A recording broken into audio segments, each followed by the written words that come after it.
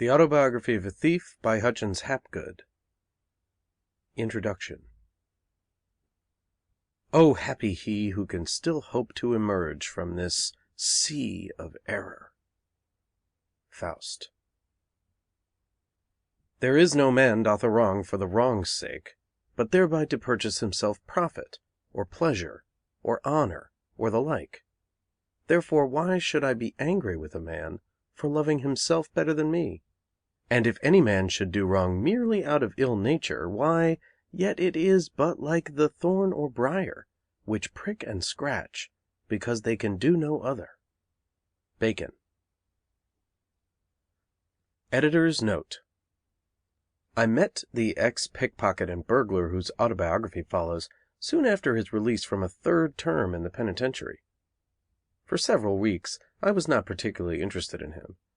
He was full of a desire to publish in the newspapers an exposé of conditions obtaining in two of our state institutions, his motive seeming partly revenge and partly a very genuine feeling that he had come in contact with a systematic crime against humanity.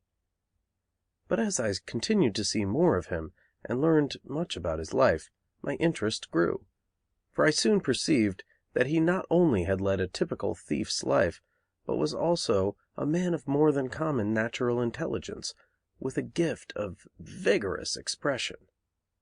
With little schooling he had yet educated himself, mainly by means of the prison libraries, until he had a good and individually expressed acquaintance with many of the English classics, and with some of the masterpieces of philosophy.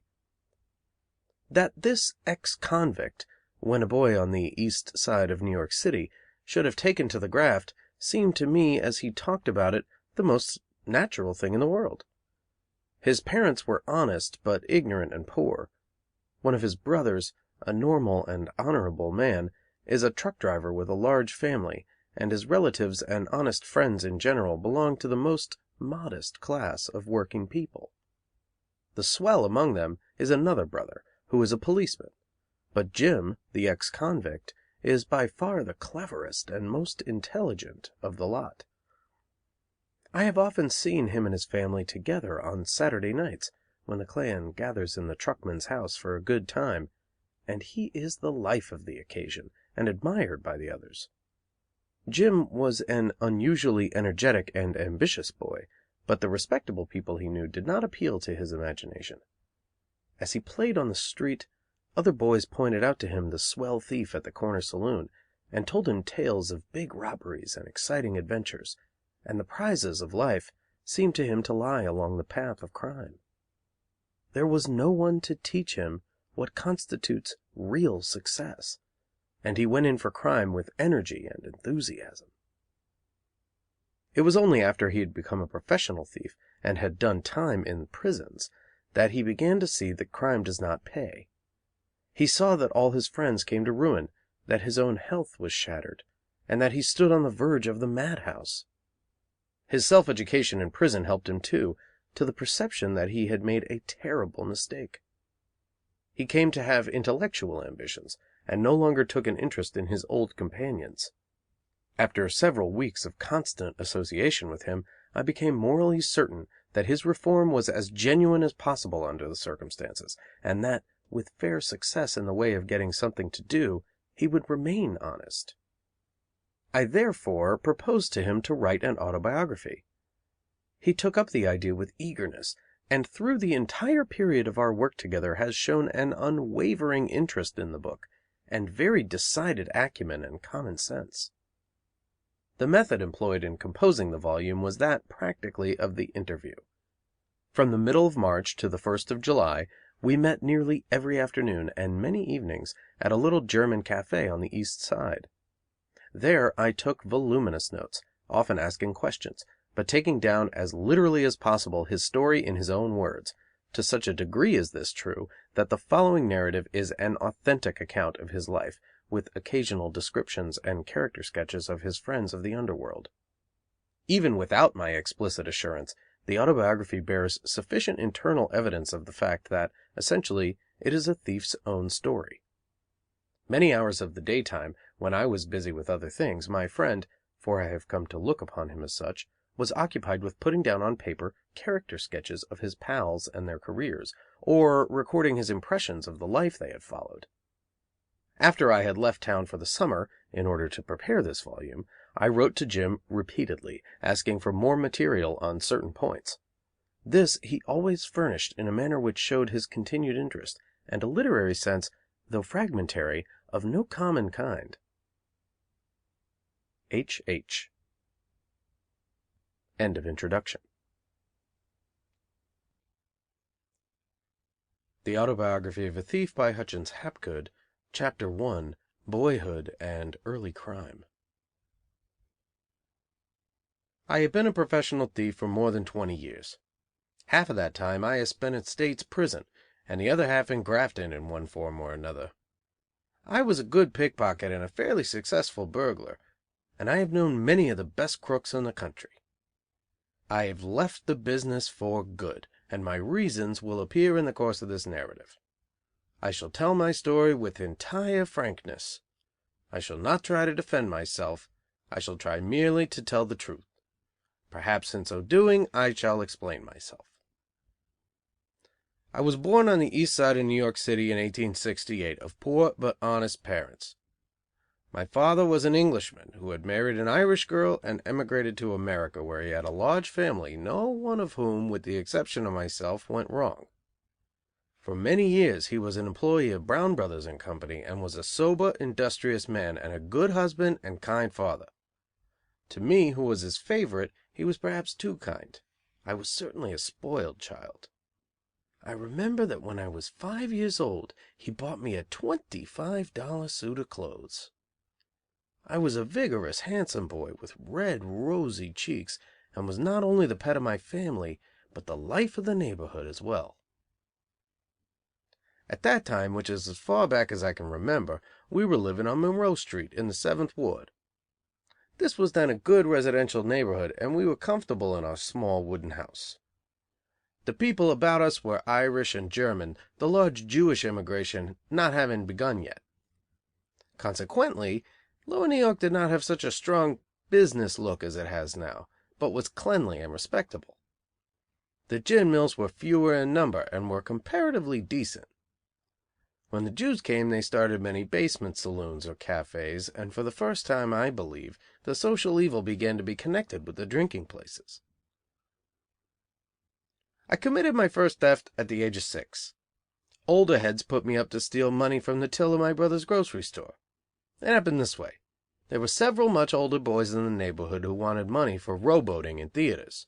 One was 18 years old, a ship caulker, and another was a roustabout of 17. I used to watch these boys practice singing and dancing in the big marble lots in the vicinity. How they fired my youthful imagination! They told me about the theaters then in vogue, Tony Pastor's, the Old Globe, Wood's Museum, and Josh Hart's Theatre Comique, afterwards owned by Harrigan and Hart.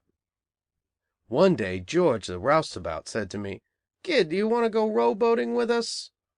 When I eagerly consented, he said it was too bad, but the boat cost 50 cents and he only had a 10-cent stamp, a small paper bill. In those days there was very little silver in circulation. I did not bite at once, I was so young, and they treated me to one of those wooden balls fastened to a rubber string that you throw out and catch on the rebound. I was tickled to death. I shall never forget that day as long as I live. It was a Saturday, and all day long those boys couldn't do too much for me. Towards evening they explained to me how to rob my brother's till. They arranged to be outside the store at a certain hour, and wait until I found an opportunity to pass the money to them. My mother watched in the store that evening, but when she turned her back, I opened the till and gave the $8 or $10 it contained to the waiting boys. We all went rowboating and had a jolly time. But they were not satisfied with that. What I had done once I could do again, and they held out the theatre to me, and pretended to teach me how to dance the clog. Week in and week out I furnished them with money, and in recompense they would sometimes take me to a matinee. What a joy! How I grew to love the vaudeville artists with their songs and dances, and the wild Bowery melodramas. It was a great day for Indian plays, and the number of Indians I have scalped in imagination after one of these shows is legion. Some of the small boys, however, who did not share in the booty, grew jealous, and told my father what was doing. The result was that a certain part of my body was sore for weeks afterwards. My feelings were hurt, too, for I did not know at the time that I was doing anything very bad. My father, indeed, accompanied the beating with a sermon, telling me that I had not only broken God's law, but had robbed those that loved me. One of my brothers, who is now a policeman in the city service, told me that I had taken my ticket for the gallows.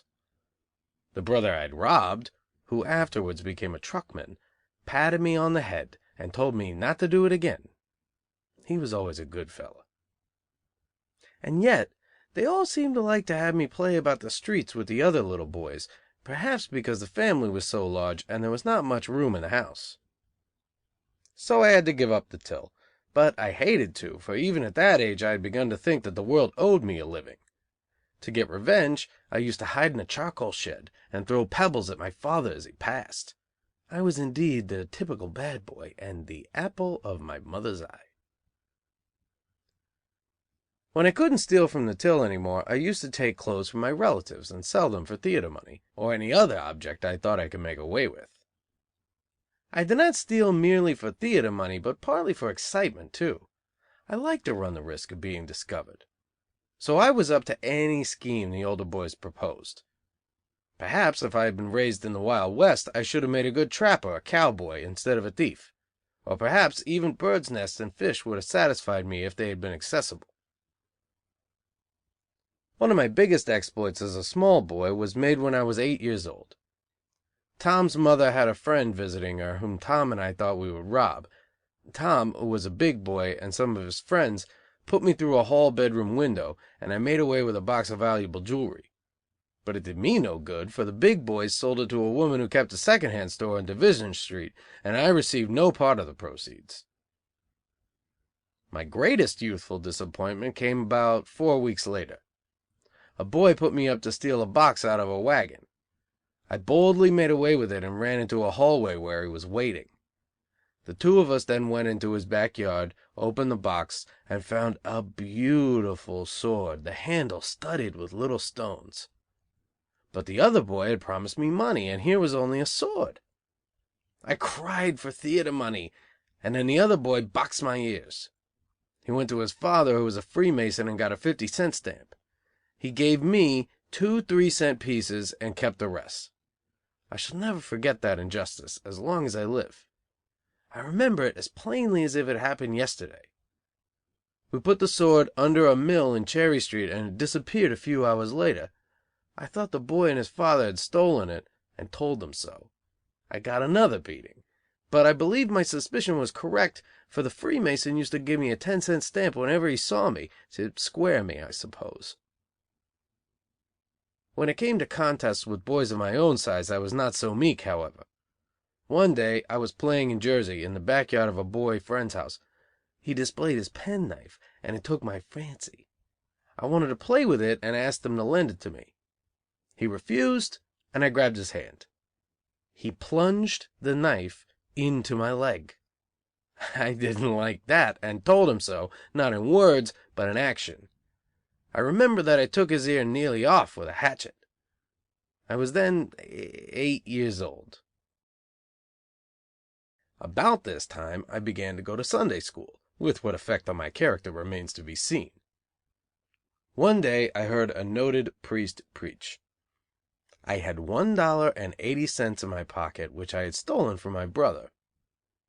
I thought that each coin in my pocket was turning red hot because of my anxiety to spend it.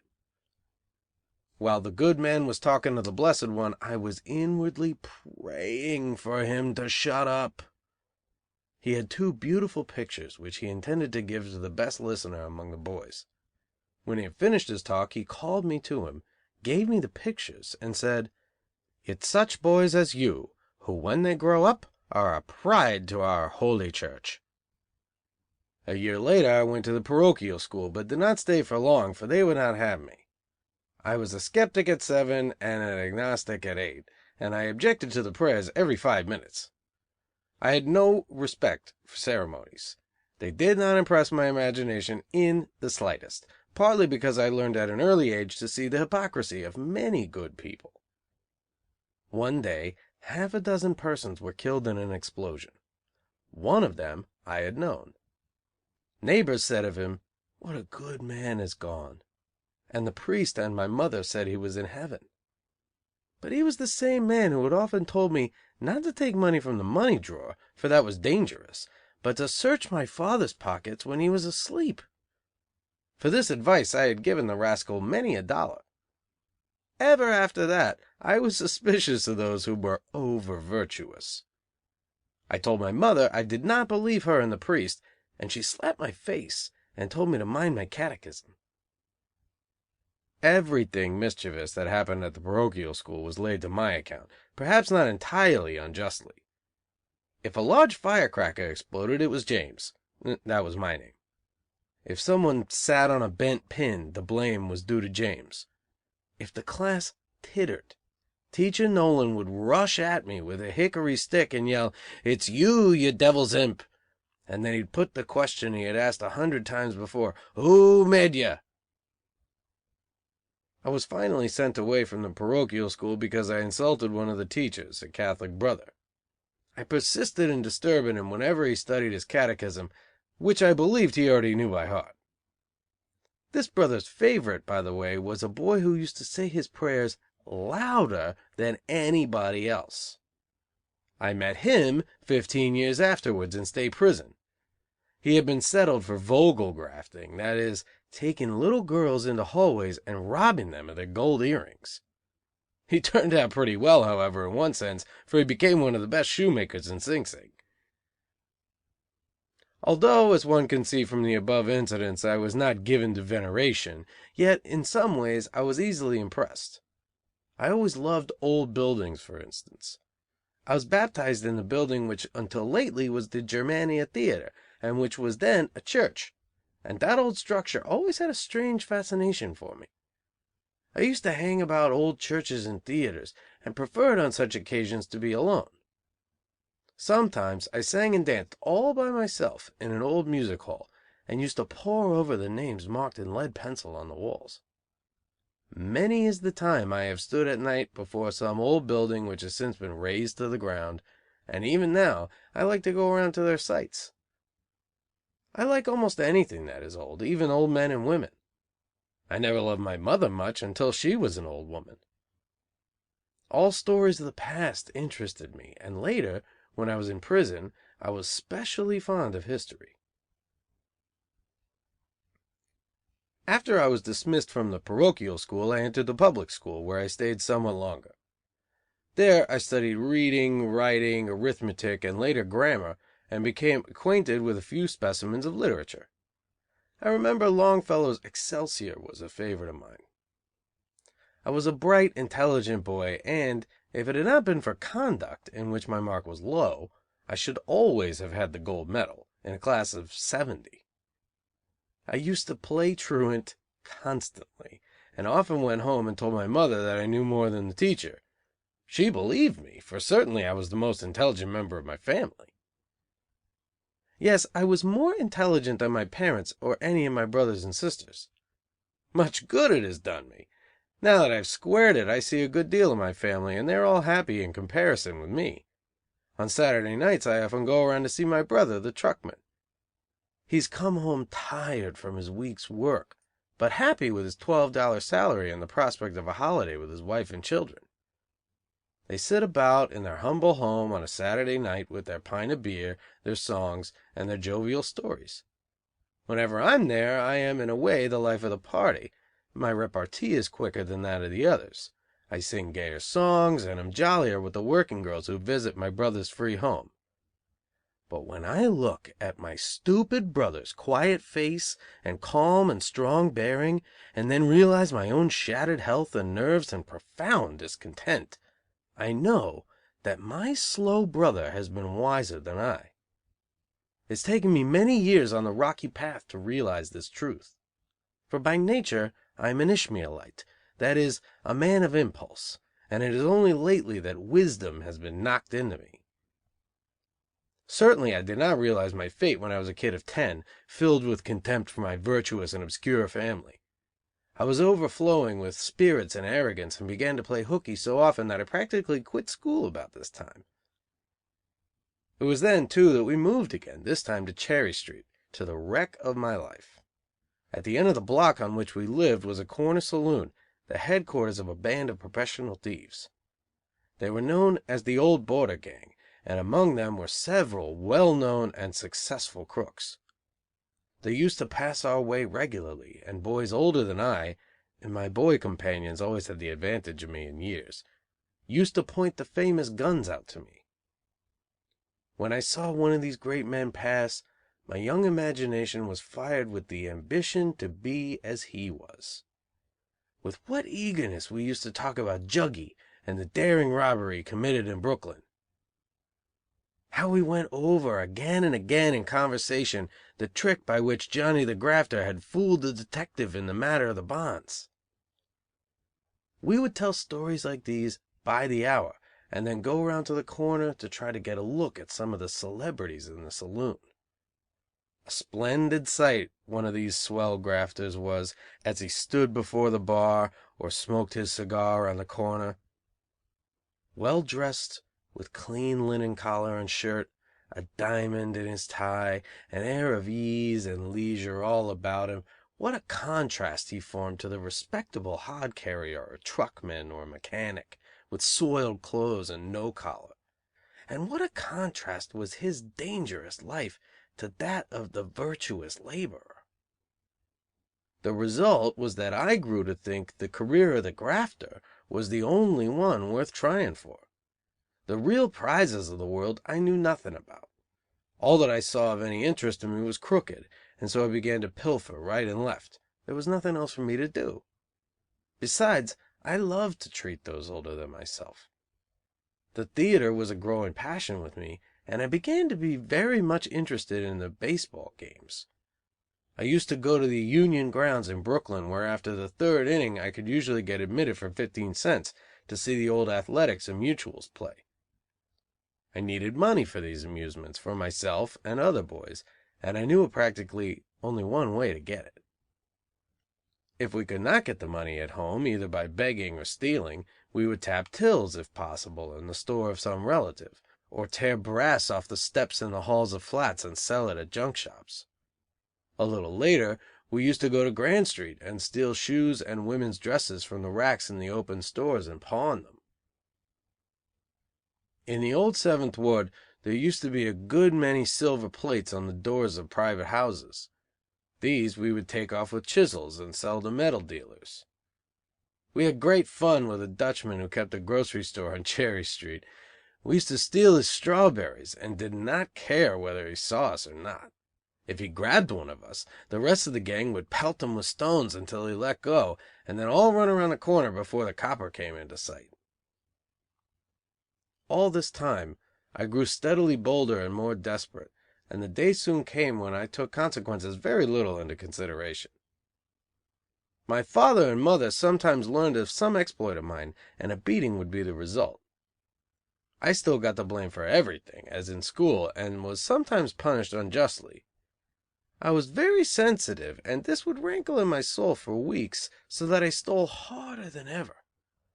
And yet I think that there was some good in me. I was never cruel to any animals except cats. For cats I used to tie the tails together and throw them over a clothesline to dry. I like dogs, horses, children, and women, and have always been gentle to them. What I really was a healthy young animal with a vivid imagination and a strong body. I learned early to swim and fight and play baseball. Dime and nickel novels always seemed very tame to me. I found it much more exciting to hear true stories about the grafters at the corner saloon, big men with whom as yet I did not dare to speak. I could only stare at them with awe. I shall never forget the first time I ever saw a pickpocket at work. It was when I was about 13 years old. A boy my own age, Zack, a great pal of mine, was with me.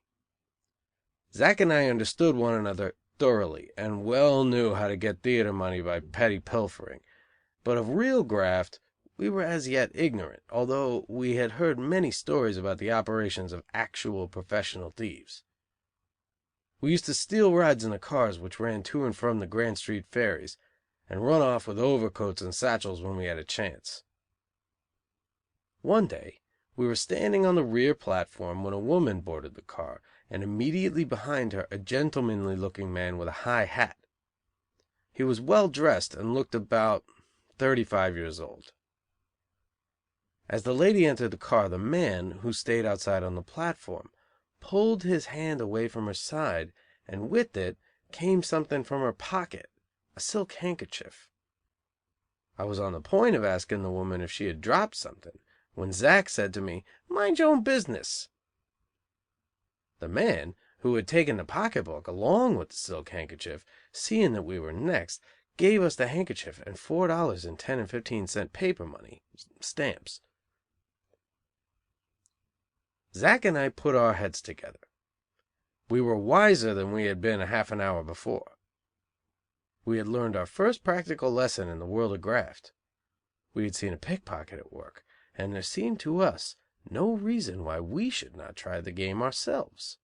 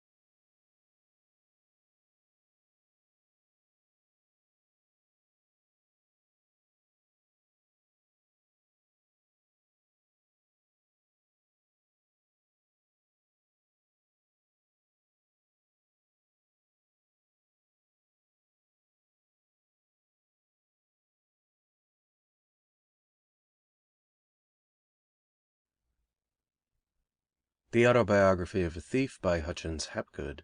Chapter 2. My First Fall. For the next 2 years, until I was 15, I made a great deal of money at picking pockets, without getting into difficulties with the police. We operated at that time entirely upon women, and were consequently known technically as Moll buzzers, or flies that buzz about women. In those days, and for several years later, Moll buzzing, as well as picking pockets in general, was an easy and lucrative graft. Women's dresses seemed to be arranged for our especial benefit. The back pocket, with its purse and silk handkerchief, could be picked even by the rawest thief.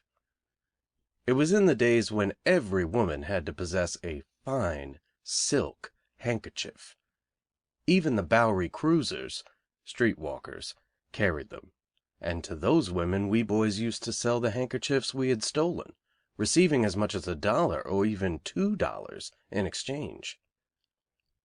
It was a time, too, before the great department stores and delivery wagon systems, and shoppers were compelled to carry more money with them than they do now, and to take their purchases home themselves through the streets.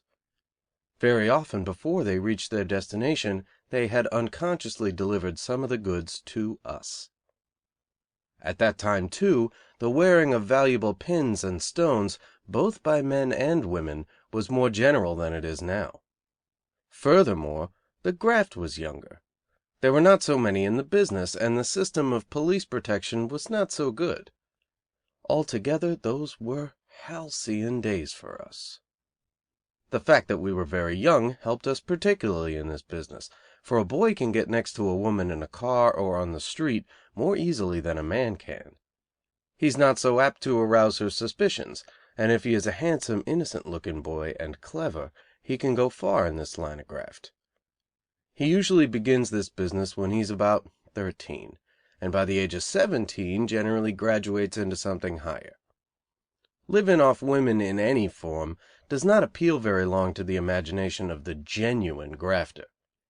Yet I know thieves who continue to be Moll buzzers all their lives, and who are low enough to make their living entirely off poor working girls.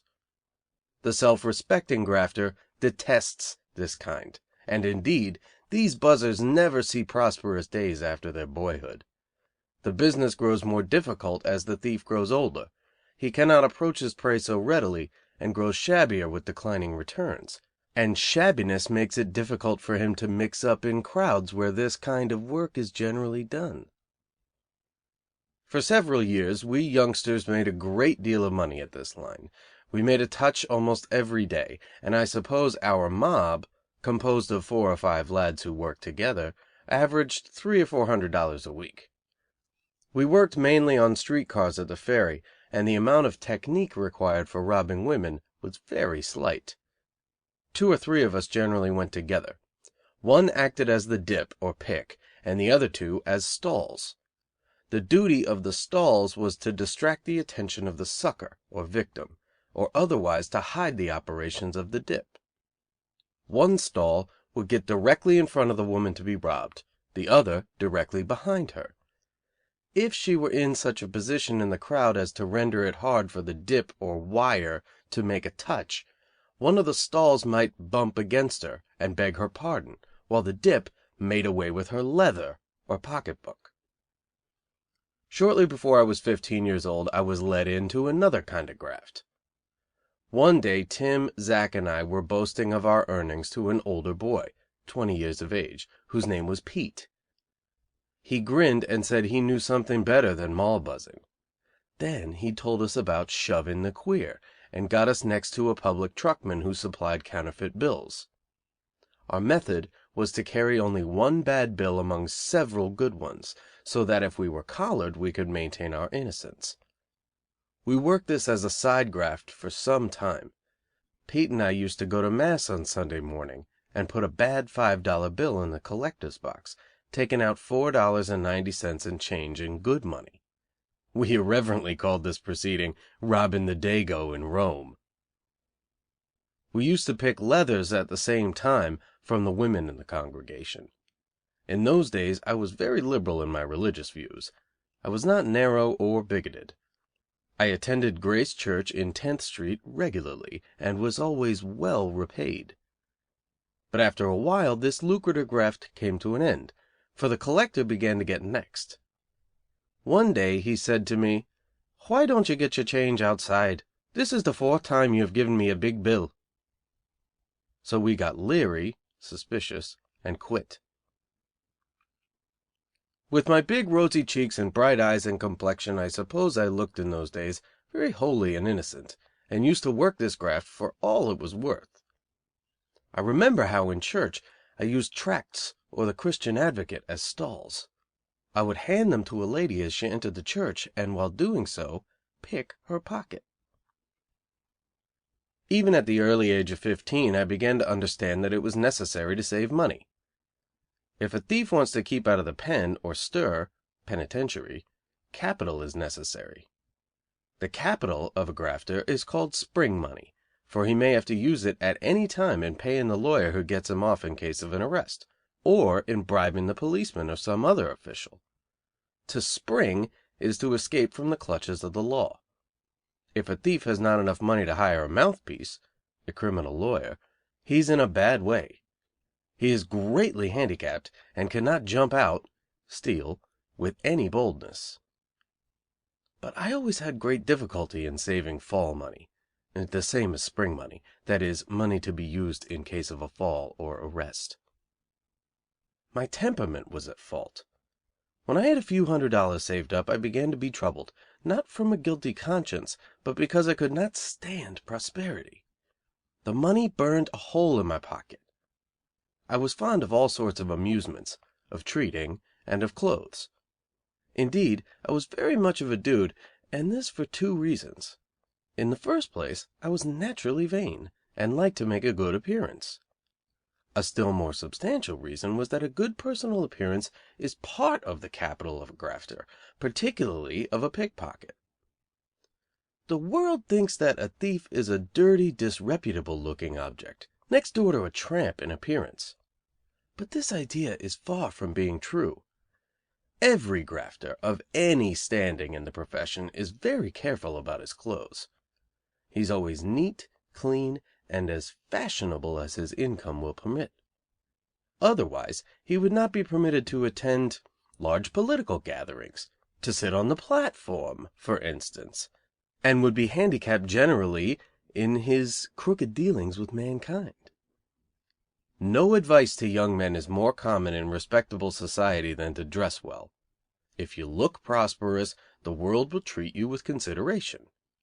This applies with even greater force to the thief. Keep up a front is the universal law of success, applicable to all grades of society. The first thing a grafter is apt to say to a pal whom he has not seen for a long time is, "You're looking good," meaning that his friend is well dressed. It is sure flattery, and if a grafter wants to make a borrow, he is practically certain of opening the negotiations with the stereotyped phrase, "You're looking good." For the only time you can get anything off a grafter is when you can make him think you are prosperous. But the great reason why I never saved much fall money was not booze or theatres or clothes. Look for the woman is a phrase, I believe, in good society, and it certainly explains a great deal of a thief's misfortunes. Long before I did anything in graftum but petty pilfering, I had begun to go with the little girls in the neighborhood. At that time they had no attraction for me, but I heard older boys say that it was a manly thing to lead girls astray, and I was ambitious to be not only a good thief, but a hard case generally. When I was 9 or 10 years old, I liked to boast of the conquests I had made among the little working girls of 14 or 15. We used to meet in the hallways of tenement houses, or at their homes, but there was no sentiment in the relations between us, at least on my part. My only pleasure in it was the delight of telling about it to my young companions. When I was 12 years old I met a girl for whom I had a somewhat different feeling. Nellie was a pretty blue-eyed little creature, or tidbit, as we used to say, who lived near my home on Cherry Street. I used to take her over on the ferry for a ride, or treat her to ice cream, and we were really chums, but when I began to make money I lost my interest in her, partly, too, because at that time I made the acquaintance of a married woman of about 25 years old. She discovered me one day in the hallway with Nellie, and threatened to tell the Holy Brother on us if I didn't fetch her a pint of beer. I took the beer to her room, and that began a relationship of perhaps a year. She used to stake me to a part of the money her husband, a working man, brought her every Saturday night. Although the girls meant very little to me until several years later, I nevertheless began when I was about 15 to spend a great deal of money on them. It was the thing to do, and I did it with a good grace. I used to take all kinds of working girls to the balls in Walhalla Hall in Orchard Street, or in Pythagoras or Beethoven halls, where many pretty little German girls of respectable families used to dance on Saturday nights. It was my pride to buy them things, clothes, pins, and to take them on excursions, for was I not a rising gun, with money in my pocket? money, however, that went as easily as it had come. Perhaps if I had been able to save money at that time I might not have fallen, that is, been arrested, so early. My first fall came, however, when I was 15 years old, and if I was not a confirmed thief already, I certainly was one by the time I left the Tombs, where I stayed 10 days. It happened this way. Zack and I were grafting, buzzing malls, with a pal named Jack, who afterwards became a famous burglar. He had just escaped from the Catholic Protectory, and told us his troubles. Instead of being alarmed, however, I grew bolder, for if Jack could beat the Protect in 3 months, I argued I could do it in 24 hours. We three ripped things open for some time, but one day we were grafting on 6th Avenue, just below 20th Street, when I fell for a leather. The sucker, a good-looking moll, was coming up the avenue. Her book, which looked fat, was sticking out of her skirt. I, who was the wire, gave Jack and Zack the tip, thief's cough, and they stalled, one in front, one behind. The girl did not blow, take alarm, and I got hold of the leather easily. It looked like a getaway, for no one on the sidewalk saw us. But as bad luck would have it, a negro coachman, standing in the street by the pavement, got next, and said to me, "What are you doing there?" I replied, "Shut up, and I'll give you $2." But he caught hold of me and shouted for the police. I passed the leather to Jack, who vamoosed. Zack hit the negro in the face, and I ran up 7th Avenue, but was caught by a flyman (policeman) and taken to the station house. On the way to the police station I cried bitterly, for after all I was only a boy. I realized for the first time that the way of the transgressor is hard. It was in the afternoon, and I spent the time until next morning at 10, when I was to appear before the magistrate, in a cell in the station house in the company of an old grafter. In the adjoining cells were drunkards, street walkers and thieves who had been lined up for the night, and I spent the long hours in crying and in listening to their indecent songs and jokes. The old grafter called to one of the Tenderloin girls that he had a kid with him who was arrested for mall buzzing. At this they all expressed their sympathy with me by saying that I would either be in prison for life or be hanged. They got me to sing a song, and I convinced them that I was tough. In the morning I was arraigned in the police court. As there was no stolen property on me, and as the sucker was not there to make a complaint, I was settled for assault only, and sent to the Tombs for 10 days. My experience in the Tombs may fairly be called, I think, the turning point in my life. It was there that I met the mob. I learned new tricks in the Tombs, and more than that, I began definitely to look upon myself as a criminal. The Tombs of 20 years ago was even less cheerful than it is at present. The boys' prison faced the women's prison, and between these two was the place where those sentenced to death were hanged. The boys knew when an execution was to take place, and we used to talk it over amongst ourselves. One man was hanged while I was there, and if anybody thinks that knowledge of such things helps to make boys seek the path of virtue, let him go forth into the world and learn something about human nature. On my arrival in the Tombs, Mrs. Hill, the matron, had me searched for tobacco, knives and matches, all of which were contraband. Then I was given a bath and sent into the corridor of the cells, where there were about 25 of the boys confined for various crimes, ranging from petty larceny to offenses of the gravest kind. On the second day I met 2 young dips, and we exchanged our experiences in the world of graft. I received my first lesson in the art of banging a super, that is, stealing a watch by breaking the ring with the thumb and forefinger, and thus detaching it from the chain. They were 2 of the best of the 6th Ward pickpockets, and we made a date to meet on the outside. Indeed, it was not many weeks after my release before I could bang a super, or get a man's front, watch and chain, as easily as I could relieve a moll of her leather. As I look back upon the food these young boys received in the Tombs, it seems to me of the worst. Breakfast consisted of a chunk of poor bread and a cup of coffee made of burnt bread crust. At dinner we had soup (they said, at least, there was meat in it), bread and water, and supper was the same as breakfast. But we had one consolation.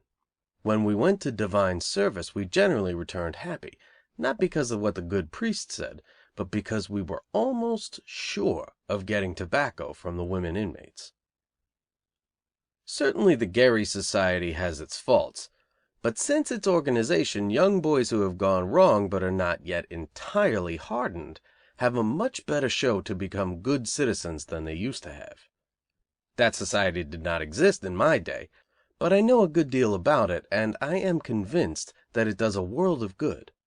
For at least when it takes children into its charge it does not surround them with an atmosphere of social crime. While in the Tombs I experienced my first disillusionment as to the honor of thieves. I was an impulsive, imaginative boy, and that a pal could go back on me never seemed possible.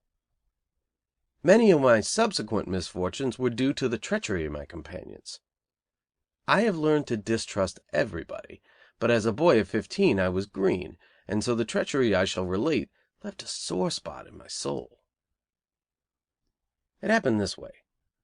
On a May day, about 2 months before I was arrested, 2 other boys and I had entered the basement of a house where the people were moving, had made away with some silverware, and sold it to a Christian woman in the neighborhood for 1/20th of its value. When I had nearly served my 10 days' sentence for assault, my 2 pals were arrested and squealed on me. I was confronted with them in the Tombs. At first I was mighty glad to see them, but when I found they had squealed, I set my teeth and denied all knowledge of the touch. I protested my innocence so violently that the police thought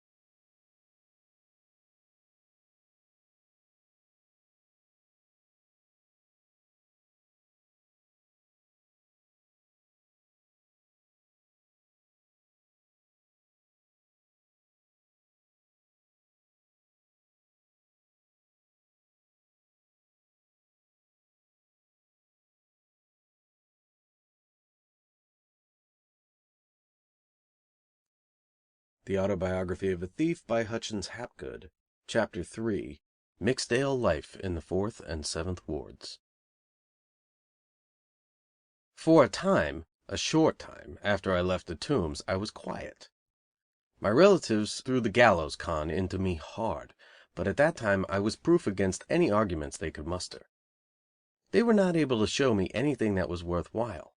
They could not deliver the goods, so what was the use of talking?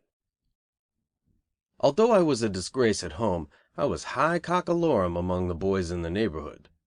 They began to look up to me, as I had looked up to the grafters at the corner saloon.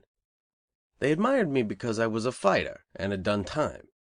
I went up in their estimation because I had suffered in the good cause. And I began to get introductions to the older grafters in the 7th Ward, grafters with diamond pins and silk hats. It was not long before I was at it harder than ever, uptown and downtown. I not only continued my trade as a Moll buzzer, but began to spread myself, got to be quite an adept in touching men for vests and supers and fronts, and every now and then shoved the queer, or worked a little game of swindling. Our stamping ground for supers and vests at that time was Fulton, Nassau, Lower Broadway and Wall Streets, and we covered our territory well. I used to work alone considerably. I would board a car with a couple of newspapers and would say "News, boss" to some man sitting down, and would shove the paper in front of his face as a stall, and then pick his super, or even his entire front, watch and chain. If you will stand for a newspaper under your chin, I can even get your socks. Many is the gent I have left in the car with his vest entirely unbuttoned and his front gone. When I couldn't get the chain, I would snap the ring of the watch with my thumb and forefinger, giving the thief's cough to drown the slight noise made by the breaking ring, and get away with the watch, leaving the chain dangling. Instead of a newspaper, I would often use an overcoat as a stall. It was only when I was on the hurry up, however, that I worked alone. It's more dangerous than working with a mob. But if I needed $1 quick, I'd take any risk. I'd jump on a car and tackle the first sucker I saw. If I thought it was not diplomatic to try for the front, and if there was no stone in sight, I'd content myself with the clock watch. But it was safer and more sociable to work with other guys. We usually went in mobs of 3 or 4, and our methods were much more complicated than when we were simply Moll buzzing. Each thief had his special part to play, and his duty varied with the position of the sucker and the pocket the leather was in. If the sucker was standing in the car, my stall would frequently stand right in front of him, facing him, while I would put my hand under the stall's arm and pick the sucker's leather or super. The other stalls would be distracting the attention of the sucker or looking out for possible interruptions. When I had got possession of the leather, I would pass it quickly to the stall behind me, and he would vamoose. Sometimes I would back up to the victim, put my hand behind me, break his ring, and pick the super. Or I would face his back, reach round, unbutton his vest while a pal stalled in front with a newspaper, a bunch of flowers, a fan, or an overcoat, and get away with his entire front. A dip, as I have said, pays special attention to his personal appearance. It is his stock in trade. But when I began to meet boys who had risen above the grade of Moll buzzers, I found that the dip, as opposed to other grafters, had many other advantages, too. He combines pleasure and instruction with business, for he goes to the football games, the New London races, to swell theaters where the graft is good, and to lectures. I have often listened to Bob Ingersoll, the greatest orator, in my opinion, that ever lived. I enjoyed his talk so much that I sometimes forgot to graft. But, as a general rule, I was able to combine instruction with business. I very seldom dropped a red super because of an oratorical flourish, but the supers did not come my way all the time. I had some waiting to do, and in the meantime I improved my mind. Then a dip travels, too, more than other grafters. He jumps out to fairs and large gatherings of all descriptions, and grows to be a man of the world. When in the city he visits the best dance halls, and is popular because of his good clothes, his dough, and his general information, with men as well as women. He generally lives with a Moll who has seen the world, and who can add to his fund of information. I know a dip who could not read or write until he met a Moll, who gave him a general education and taught him to avoid things that interfered with his line of graft. She also took care of his personal appearance, and equipped him generally for an No. 1 pickpocket. Women are much the same, I believe, in every rank of life. It was at this time, when I was a kid of 15, that I first met Sheenie Annie, who was a famous shoplifter. She was 21 years old and used to give me good advice. "Keep away from heavy workers (burglars)," she would say. "There is a big bit in that." She had lived in Grafton ever since she was a tidbit, and she knew what she was talking about. I did not work with her until several years later, but I might as well tell her sad story now. I may say, as a kind of preface, that I have always liked the girl grafter who could take care of herself, instead of sucking the blood out of some man. When I find a little working girl who has no other ambition than to get a little home together, with a little knick-knack on the wall, a little husband, and a little child, I don't care for her. She is a nonentity. But such was not Sheenie Annie, who was a bright, intelligent, ambitious girl. When she liked a fellow she would do anything for him, but otherwise she wouldn't let a man come near her.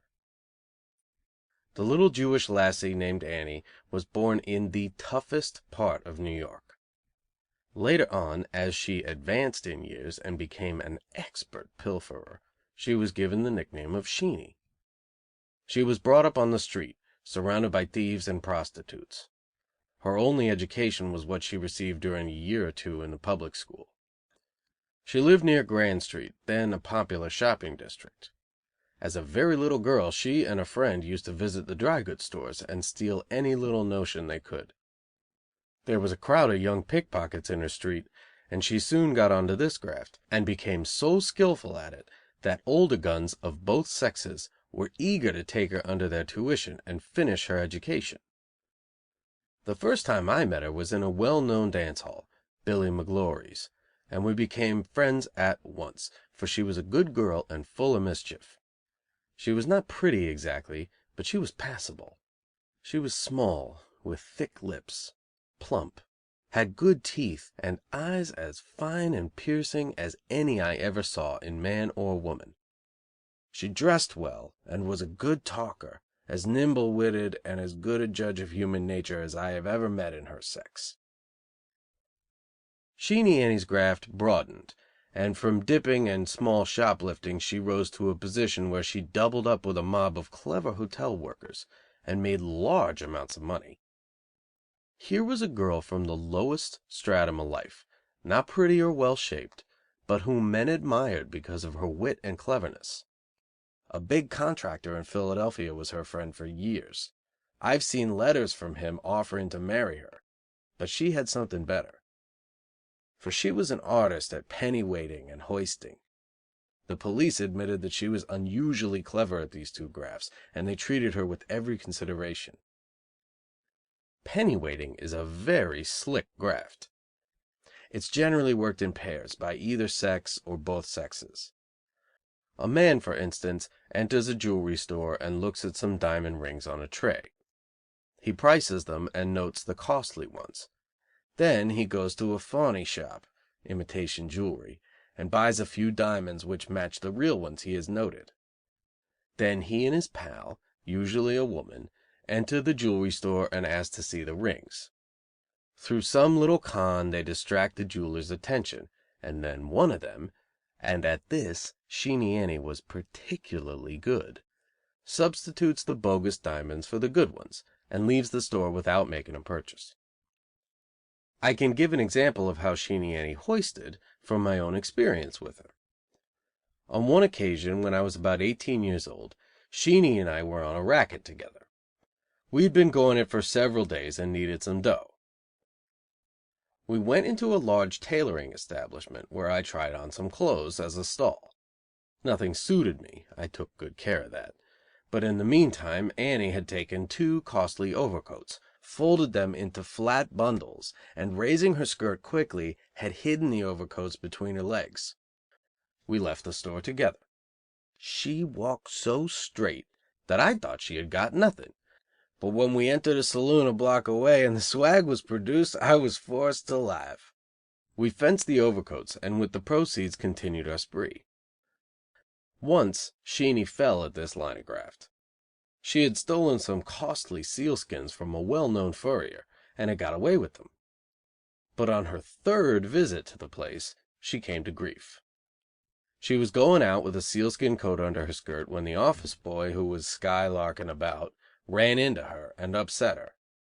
When the salesman, who had gone to her rescue, lifted her up, she lost her grip on the sealskin sack and it fell to the floor.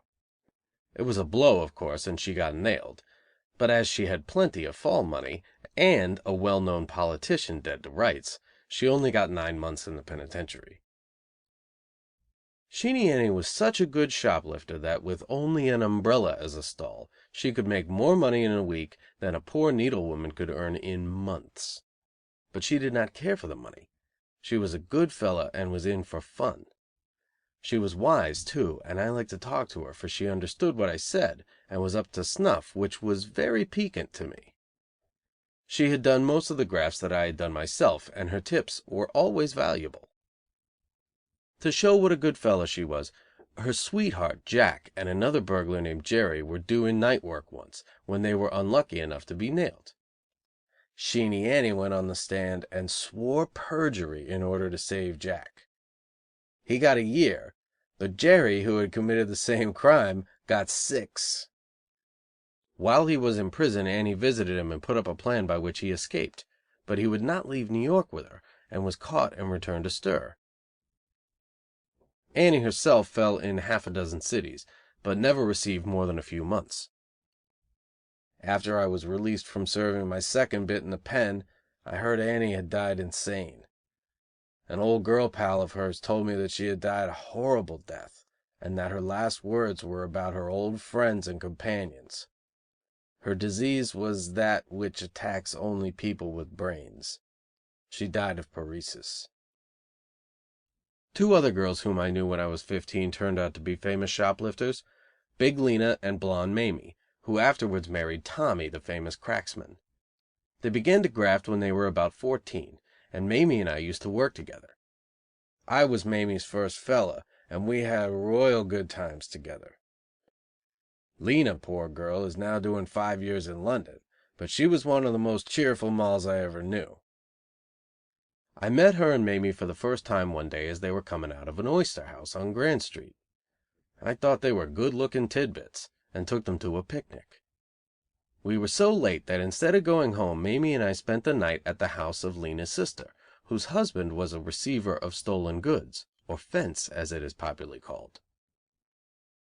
In the morning, Lena, Mamie and I made our first touch together. We got a few books uptown, and Mamie banged a satchel at Stern's. After that we often jumped out together, and took in the excursions. Sometimes Mamie or Lena would dip and I would stall, but more frequently I was the pick. We used to turn our swag over to Lena's sister's husband, Max, who would give us about 1/6 of its value. These 3 girls certainly were a crackerjack trio. You couldn't find their likes nowadays. Even in my time, most of the girls I knew did not amount to anything. They generally married or did worse. There were few legitimate grafters among them. Since I have been back this time, I have seen so many of the old picks and night workers I used to know. They tell the same story. There are no molls now who can compare with Big Lena, Blonde Mamie, and Sheenie Annie. Times are bad, anyway. After my experience in the Tombs, I rose very rapidly in the world of graft, and distanced my old companions. Zack, the lad with whom I had touched my first moll, soon seemed very tame to me. I fell away from him because he continued to eat bolivers (cookies), patronized the free baths, and stole horse blankets and other trivial things when he could not get leathers. He was not fast enough for me. Zack got there, nevertheless, and for little or nothing, for several years later I met him in State's prison. He told me he was going to Colorado on his release. I again met him in prison on my second bit. He was then going to Chicago. On my third hit I ran up against the same old jailbird, but this time his destination was Boston. Today he is still in prison. As I fell away from the softies, I naturally joined hands with more ambitious grafters, and with those with brains and with good connections in the upper world. As a lad of from 15 to 18, I associated with several boys who are now famous politicians in this city, and on the level, as that phrase is usually meant. Jack Lawrence was a well-educated boy, and high up as far as his family was concerned. His father and brothers held good political positions, and it was only a taste for booze and for less genteel grafting that held Jack back. As a boy of 16 or 17 he was the trusted messenger of a well-known Republican politician named J.I.D.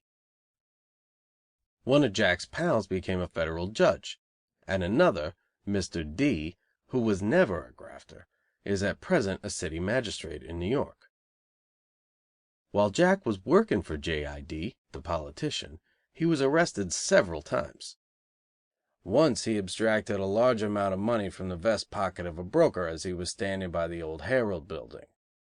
He was nailed and sent word to his employer, the politician, who went to police headquarters, highly indignant at the arrest of his trusted messenger. He easily convinced the broker and the magistrate that Jack was innocent, and as far as the Republican politician's business was concerned, Jack was honest, for J.I.D. trusted him, and Jack never deceived him. There are some thieves who will not touch those who place confidence in them, and Jack was one of them. After he was released, the following conversation, which Jack related to me, took place between him and the politician, in the latter's office. "How was it," the big one said, "that you happened to get your fingers into that man's pocket?" Jack gave the innocent con. "None of that," said J.I.D., who was a wise guy. "I know you have a habit of taking small change from strangers' pockets." Jack then came off his perch and gave the patron a lesson in the art of throwing the mitt (dipping). At this the politician grinned and remarked: "You will either become a reputable politician, for you have the requisite character, or you will die young." Jack was feared, hated and envied by the other young fellows in J.I.D.'s office, for, as he was such a thorough rascal, he was a great favorite with those high up. But he never got J.I.D.'s full confidence until after he was tested in the following way. One day the politician put his gold watch on a table in his office. Jack saw it, picked it up, and put it in the big one's drawer. The latter entered the room, saw that the watch was gone, and said: "I forgot my watch. I must have left it at home." "No," said Jack, "you left it on the table, and I put it in your desk." A smile spread over the patron's face. "Jack, I can trust you. I put it there just to test your honesty." The boy hesitated a moment, then, looking into the man's face, replied: "I know right well you did, for you're a wise guy." After that, J.I.D. trusted Jack even with his love affairs. As Jack advanced in life he became an expert gun, and was often nailed and frequently brought before Magistrate D., his old friend. He always got the benefit of the doubt. One day he was arraigned before the magistrate, who asked the flyman the nature of the complaint. It was the same as usual, dipping. Jack, of course, was indignant at such an awful accusation, but the magistrate told him to keep still, and turning to the policeman, asked the culprit's name. When the copper told him, the magistrate exclaimed: "Why, that's not his name. I knew him 20 years ago, and he was a damned rascal then, but that was not his name." Jack was shocked at such language from the bench, and swore with such vehemence that he was innocent, that he once again got the benefit of the doubt, and was discharged, and this time justly, for he had not made this particular touch. He was hounded by a copper looking for a reputation. Jack, when he was set free, turned to the magistrate and said: "Your Honor, I thank you, but you only did your duty to an innocent man."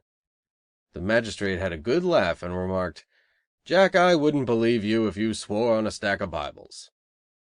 A curious trait in a professional grafter is that if he is pinched for something he did not do, although he has done 100 other things for which he has never been pinched, he will put up such a wail against the abominable injustice that an honest man accused of the same offense would seem guilty in comparison. The honest man, even if he has the ability of a Philadelphia lawyer, could not do the strong indignation act that is characteristic of the unjustly accused grafter. Old thieves guilty of 1,000 crimes will nourish revenge for years against the copper or judge who sends them up to stir on a false accusation. When I was from 15 to 17 years old, I met the man who some think is now practically leader of Tammany Hall. I will call him Senator Wet Coin. At that time he was a boy 18 or 19, and strictly on the level. He knew all the grafters well, but kept off the rocky path himself. In those days he hung out in an oyster shanty and ran a paper stand. It's said he materially assisted Mr. Pulitzer in making a success of the World when that paper was started. He never drank in spite of the name I have given him. In fact, he derived his real nickname from his habit of abstinence. He was the friend of a Bowery girl who is now a well-known actress. She, too, was always on the level in every way, although her brother was a grafter. This case, and that of Senator Wetcoin, proved that even in an environment of thieves it is possible to tread the path of virtue. Wetcoin would not even buy a stolen article, and his reward was great. He became captain of his election district, ran for assemblyman, was elected, and got as high a position, with the exception of that of governor, as is possible in the state, while in the city probably no man is more powerful. Senator Wetcoin made no pretensions to virtue. He never claimed to be better than others. But in spite of the accusations against him, he has done far more for the public good than all the professional reformers, religious and other. He took many noted and professional criminals in the prime of their success, gave them positions, and by his influence kept them honest ever since. Some of them are high up, even run gin mills today. I met one of them after my second bit, who used to make his thousands. Now he has a salary of $18 a week and is contented. I had known him in the old days, and he asked, "What are you doing?" "The same old thing," I admitted. "What are you up to?" "I've squared it, Jim," he replied earnestly. "There's nothing in the graft. Why don't you go to sea?" "I'd as lief go to stir," I replied. We had a couple of beers and a long talk, and this is the way he gave it to me. "I never thought I could live on $18 a week. I have to work hard, but I save more money than I did when I was making hundreds a week, for when it comes hard it does not go so easy. I look twice at my earnings before I part with them. I live quietly with my sister and am happy. There's nothing in the other thing, Jim. Look at Hope. Look at Dan Noble. Look at all the other noted grafters who stole millions and now are willing to throw the brotherly hand for a small borrow. If I had the chance to make thousands tomorrow in the underworld, I would not chance it. I'm happy. Better still, I'm contented. Only for Mr. Wetcoin I'd be splitting matches in a stir these many years. Show me the reformer who has done as much for friends and the public as Wetcoin." A touch that pleased me mightily as a kid was made just before my second fall. Superintendent Walling had returned from a summer resort and found that a mob of knucks, another name for pickpockets, had been tearing open the Third Avenue cars outside of the post office. About 50 complaints had been coming in every day for several weeks, and the superintendent thought he would make a personal investigation and get one of the thieves dead to rights. He made a front that he was easy and went down the line. He did not catch any dips, but when he reached police headquarters he was minus his gold watch and $250 in money. The story leaked out, and Superintendent Walling was unhappy. There would never have been a comeback for this touch if an old gun, who had just been nailed, had not squealed as to who touched the boss. Little Mick had done it, and the result was that he got his first experience in the House of Refuge. It was only a short time after Little Mick's fall that it came my turn to go to the House of Refuge. I had grown tougher and much stuck on myself and was taking bigger risks. I certainly had a swelled head in those days. I was 17 years old at the time and was grafting with Jack T., who is now in Burns's book, and one of the swellest petermen (safe blowers) in the profession. Jack and I, along with another pal, Joe Quigley, got a duffer, an Englishman, for his front, on Grant Street, near Broadway. It was a blow, and I, who was the wire, got nailed. If I had not given my age as 15, I should have been sent to the penitentiary. As it was, I went to the House of Refuge for a year. Joe Quigley slipped up on the same game. He was 20, but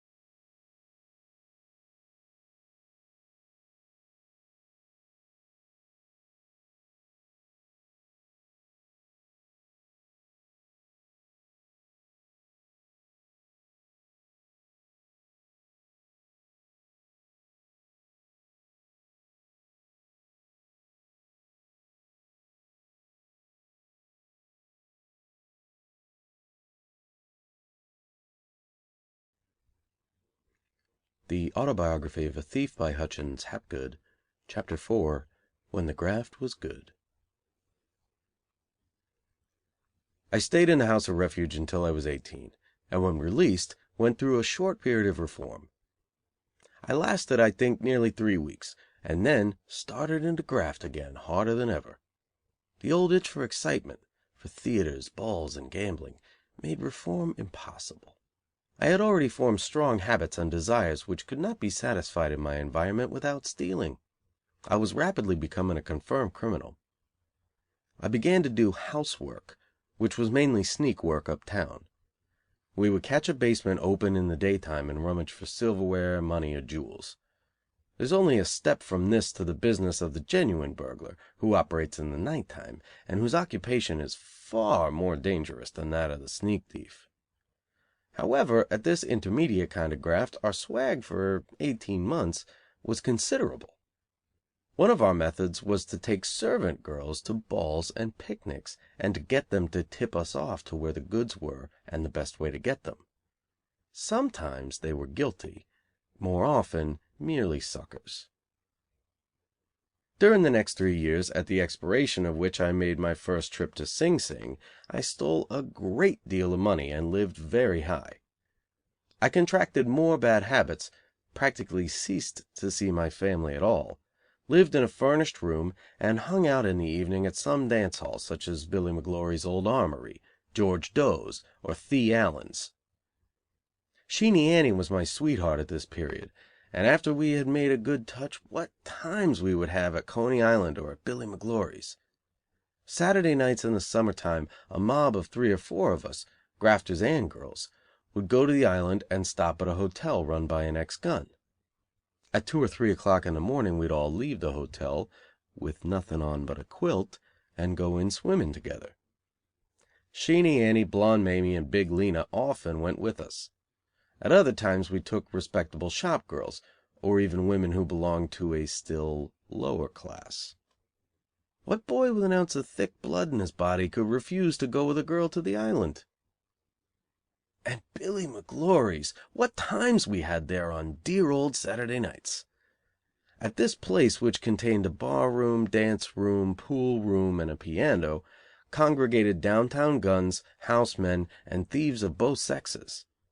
No ragtime was danced in those days, but early in the morning we had plenty of the can-can. The riots that took place there would put to shame anything that goes on now. Footnote: Summer of 1902. I never knew the town so tight shut as it is at present. It's far better from a moral point of view than it has ever been before, at least in my recollection. Thee Allen's was in those days a grade more decent than McGlory's, for at Thee's nobody who did not wear a collar and coat was admitted. I remember a pal of mine who met a society lady on a slumming expedition with a reporter. It was at McGlory's. The lady looked upon the grafter she had met as a novelty. The grafter looked upon the lady in the same way, but consented to write her an article on the Bowery.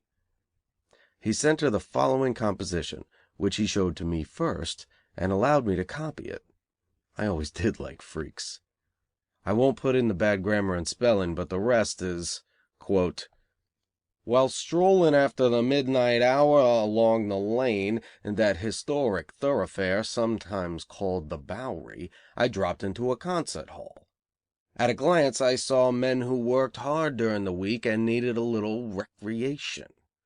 Near them were their sisters, that is, if we all belonged to the same human family, who had fallen by the wayside. A man was trying to play a popular song on a squeaky piano, while another gent tried to sing the first part of the song, when the whole place joined in the chorus with a zest. I think the song was most appropriate. It was a ditty of the slums entitled, 'Dear Old Saturday Night.'" End quote. When I was about 19 I took another and important step in the world of graft. One night I met a couple of swell grafters, one of whom is at the present time a Pinkerton detective. They took me to the Haymarket, where I met a crowd of guns who were making barrels of money. 2 of them, Dutch Lonzo and Charlie Allen, became my friends and introduced me to Mr. R., who has often kept me out of prison. He was a go-between, a lawyer, and well known to all good crooks. If we fell we had to notify him, and he would set the underground wires working, with the result that our fall money would need replenishing badly, but that we'd escape the stir. That I was not convicted again for 3 years was entirely due to my fall money and to the cleverness of Mr. R. Besides these expenses, which I considered legitimate, I used to get shaken down regularly by the police and detectives. The following is a typical case. I was standing one day on the corner of Grand Street and the Bowery when a copper who knew me came up and said, "There's a lot of knocking (complaining) going on about the Grand Street cars being torn open. The old man (the chief) won't stand for it much longer." "It wasn't me," I said. "Well, it was one of the gang," he replied, "and I'll have to make an arrest soon or take someone to headquarters for his mug." That is, to have his picture taken for the Rogues Gallery. I knew what that meant, and so I gave him a $20 bill. But I was young, and often objected to these exorbitant demands. More than anybody else, a thief hates to be touched, for he despises the sucker on whom he lives. And we were certainly touched with great regularity by the coppers. Still, we really had nothing to complain of in those days, for we made plenty of money and had a good time. We even used to buy our collars, cuffs and gloves cheap from grafters who made it their business to steal those articles. They were cheap guns, pipe fiends, petty larceny thieves and shoplifters, but they helped to make our path smoother. After I met the Haymarket grafter, I used to jump out to neighboring cities on very profitable business. A good graft was to work the fairs at Danbury, Waverly, Philadelphia and Pittsburgh, and the football games at Princeton. I always traveled with 3 or 4 others, and went for gatherings where we knew we would find roofers, or country gentlemen. On my very first jump out I got a fall, but the copper was open to reason. Dutch Lonzo and Charlie Allen, splendid pickpockets. I always went with good thieves, for I had become a first-class dip and had a good personal appearance. Were working with me in Newark, where Vice President Hendricks was to speak. I picked a watch in the crowd and was nailed. But Dutch Lonzo, who had the gift of gab better than any man I ever met, took the copper into a saloon. We all had a drink, and for $25 I escaped even the station house. Unfortunately, however, I was compelled to return the watch, for the copper had to square the sucker.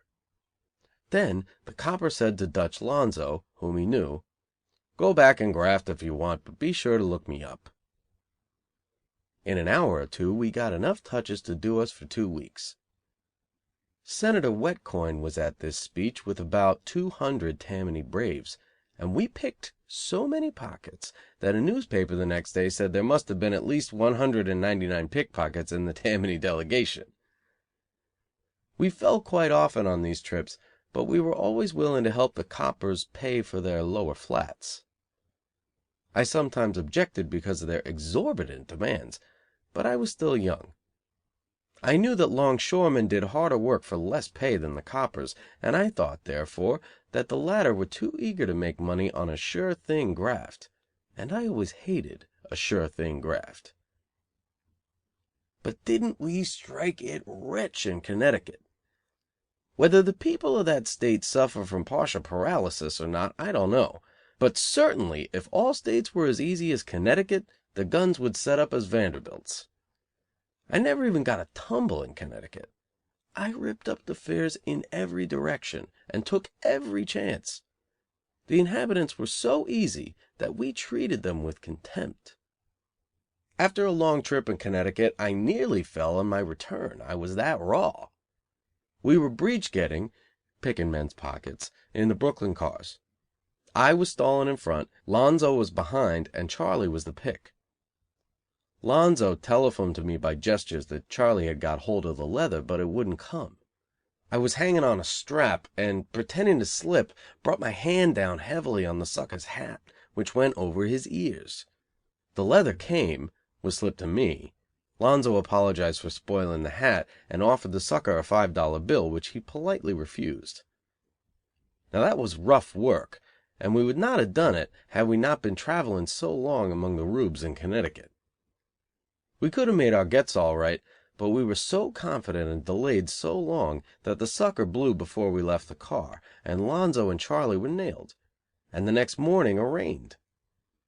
In the meantime, however, we had started the wires working, and notified Mr. R. and Lonzo's wife to fix things in Brooklyn.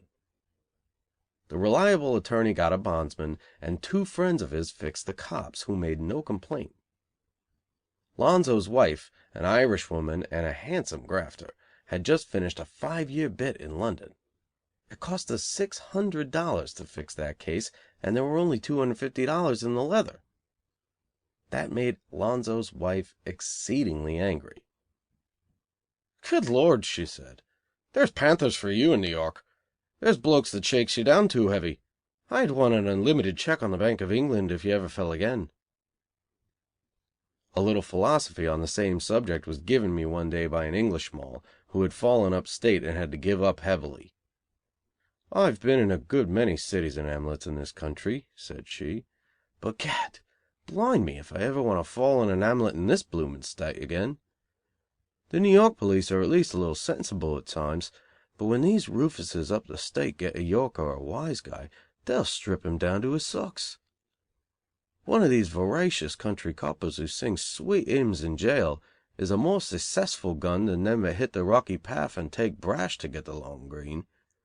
It's only the grafter is supposed to protect the people who makes a success of it. The hypocritical mouthings of these people just suit the sides of their Bibles." Lonzo and I, and Patsy, a grafter I had picked up about this time, made several fat trips to Philadelphia. At first we were leery of the department stores, there have been so many hollers, and worked the rattlers (cars) only. We were told by some local guns that we could not last 24 hours in Philadelphia without protection, but that was not our experience.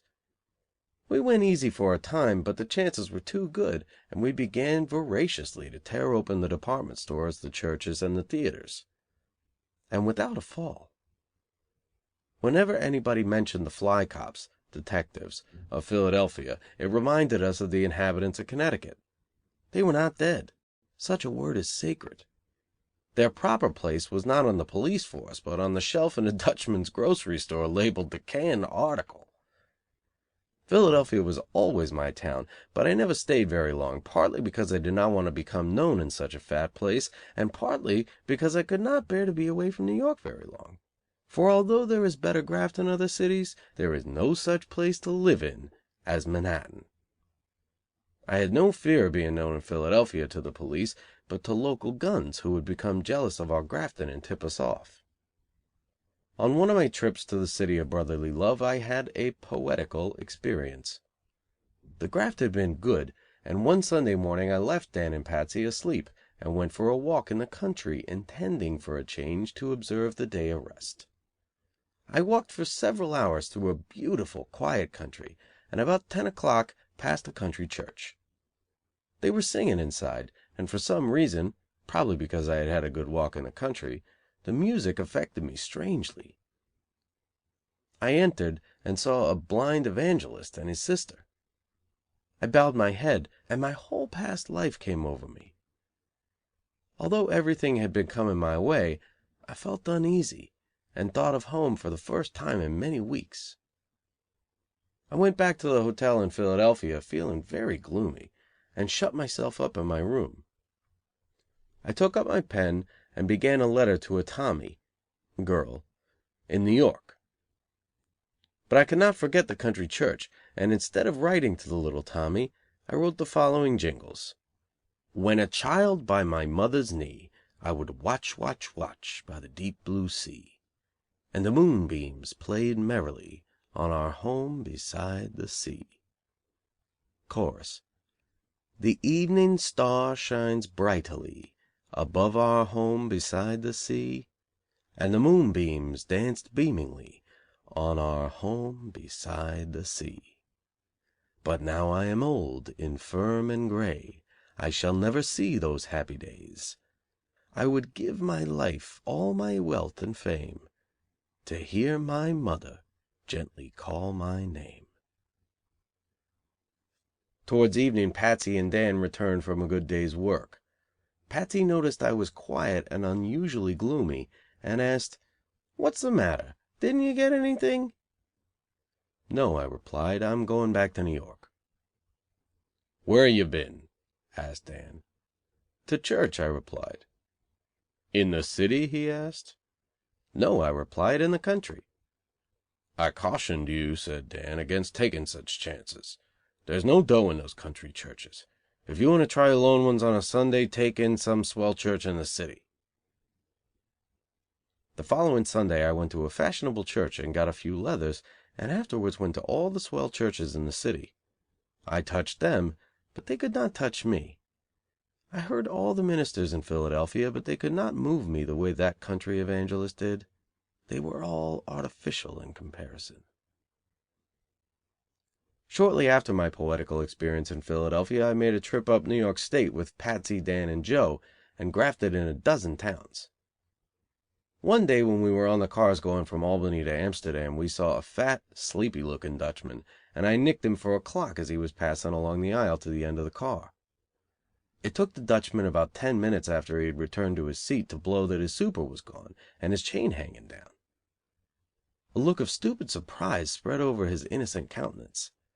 He looked all around, picked up the end of his chain, saw it was twisted, put his hand in his vest pocket, and then looked again at the end of the chain, tried his pocket again, and then went through all of his pockets, and repeated each of these actions a dozen times. The passengers all got next, and began to grin. "Get on to the hiker, countryman," said Patsy to Joe, and they both laughed. I told the Dutchman that the clock must have fallen down the leg of his underwear, whereupon the Reuben retired to investigate, searched himself thoroughly, and returned only to go through the same motions, and then retired to investigate once more. It was as good as a comedy. But it was well there were no country coppers on that train. They would not have cared a rap.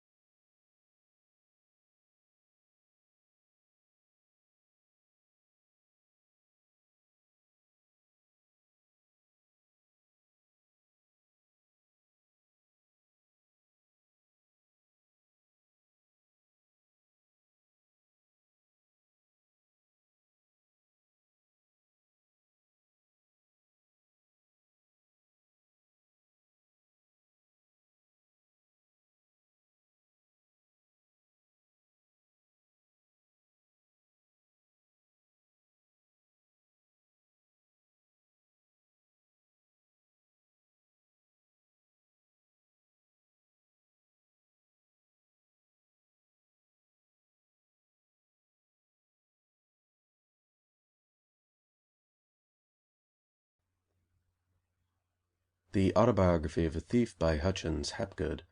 Chapter 5. Mamie and the Negotiable Bonds. Johnny met Mamie when he was 16. At that time he was looked up to in the neighborhood as one of the most promising of the younger thieves. He was an intelligent, enterprising boy, and had, moreover, received an excellent education in a school of crime. His parents had died before he was 12 years old, and after that the lad lived at the Newsboys' Lodging House in Rivington Street, which at that time, and until it ceased to exist, was the home of boys, some of whom afterwards became the swellest of crooks, and some very reputable citizens and prominent politicians. A meal and a bed there cost 6 cents apiece, and even the youngest and stupidest waif could earn or steal enough for that. Johnny became an adept at hooking things from grocery stores and at tapping tills. When he was 13 years old he was arrested for petty theft, passed the night in the police station, and was sent to the Catholic Protectory, where he was the associate of boys much older and wiser in crime than he. At that place were all kinds of incurables, from those arrested for serious felonies to those who had merely committed the crime of being homeless. From them Johnny learned the ways of the underworld very rapidly. After a year confinement he was clever enough to make a key and escape. He safely passed old Cop O'Hagan, whose duty it was to watch the Harlem Bridge, and returned to the familiar streets in lower New York, where the boys and rising pickpockets hid him from the police, until they forgot about his escape. From that time Johnny's rise in the world of graft was rapid. He was so successful in stealing rope and copper from the dry docks that the older heads took him in hand, and used to put him through the fanlight windows of some store, where his haul was sometimes considerable. He began to grow rich, purchased some shoes and stockings, and assumed a tough appearance with great pride. He rose a step higher, boarded tugboats and ships anchored at the docks, and constantly increased his income. The boys looked upon him as a winner in his line of graft, and as he gave hodl (lodging house) money to those boys who had none, he was popular. So Johnny became chesty, began to spread himself, to play pool, to wear good linen collars, and to associate with the best young thieves in the ward. It was at this time that he met Mamie, who was a year or two younger than he. She was a small, dark, pale-faced little girl, and as neat and quick-witted as Johnny. She lived with her parents near the Newsboys' Lodging House, where Johnny still hung out. Mamie's father and mother were poor, respectable people, who were born and bred in the old 13th Ward, a section famous for the many shopgirls who were fine spielers (dancers). Mamie's mother was one of the most skillful of these dancers, and therefore Mamie came by her passion for the waltz very naturally, and the light-footed little girl was an early favorite with the mixed crowd of dancers who used to gather at the old Concordia Assembly Rooms on the Bowery. It was a case of mutual admiration, and the boy and girl started in to keep company. Johnny became more ambitious in his line of graft. He had a girl. He needed money to buy her presents, to take her to balls, theaters and picnics, and he began to gun, which means to pick pockets, an occupation which he found far more lucrative than swagging copper from the docks or going through fanlight windows. He did not remain content, however, with dipping, and with several much older grafters he started in to do drag work.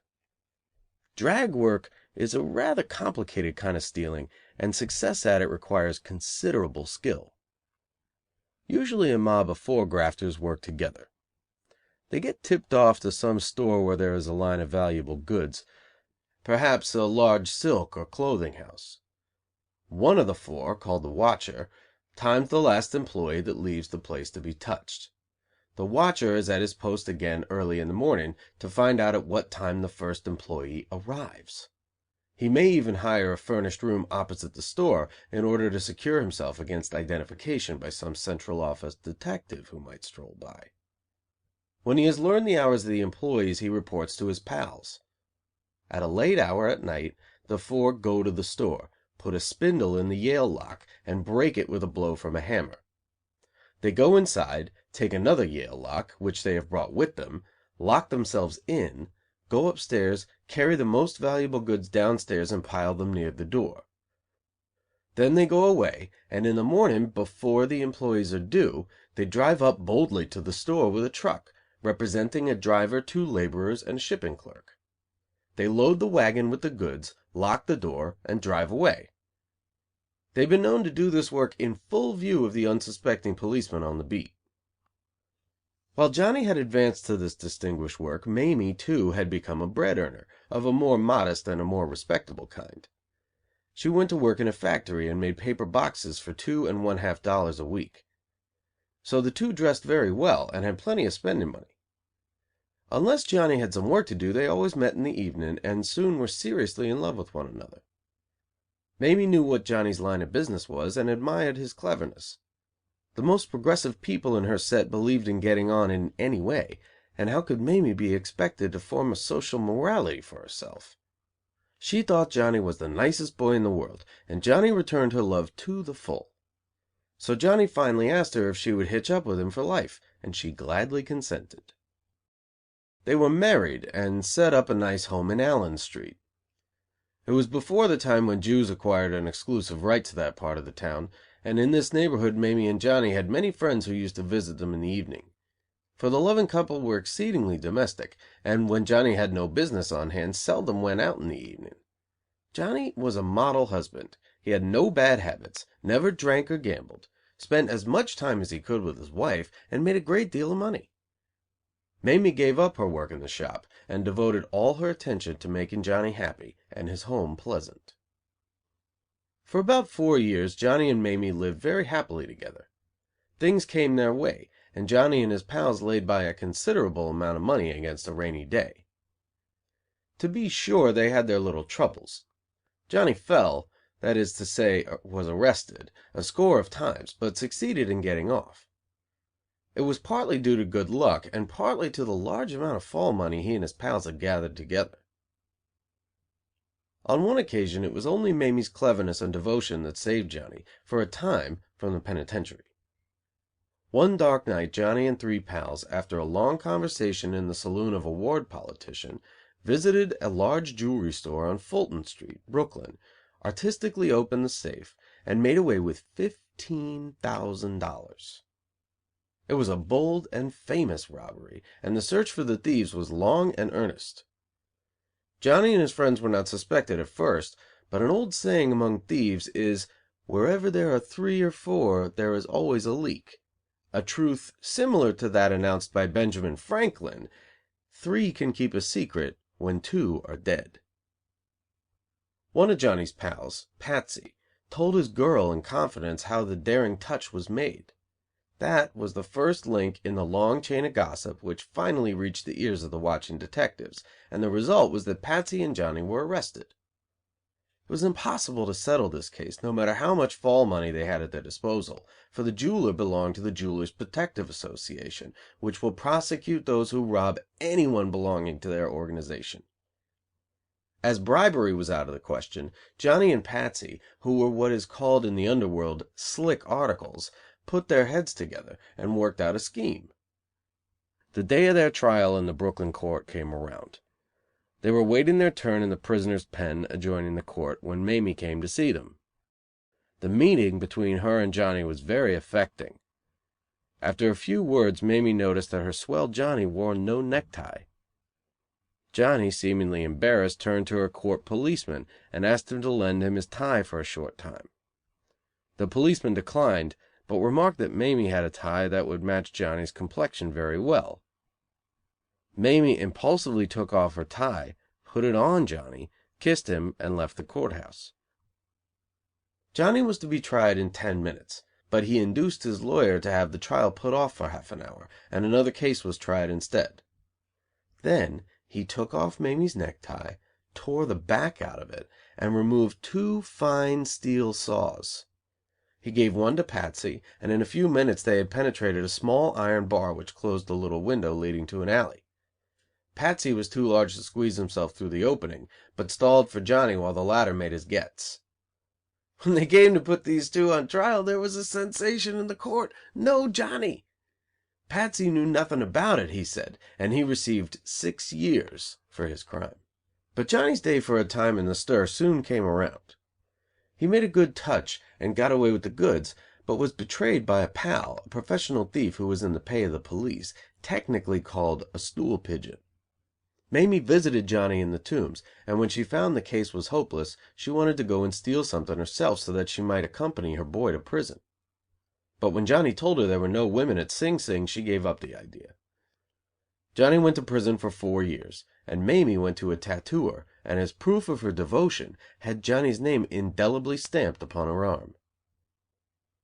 Mamie, in consequence of her fidelity to Johnny, whom she regularly visited at Sing Sing, was a heroine and martyr in the eyes of the grafters of both sexes. The money she and Johnny had saved began to dwindle, and soon she was compelled to work again at box making. She remained faithful to Johnny, although many a good grafter tried to make up to the pretty girl. When Johnny was released from Sing Sing, Mamie was even happier than he. They had no money now, but some politicians and saloon keepers who knew that Johnny was a good money getter set them up in a little house, and they resumed their quiet domestic life together. The happiness did not last long, however. Johnny needed more money than ever now, and resumed his dangerous business. He got in with a quartet of the cleverest safe crackers in the country, and made a tour of the Eastern cities. They made many important touches, but finally Johnny was again under suspicion for a daring robbery in Union Square, and was compelled to become a solitary fugitive. He sent word through an old-time burglar to Mamie, exhorted her to keep up the home, and promised to send money regularly. He was forced, however, to stay away from New York for several years, and did not dare to communicate with Mamie. At first, Mamie tried to resume her work at box making. But she had had so much leisure, and had lived so well, that she found the work irksome, and the pay inadequate. Mamie knew many women pickpockets and shoplifters, friends of her husband. When some of these adventurous girls saw that Mamie was discontented with her lot, they induced her to go out and work with them. So Mamie became a very clever shoplifter, and for a time made considerable money. Then many of the best guns in the city again tried to make up to Mamie and marry her. Johnny was not on the spot, and that, in the eyes of a thief, constitutes a divorce. But Mamie still loved her wayward boy, and held the others back. In the meantime, Johnny had become a great traveler. He knew that the detectives were so hot on his track that he dared to stay nowhere very long, nor dared to trust anyone, so he worked alone. He made a number of daring robberies, all along the line from Montreal to Detroit, but they all paled in comparison with a touch he made at Philadelphia, a robbery which is famous in criminal annals. He had returned to Philadelphia, hoping to get a chance to send word to Mamie, whom he had not seen for years, and for whom he pined. While in the city of brotherly love, he was tipped off to a good thing. He boldly entered a large mercantile house, and in 13 minutes he opened a time-locked vault and abstracted $300,000 worth of negotiable bonds, and escaped. The bold deed made a sensation all over the country. The mercantile houses and the safe manufacturers were so hot for the thief that the detectives everywhere worked hard and on the level. Johnny was not suspected then, and never did time for this touch. For a while he hid in Philadelphia, boarded there with a poor, respectable family, representing himself as a laborer out of work. He spent the daytime in a little German beer saloon, playing pinochle with the proprietor, and was perfectly safe. But his longing for Mamie had grown so strong that he could not bear it. He knew that the detectives were still looking for him because of the old crime, and that they were hot to discover the thief of the negotiable bonds. He sent word to Mamie, nevertheless, through an old pal he found at Philadelphia, and arranged to see her at Mount Vernon, near New York. The two met in the side room of a little saloon near the railway station, and the greeting was affectionate in the extreme. They had not seen one another for years, and hardly a message had been exchanged. After a little, Johnny told Mamie proudly that it was he who had stolen the negotiable bonds. Now, he added, we are rich. After a little I can sell these bonds for 30 cents on the dollar, and then you and I will go away and give up this life. I'm getting older, and my nerve is not what it was once. We'll settle down quietly in London or some town where we are not known, and be happy, won't we, dear? Mamie said yes, but she appeared confused. When Johnny asked her what was the matter, she burst into tears, and choked and sobbed for some time before she could say a word. She ordered a glass of whiskey, which she never used to drink in the old days, and when the bartender had left, She turned to the worried Johnny, embraced him tenderly, and said, in a voice which still trembled, "Johnny, will you forgive me if I tell you something?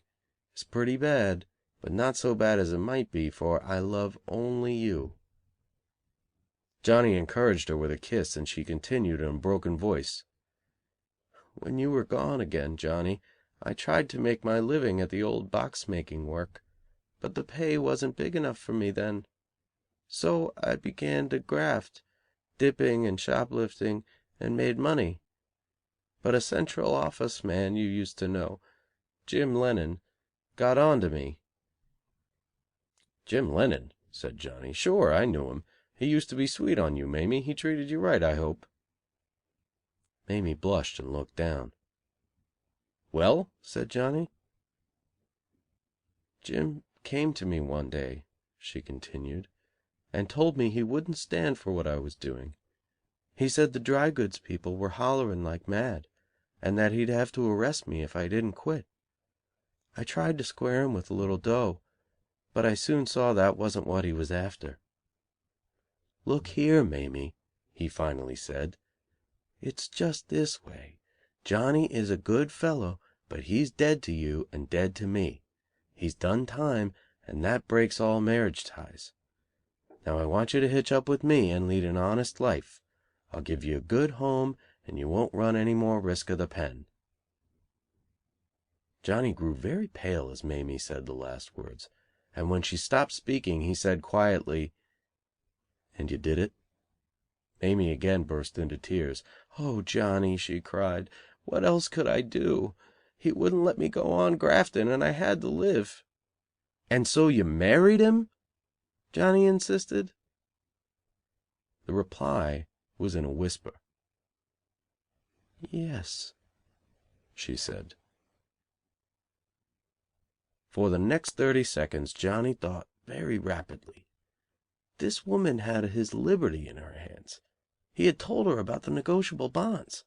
Besides, he loved Mamie and understood the difficulty of her position. His life as a thief had made him very tolerant in some respects. He therefore swallowed his emotion and turned a kind face to Mamie. "You still love me?" he asked. "Better than the copper?" "Sure," said Mamie, warmly. "Now listen," said Johnny, the old business-like expression coming back into his face. "I'm hounded for the old trick, and the detectives are looking everywhere for these negotiable bonds, which I have here in this satchel. Can I trust you with them? Will you mind them for me until things quiet down?" "Of course I will," said Mamie, gladly. So they parted once more. Johnny went into hiding again, and Mamie went to the detective's house with the negotiable bonds. She had no intention of betraying Johnny, for she might be arrested for receiving stolen goods, and besides, she still loved her first husband.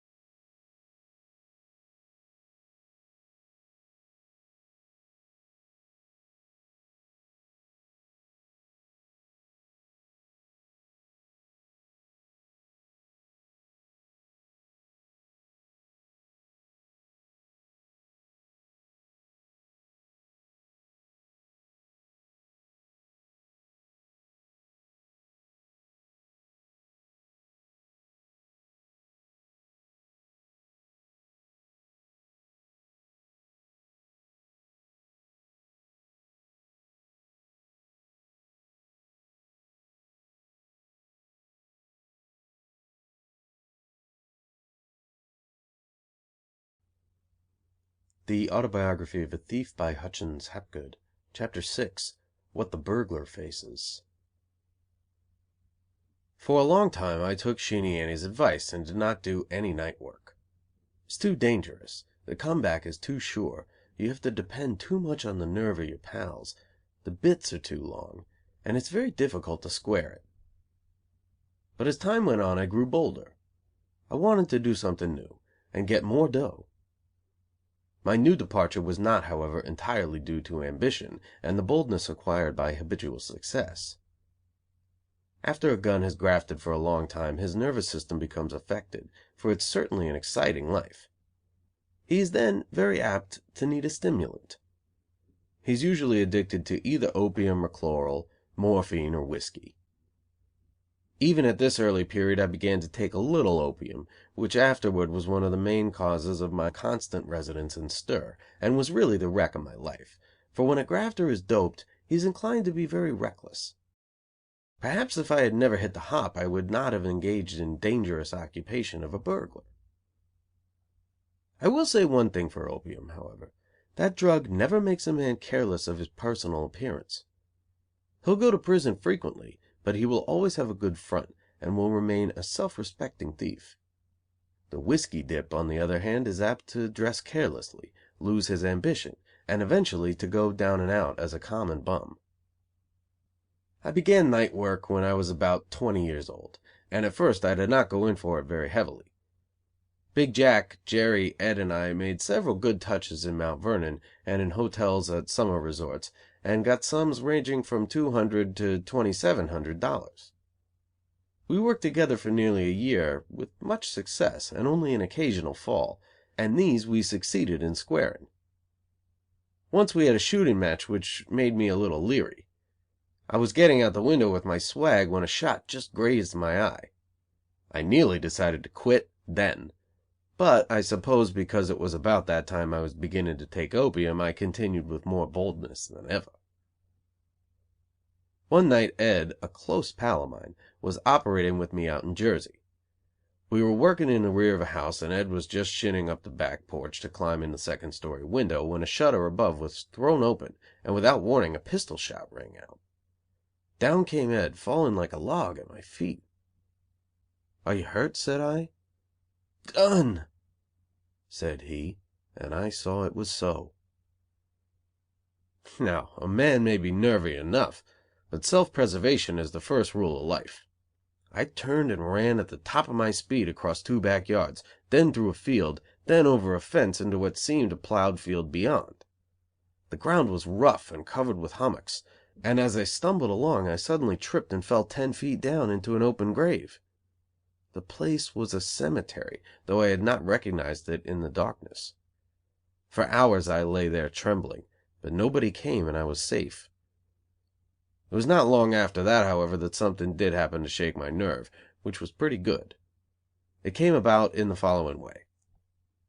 A jeweler, who was a well-known fence, put us on to a place where we could get thousands. He was one of the most successful feelers out in the business. The man who was my pal on this occasion, Dal, looked the place over with me, and though we thought it a bit risky, the size of the graft attracted us.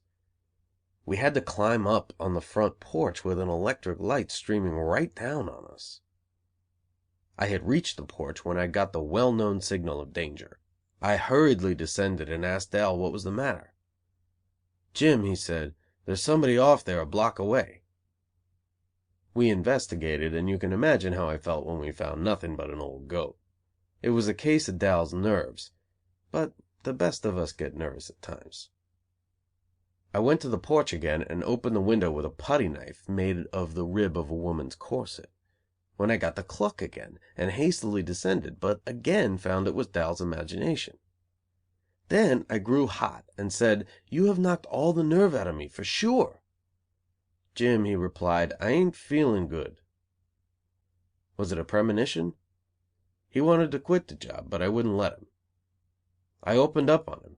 "What?" I said. "You're willing to steal one piece of jewelry and take your chance of going to stir, but when we get a good thing that would land us in Easy Street the rest of our lives, you weaken?"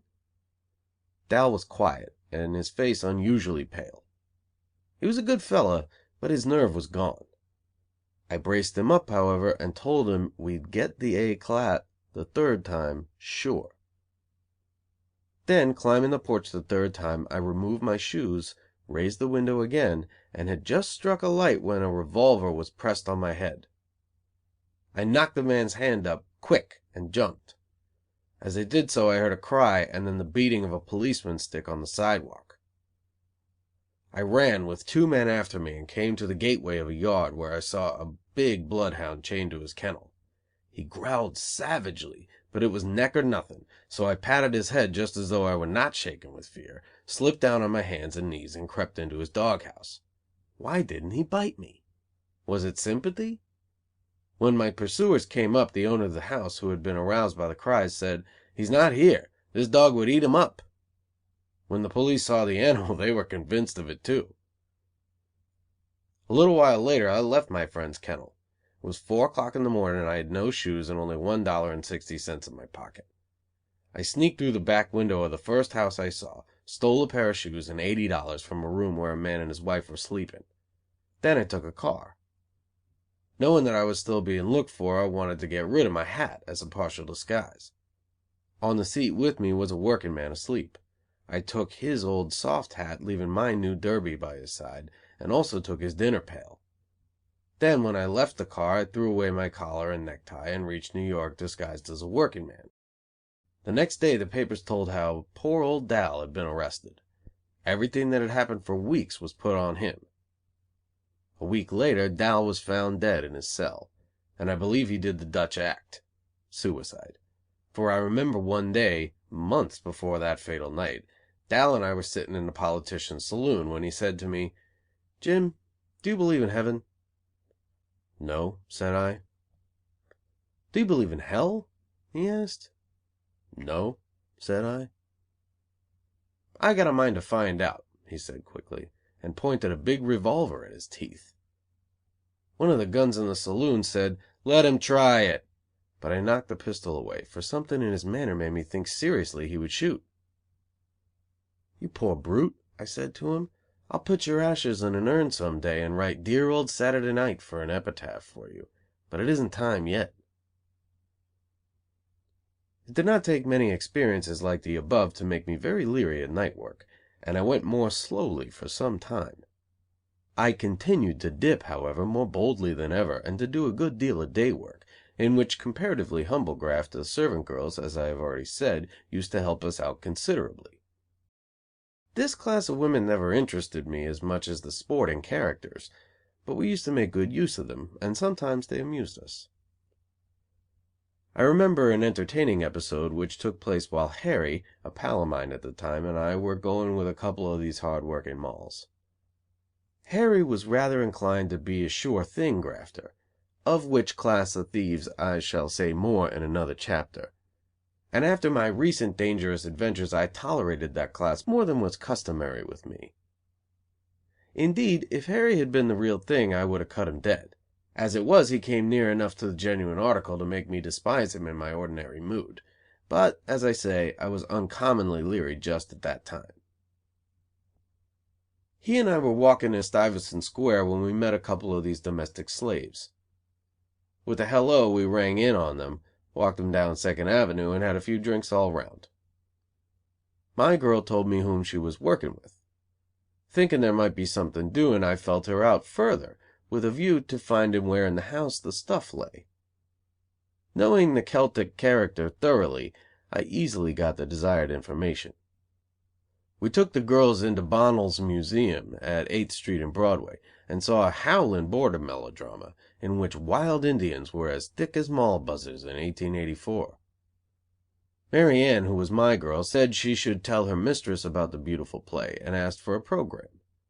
They were all out, and so I gave her an old one of another play which I had in my pocket. We had a good time and made a date with them for another meeting, in 2 weeks from that night. But before the appointed hour we had beat Mary Ann's mistress out of $200 worth of silverware, easily obtained, thanks to the information I had received from Mary Ann.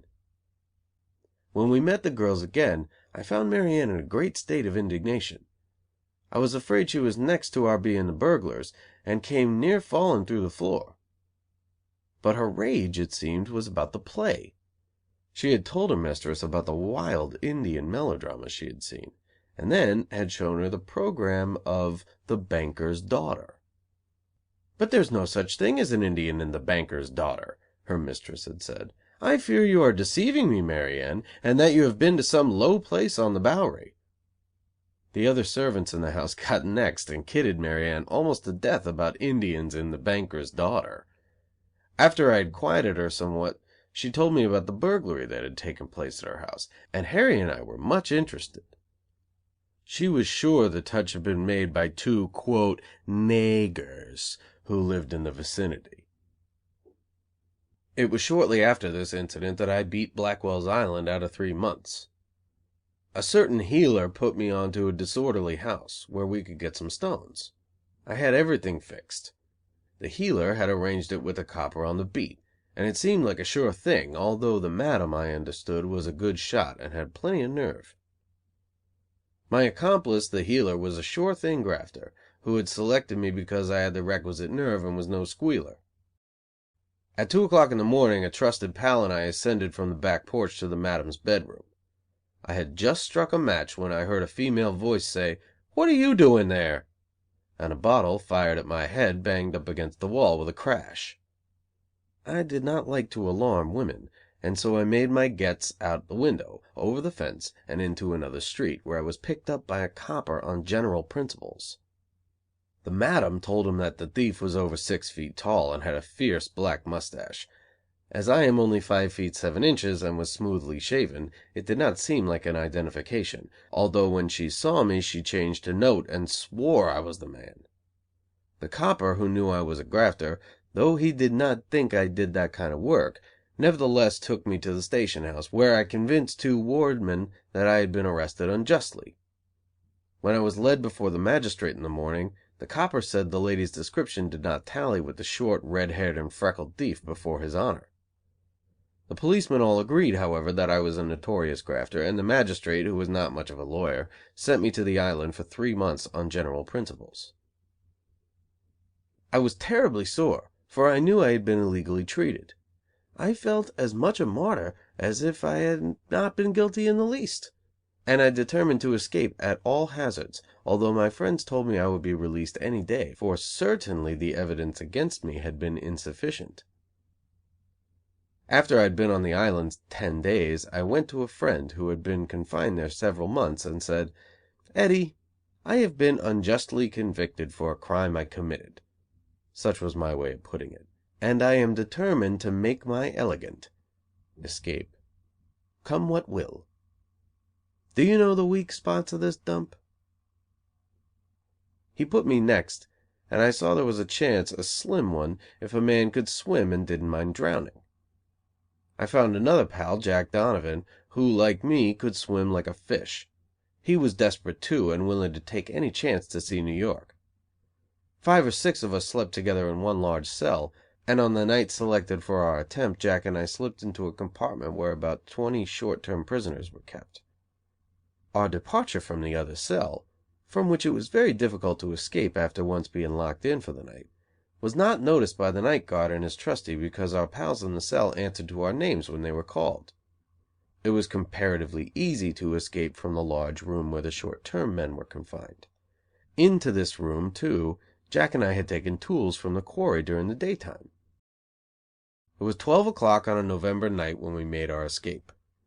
We took ropes from the canvas cot, tied them together, and lowered ourselves to the ground on the outside, where we found bad weather, rain and hail.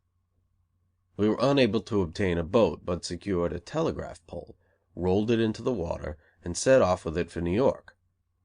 The terrific tide at Hell Gate soon carried us well into the middle of Long Island Sound, and when we had been in the water half an hour we were very cold and numb, and began to think all was over. But neither of us feared death. All I wanted was to save enough money to be cremated, and I was confident my friends would see to that. I don't think fear of death is a common trait among grafters. Perhaps it is lack of imagination. More likely, however, it's because they think they won't be any the worse off after death. Still, I was not sorry when a wrecking boat suddenly popped our way. The tug did not see us and hit Jack's end of the pole a hard blow that must have shaken him off. I heard him holler, "Save me," and I yelled too. I didn't think anything about capture just then. All my desire to live came back to me. I was pulled into the boat. The captain was a good fellow. He was next and only smiled at my lies. What was more to the purpose, he gave me some good whiskey and set me ashore in Jersey City. Jack was drowned. All through life I had been used to losing a friend suddenly by the wayside, but I've always felt sad when it happened. And yet it would have been far better for me if I had been picked out for an early death. I guess poor Jack was lucky. Certainly there are worse things than death. Through these years of continual and for the most part successful graft, I had known a man named Henry Fry, whose story is one of the saddest.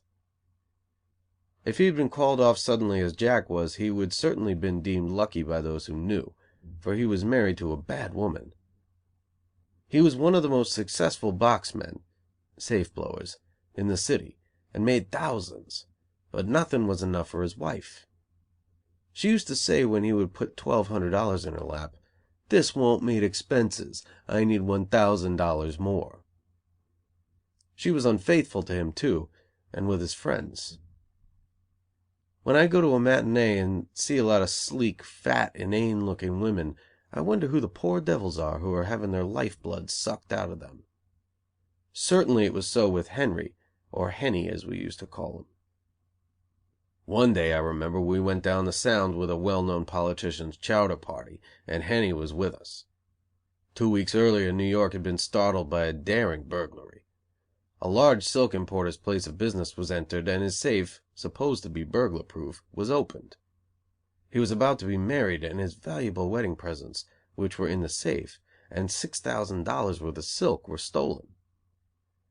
It was Henny and his pals who had made the touch, but on this beautiful night on the Sound Henny was sad.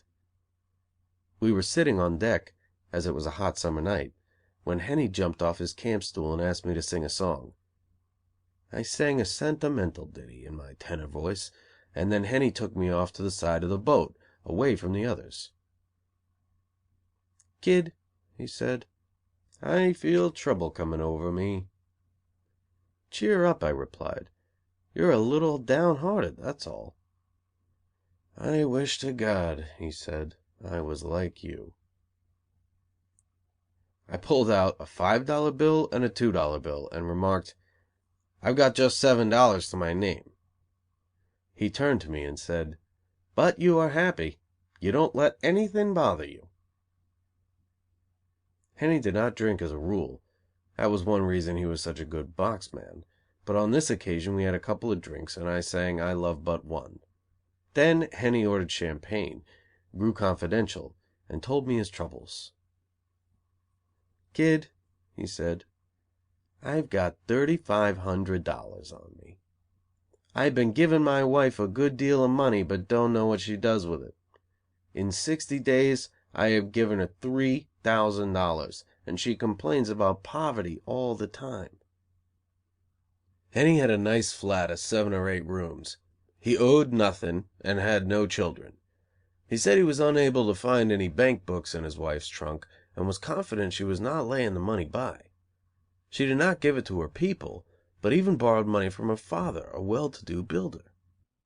2 days after the night of the excursion, one of Henny's pals in the silk robbery went into a gin mill, treated everybody, and threw a $1,000 bill down on the bar. Grafters, probably more than others, like this kind of display. It's the only way to rise in their society. A Central Office detective saw this little exhibition, got into the grafter's confidence, and weeded him out a bit. A night or two afterwards Henny was in bed at home when the servant girl, who was in love with Henny and detested his wife because she treated her husband so badly, she used to say to me, "She ain't worthy to tie his shoestring," came to the door and told Henny and his wife that a couple of men and a policeman in uniform were inquiring for him. Henny replied sleepily that they were friends of his who had come to buy some stones, but the girl was alarmed. She knew that Henny was crooked and feared that those below meant him no good. She took the canvas turnabout containing burglar's tools which hung on a wall near the bed and pinned it around her waist, under her skirt, and then admitted the 3 visitors. The sergeant said to Henny, who had dressed himself, "You are under suspicion for the silk robbery." Yet there was, as is not uncommon, a "but," which is as a rule a monetary consideration. Henny knew that the crime was old, and as he thought his fence was safe, he did not see how there could be a come back. So he did not take the hint to shell out, and work the innocent con. But those whose business it is to watch the world of prey put 2 and 2 together, and were next that Henny and his mob had pulled off the trick. So they searched the house expecting to find, if not éclat, at least burglar's tools, for they knew that Henny was at the top of the ladder, and that he must have something to work with. While the sergeant was going through Henny's trunk, one of the flymen fooled with a pretty servant girl. She jumped, and a pair of turners fell on the floor. It did not take the flyman long to find the whole kit of tools. Henny was arrested, convicted, and sent to Sing Sing's for 5 years. While in prison he became insane, his delusion being that he was a funny man on the Detroit Free Press, which he thought was owned by his wife. I never discovered what Henny's wife did with the money she got from him. When I last heard of her she was married to another successful grafter, whom she was making unhappy also. In a grafter's life a woman often takes the part of the avenger of society. She turns against the grafters their own weapons, and uses them with more skill, for no man can graft like a woman. I had now been grafting for 3 years, in the full tide of success. Since the age of 18 I had had no serious fall. I had made much money and lived high. I had risen in the world of graft, and I had become not only a skillful pickpocket, but a good swindler and drag worker, and had done some good things as a burglar. I was approaching my 21st year when, as you will see, I was to go to the penitentiary for the first time. This is a good place, perhaps, to describe my general manner of life, my daily menu, so to speak, during these 3 fat years, for after my first term in State's prison things went from bad to worse. I lived in a furnished room, or at a hotel. If there was nothing doing in the line of graft, I'd lie abed late, and read the newspapers to see if any large gathering, where we might make some touches, was on hand. One of my girls, of whom there was a long succession, was usually with me. We would breakfast, if the day was an idle one, about 1 or 2 o'clock in the afternoon. Then we'd send to the restaurant and have a beefsteak or chops in our rooms, and perhaps a whiskey sour.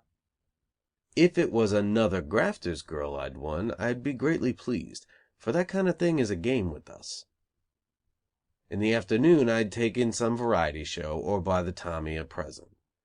If it was summer we might go to a picnic, or to the island. If I was alone I would meet a pal, play billiards or pool, bet on the races, baseball and prize fights, jump out to the polo grounds, or go to Patsy's house and have a game of poker. Patsy's wife was a handsome grafter, and Patsy was jealous. Every gun is sensitive about his wife, for he doesn't know how long he will have her with him. In the evening I would go to a dance hall, or to Coney Island if the weather was good. If it was a busy day, that is, if there was a touch to be pulled off, we would get up in the morning or in the afternoon, according to the best time for the particular job in hand. In the afternoon we would often graft at the polo grounds, where we had a copper right. We did not have the same privileges at the race track because it was protected by the Pinkerton men. We'd console ourselves at the polo grounds, which we used to tear wide open, and where I never got even a hint of a fall. The coppers got their percentage of the touches. In the morning we would meet at one of the grafters' homes or rooms and talk over our scheme for the day or night. If we were going outside the city we would have to rise very early. Sometimes we were sorry we had lost our sleep, particularly the time we tried to tear open the town of Sing Sing, near which the famous prison is. We found nothing to steal there but pig iron, and there were only 2 pretty girls in the whole village. We used to jump out to neighboring towns, not always to graft, but sometimes to see our girls, for like sailors, the well-dressed, dapper pickpocket has a girl in every port. If we made a good touch in the afternoon, we'd go on a spree in the evening with Sheenie Annie, Blonde Mamie, Big Lena, or some other good-natured lasses, or we'd go over and inspect the Jersey maidens. After a good touch we would put some of the dough away for fall money, or for our sick relatives or guns in stir or in the hospital. We'd all chip in to help out a woman grafter in trouble, and pool a piece of jewelry sometimes for the purpose. Then, our duty done, we would put on our best front and visit our friends in sporting places.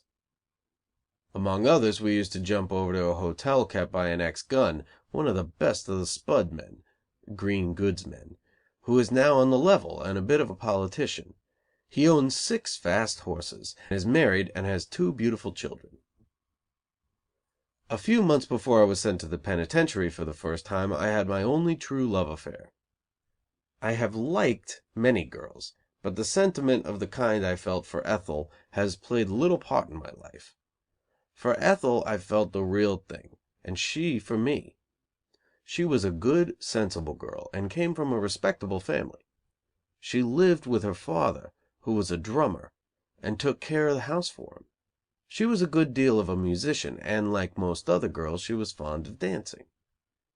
I first met her at Beethoven Hall, and was introduced to her by a man, an honest laborer, who was in love with her. I liked her at first sight, but did not love her until I had talked with her. In 2 weeks we were lovers and went everywhere together. The working man who loved her too was jealous and began to knock me. He told her I was a grafter, but she would not believe him and said nothing to me about it, but it came to my ears through an intimate girl pal of hers. Shortly after that I fell for a breech kick. It was arrested for picking a man's trousers pocket. But I had a good lawyer and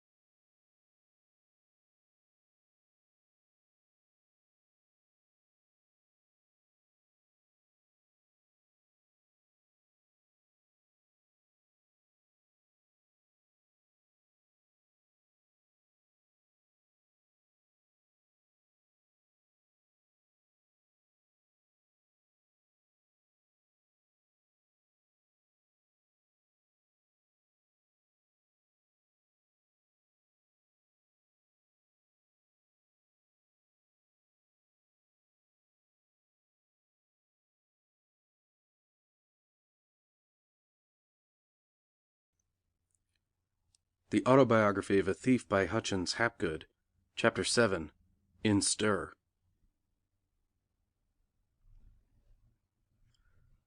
I hung my head with shame, but not because of contrition. I was ashamed of being caught and made a spectacle of. All the way to Sing Sing Station, people stared at us as if we were wild animals. We walked from the town to the prison, in close company with 2 deputy sheriffs. I observed considerably, knowing that I should not see the outside world again for a number of years. I looked with envy at the people we passed who seemed honest, and thought of home and the chances I had thrown away. When I reached the stir, I was put through the usual ceremonies. My pedigree was taken, but I told the examiners nothing. I gave them a false name and a false pedigree. Then a bath was given to my clothes, and I was taken to the tailor shop. When my hair had been cropped close, and a suit of stripes given me, I felt what it was to be the convicted criminal. It was not a pleasant feeling, I can tell you, and when I was taken to my cell, my heart sank indeed. A narrow room, 7 feet 4 inches long, dark, damp, with moisture on the walls, and an old iron cot with plenty of company, as I afterward discovered. This was to be my home for years. And I, as full of life as a young goat. How could I bear it? After I had been examined by the doctor and questioned about my religion by the chaplain, I was left to reflect in my cell. I was interrupted in my melancholy train of thought by 2 convicts who were at work in the hall just outside my cell. I had known them on the outside, and they, taking good care not to be seen by the screws keepers, tipped me off through my prison door to everything in stir which was necessary for a first-timer to know. They told me to keep my mouth shut, to take everything from the screws in silence, and if assigned to a shop, to do my work. They told me who the stool pigeons were, that is to say, the convicts who, in order to curry favor and have an easy time, put the keepers next to what other convicts are doing, and so help to prevent escapes. They tipped me off to those keepers who were hard to get along with, and put me next to the underground tunnel, and who were running it.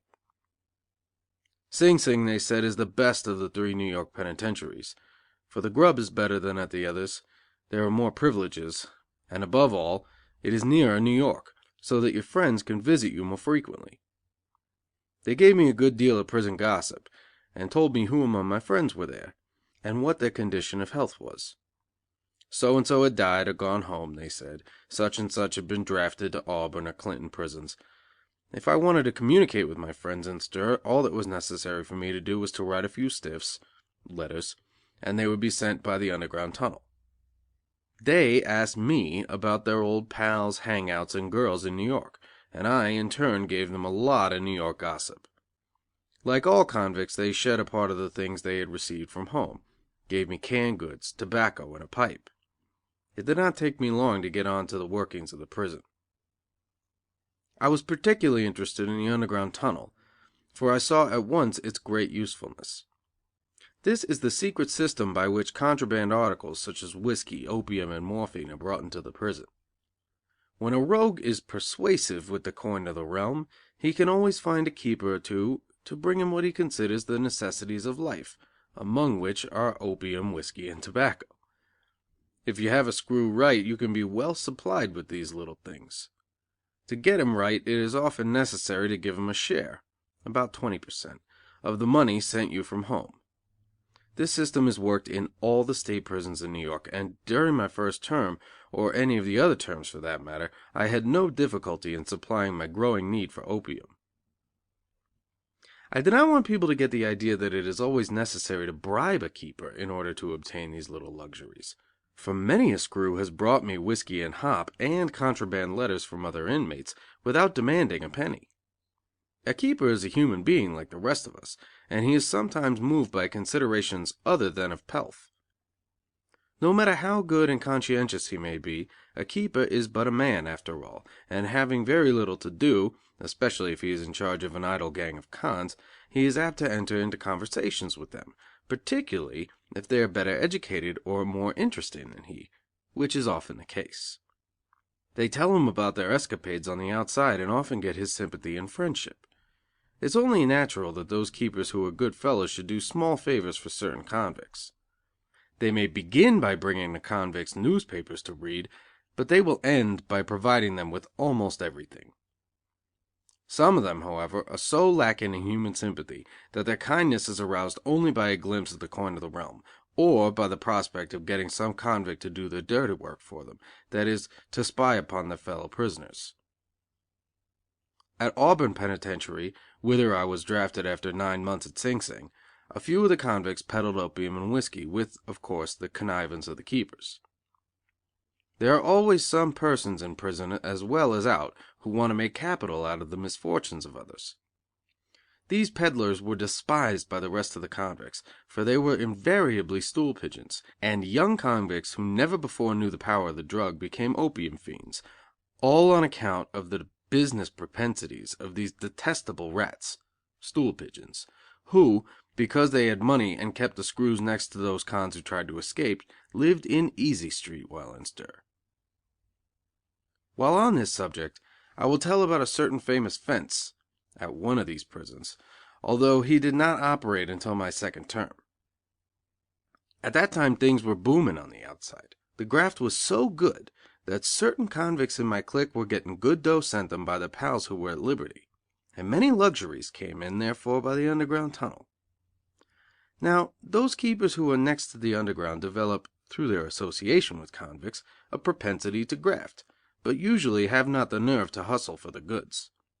So they are willing to accept stolen property, not having the courage and skill to steal, from the inhabitants of the underworld. A convict, whom I knew when at liberty, named Mike, thought he saw an opportunity to do a good fencing business in prison.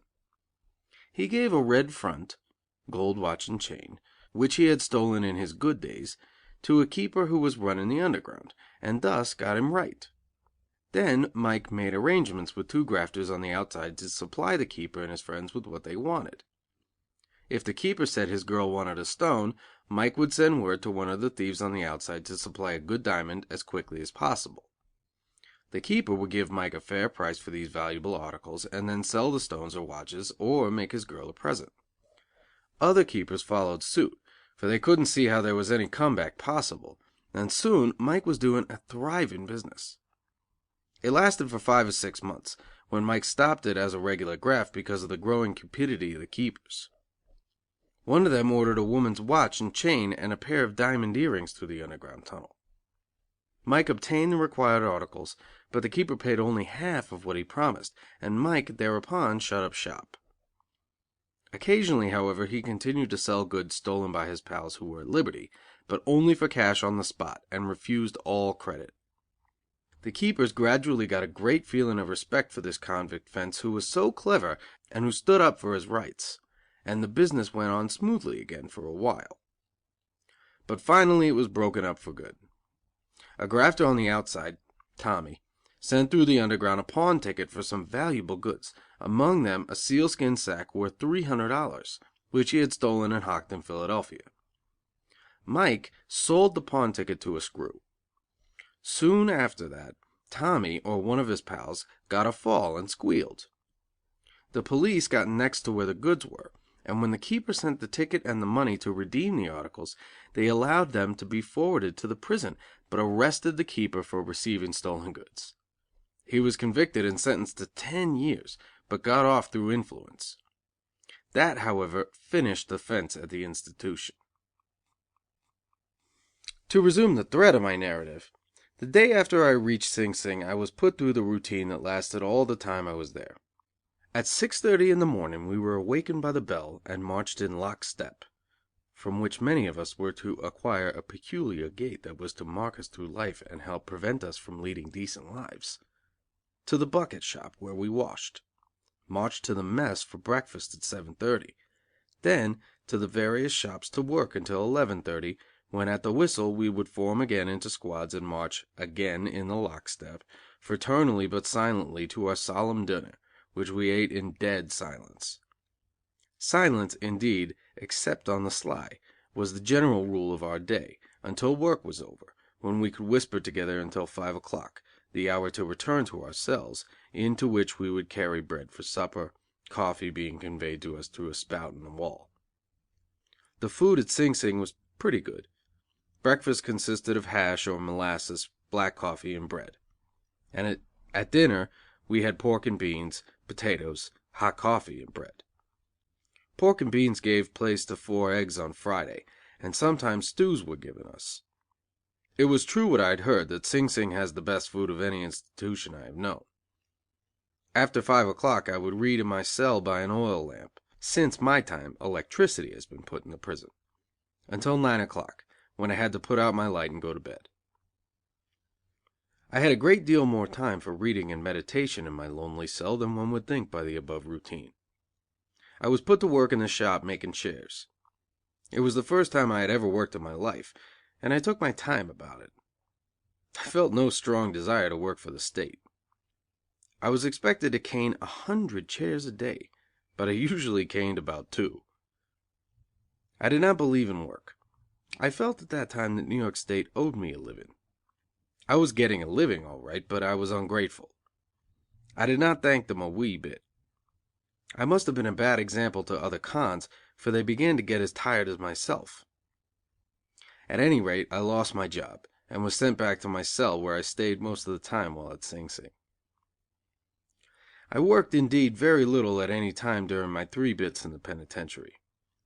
The prison at Sing Sing, during the 9 months I was there on my first term, was very crowded, and there was not enough work to go round, and I was absolutely idle most of the time. When I had been drafted to Auburn I found more work to do, but still very little, for it was just then that the legislature had shut down on contract labor in the prisons. The outside merchants squealed because they could not compete with unpaid convict labor, and so the prison authorities had to shut down many of their shops, running only enough to supply the inside demand, which was slight. For 18 months at Auburn I did not work a day. I think it was a very bad thing for the health of the convicts when this law was passed, for certainly idleness is a very bad thing for most of them, and to be shut up nearly all the time in damp, unhealthy cells like those at Sing Sing is a terrible strain on the human system. Personally, however, I liked to be in my cell, especially during my first year of solitary confinement, before my health began to give way. For I had my books from the good prison libraries, my pipe or cigarettes, and last but not least, I had a certain portion of opium that I used every day. For me, prison life had one great advantage. It broke down my health and confined me for many years in the opium habit, as we shall see, but I educated myself while in stir. Previous to going to Sing Sing, my education had been almost entirely in the line of graft, but in stir I read the English classics and became familiar with philosophy and the science of medicine, and learned something about chemistry. One of my favorite authors was Voltaire, whom I read, of course, in a translation. His dictionary was contraband in prison, but I read it with profit. Voltaire was certainly one of the shrewdest of men, and as up to snuff as any cynical grafter I know, and yet he had a great love for humanity. He was the philosopher of humanity. Goethe said that Luther threw the world back 200 years, but I deny it, for Luther, like Voltaire, pointed out the ignorance and wickedness of the priests of their day. These churchmen did not understand the teachings of Christ. Was Voltaire delusional? The priests must have thought so, but they were no judges, for they were far worse and less humane than the French revolutionists. The latter killed outright, but the priests tortured in the name of the most humane. I never approved of the methods of the French revolutionists, but certainly they were gentle in comparison with the priests of the Spanish Inquisition. I think that, in variety of subjects, Voltaire has no equal among writers. Shrewd as he was, he had a soul, and his moral courage was grand. His defense of young Barry, who was arrested for using language against the church, showed his kindness and breadth of mind. On his arrival in Paris, when he was only a stripling, he denounced the cowardly, fawning sycophants who surrounded Louis XIV. Footnote. Sick. Editor's note. And wrote a sarcastic poem on his nibs, and was confined in the Bastille for 2 years. His courage, his wit, his sarcasms, his hatred of his persecutors, and his love and kindness stamp him as one of the great healthy intellects of mankind. What a clever book is Candide! What satire! What wit! As I lay on my cot, how often I laughed at his caustic comments on humanity. And how he could hate! I never yet met a man of any account who was not a good hater. I own that Voltaire was ungallant toward the fair sex, but that was his only fault. I enjoyed Victor Hugo because he could create a great character, and was capable of writing a story with a plot. I rank him as a master of fiction, although I preferred his experience as a traveler to his novels, which are not real enough. Ernest Renan was a bracing and clever writer, but I was sadly disappointed in reading his life of Jesus. I expected to get a true outline of Christ's time and a character sketch of the man himself, but I didn't. I went to the fountain for a glass of good wine, but only got red lemonade. I liked Dumas and reveled in the series beginning with the Three Musketeers. I could not read Dumas now, however. I also enjoyed Gaboriau and Dubois Gobet, for they are very sensational, but that was during my first term in stir. I could not turn a page of their books now, for they would seem idiotic to me. Balzac is a bird of another feather. In my opinion, he was one of the best dissectors of human nature that the world ever produced. Not even Shakespeare was his equal. His depth in searching for motives, his discernment in detecting a hypocrite, his skill in showing up women with their follies, their loves, their little hypocrisies, their endearments, their malice, and their envy is unrivaled. It is right that Balzac should show woman with all her faults and follies and virtues, for if she did not possess all these characteristics, how could man adore her? In his line, I think Thackeray is as great as Balzac. When I had read Vanity Fair, Pendennis, The Newcomes, and Barry Lyndon, I was so much interested that I read anything of his I could lay my hands on, over and over again. With a novel of Thackeray's in my hand, I would become oblivious to my surroundings, and long to know something of this writer's personality. I think I formed his mental makeup correctly, for I imagine him to be gentle and humane. Any man with ability and brains equal to his could not be otherwise. What a character is Becky Sharp! In her way, she was as clever a grafter as Sheenie Annie. She did not love Rawdon as good as a wife should. If she had, she would not be the interesting Becky that she is. She was grateful to Rawdon for 3 reasons. First, he married her. Second, he gave her a glimpse into a station of life her soul longed for. Third, he came from a good family, and was a soldier and tall, and it is well known that little women like big men. Then Rawdon amused Becky. She often grinned at his lack of brains. She grinned at everything, and when we learned that Becky got religion at the end of the book, instead of saying God bless her, we only grinned too. Pendennis is a healthy book. I always sympathized with Pen and Laura in their struggles to get on, and when the baby was born I was willing to become godpapa, just for its mama's sake. The Newcomes I call Thackeray's masterpiece. It is truer to life than any other book I have ever read. Take the scene where young Clive throws the glass of wine in his cousin's face. The honest horror of the father, his indignation when old Captain Costigan uses bad language, his exit when he hears a song in the music hall, all this is true realism. But the scene that makes this book Thackeray's masterpiece is that where the old Colonel is dying. The touching devotion of Madame and Ethel, the love for old Tom, his last word, "Adsum," the quiet weeping of his nurse, and the last duties to the dead, the beautiful tenderness of the 2 women of a kind that makes the fair sex respected by all men. I can never forget this scene till my dying day. When I was sick in stir, a better tonic than the quack could prescribe was Thackeray's Book of Snobs. Many is the night I could not sleep until I have read this book with a relish. It acted on me like a bottle of good wine, leaving me peaceful after a time of pleasure.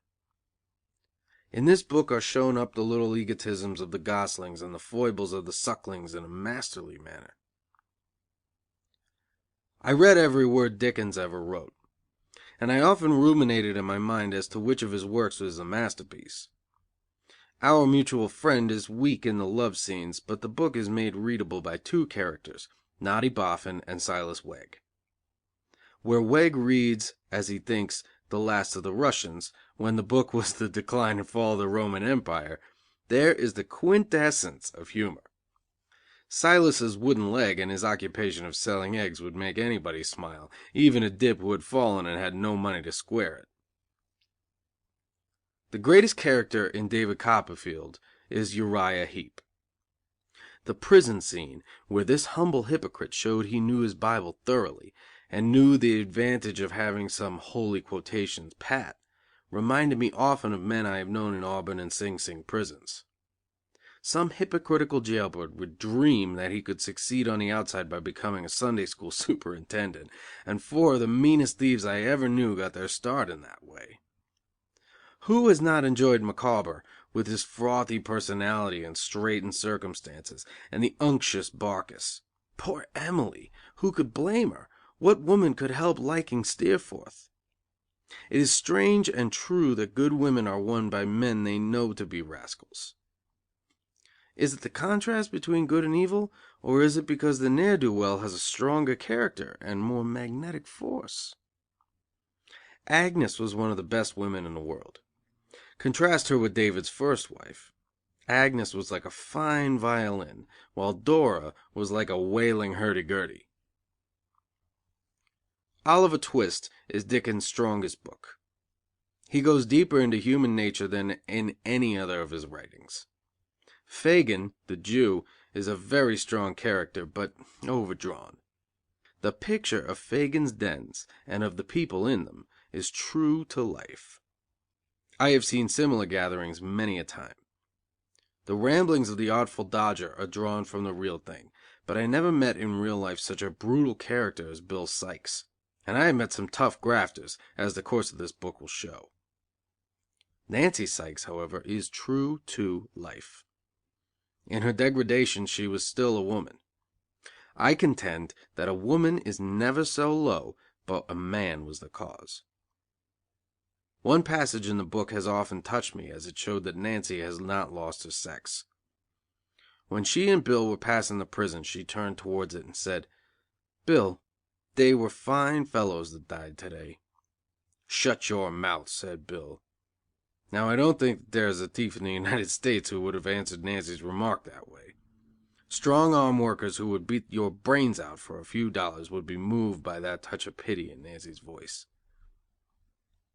But Oliver himself is the great character, and his story reminds me of my own. The touching incident in the workhouse where his poor stomach is not full, and he asks for a second platter of mush, to the horror of the teachers, is not overdrawn.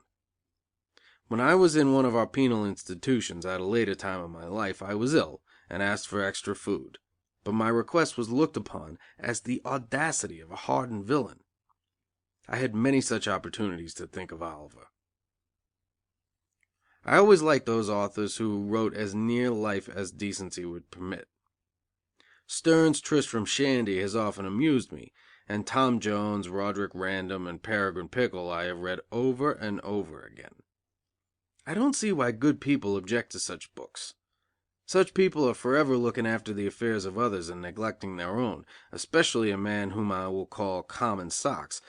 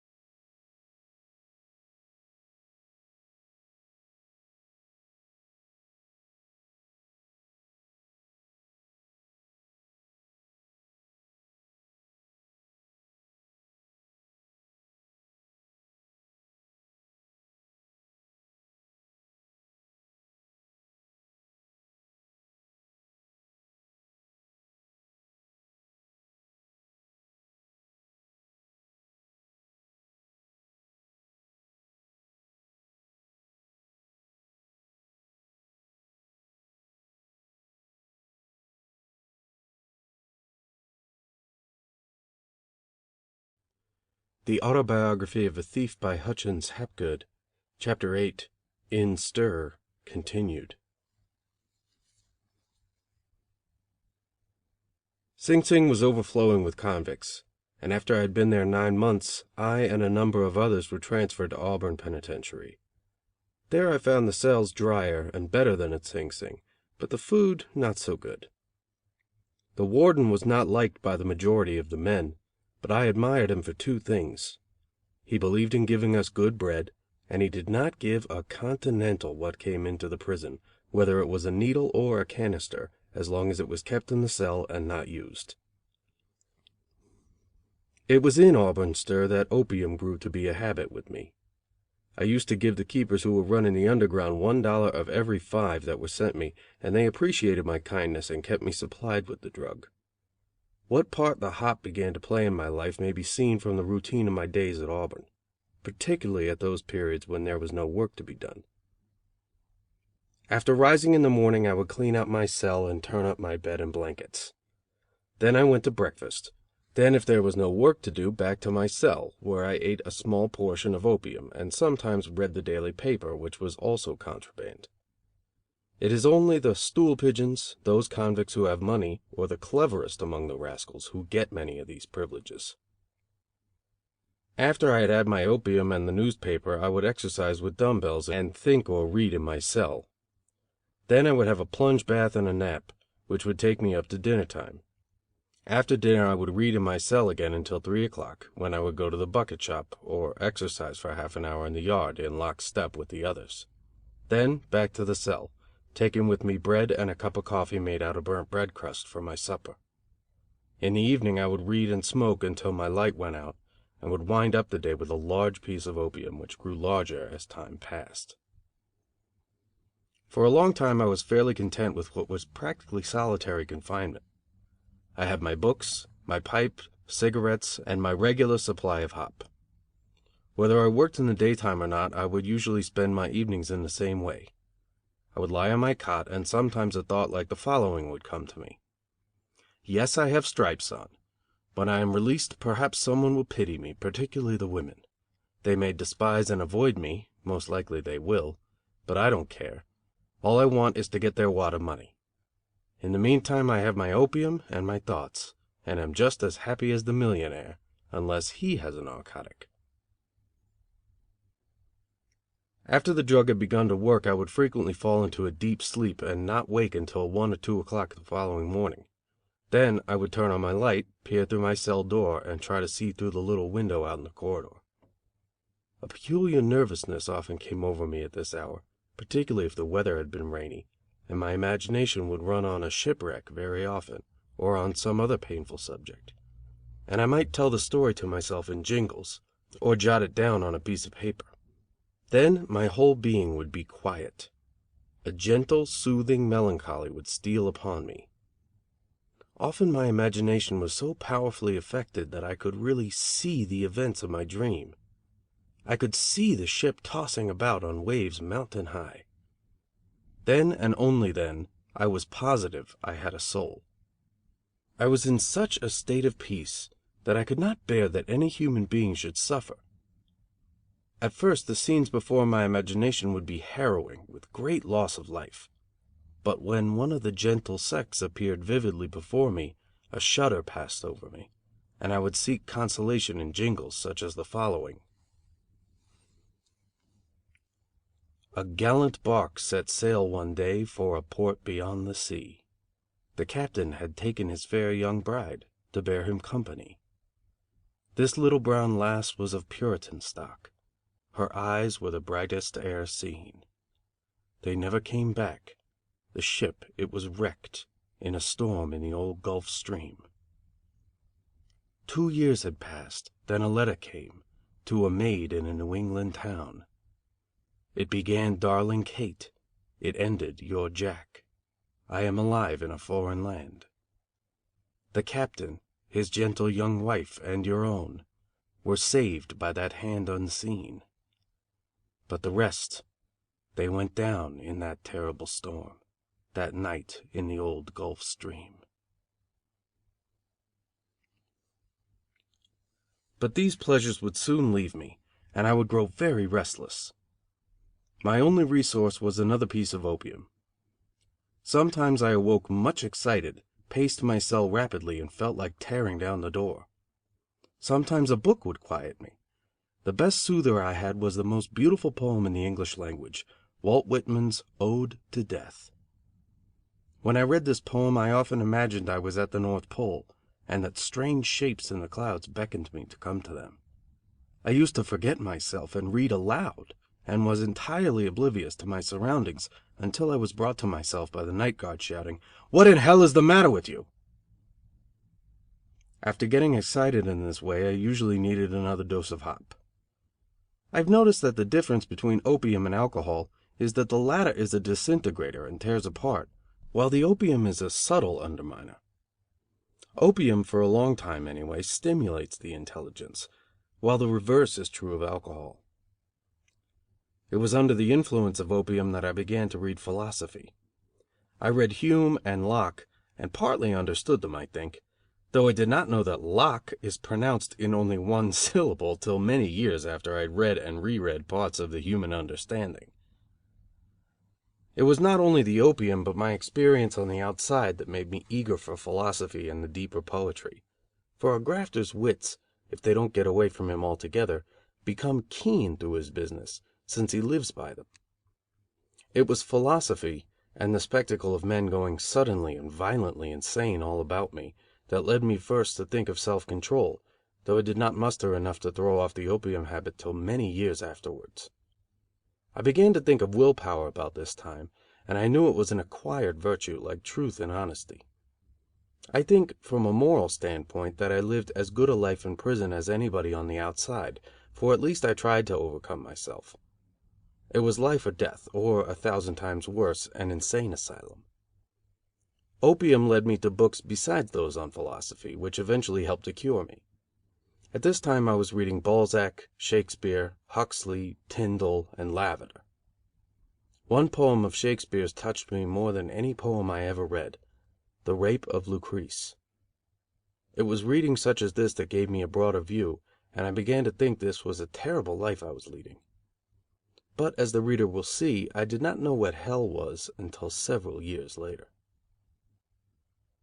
I had been in stir about 4 years on my first bit when I began to appreciate how terrible a master I had come under. Of course, to a certain extent, the habit had been forced upon me. After a man has had for several years bad food, little air and exercise, no natural companionship, particularly with the other sex from whom he is entirely cut off, he really needs a stimulant. Many men fall into the vilest of habits. I found for my part that only opium would calm me. It takes only a certain length of time for almost all convicts to become broken in health, addicted to one form or another of stimulant which in the long run pulls them down completely. Diseases of various kinds, insanity, and death are the result. But before the criminal is thus released, he grows desperate in the extreme, particularly if he resorts to opium, for that drug makes one reckless. The hop fiend never takes consequences into consideration. Under its influence I became very irritable and unruly, and would take no back talk from the keepers. They and the stool pigeons began to be afraid of me. I would not let them pound me in any way, and I often got into a violent fight. As long as I had my regular allowance of opium, which in the 4th year of my term was about 20 grains a day, I was peaceable enough. It was when I began to lessen the amount, with the desire to give it up, that I became so irritable and violent. The strain of reform, even in this early and unsuccessful attempt, was terrible. At times I used to go without the full amount for several days, but then I would relapse and go on a debauch until I was almost unconscious. After recovery I would make another resolution, only to fall again. But my life in stir was not all that of the solitary. There were means, even when I was in the shop, of communicating with my fellow convicts, generally by notes, as talking was forbidden. Notes, too, were contraband, but we found means of sending them through the cons working in the hall. Sometimes good-natured or avaricious keepers would carry them, but as a rule a convict did not like to trust a note to the keeper. He was afraid that the screw would read it, whereas it was a point of honor with a convict to deliver the note unread. The contents of these notes were usually news about our girls or pals, which we had received through visitors (rare indeed) or letters. By the same means there was much betting done on the races, baseball games and prize fights. We could send money to, or opium, in the same way, to a friend in need, and we never required an IOU. We were allowed to receive visitors from the outside once every 2 months. Also, a box could be delivered to us at the same intervals of time. My friends, especially my mother and Ethel, sent me things regularly, and came to see me. They used to send me soap, toothbrushes and many other delicacies, for even a toothbrush is a delicacy in prison. Ethel stuck to me for 3 years, and visited me regularly during that period. Then her visits ceased, and I heard that she had married. I couldn't blame her, but I felt bad about it all the same. But my mother came as often as the 2 months rolled by, not only during this first term, but during all my bits in stir. Certainly she has stuck to me through thick and thin. She has been my only true friend. If she had fallen away from me I couldn't have blamed her. She would only have gone with the rest of the world. But she didn't. She was not only good to me but to my friends, and she had pity for everybody in stir.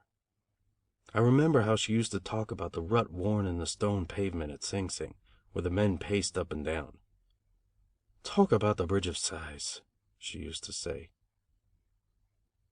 When a man is in stir he begins to see what an ungrateful brute he has been, and he begins to separate true friends from false ones. He thinks of the mother he neglected for supposed friends of both sexes, who are perhaps friendly at the beginning of his sentence, but soon desert him if he has a number of years to serve. Long after all others have ceased coming to see him, his old mother, bowed and sad, will trudge up the walk from the station to visit her thoughtless and erring son. She carries on her arm a heavy basket of delicacies for the son who is detested by all good citizens, and in her heart there is still hope for her boy. She has waited many years, and she will continue to wait. What memories come to the mother as she sees the mansion of woes on the Hudson looming up before her. Her son is again a baby in her imagination, or a young fellow before he began to tread the rocky path. They soon part, for half an hour is all that is given, but they will remember forever the mother's kiss, the son's goodbye, the last choking words of love and familiar advice as she says, "Trust in God, my lad." After one of my mother's visits I used to have more sympathy for my fellow convicts. I was always a keen observer, and in the shops or at mess time, and when we were exercising together in lock step, or working about the yard or in the halls, I used to feel out my brother cons, often with a kindly motive.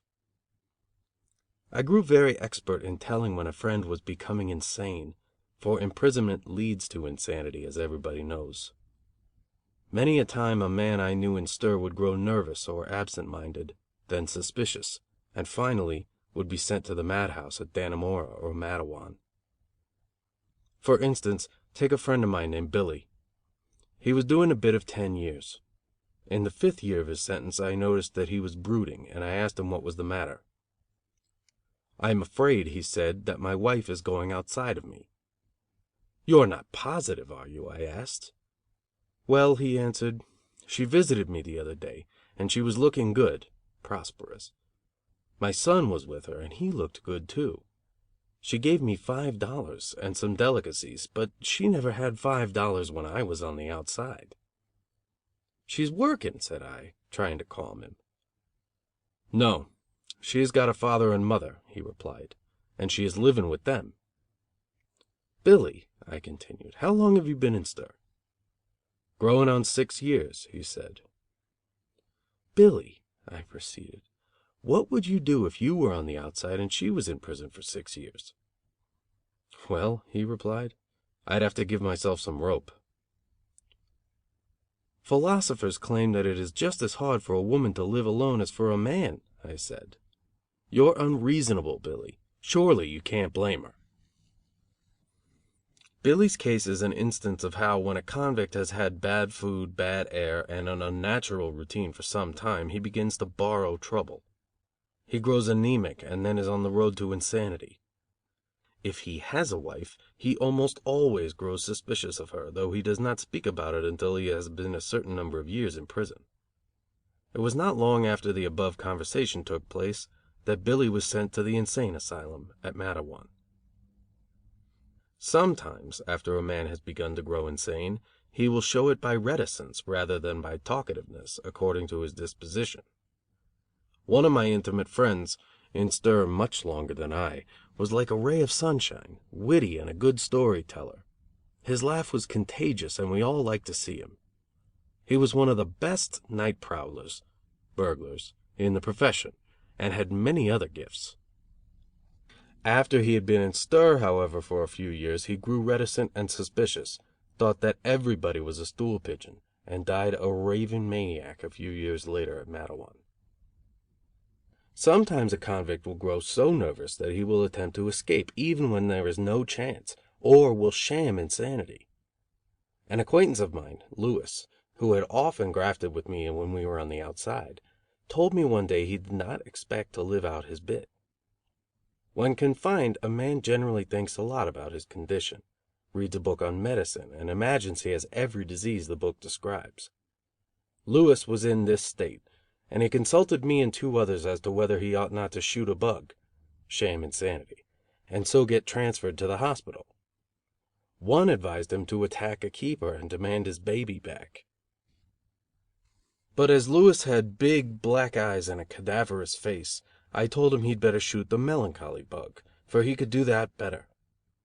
Accordingly, in the morning when the men were to go to work in the stone yard, Lewis appeared in the natural, naked.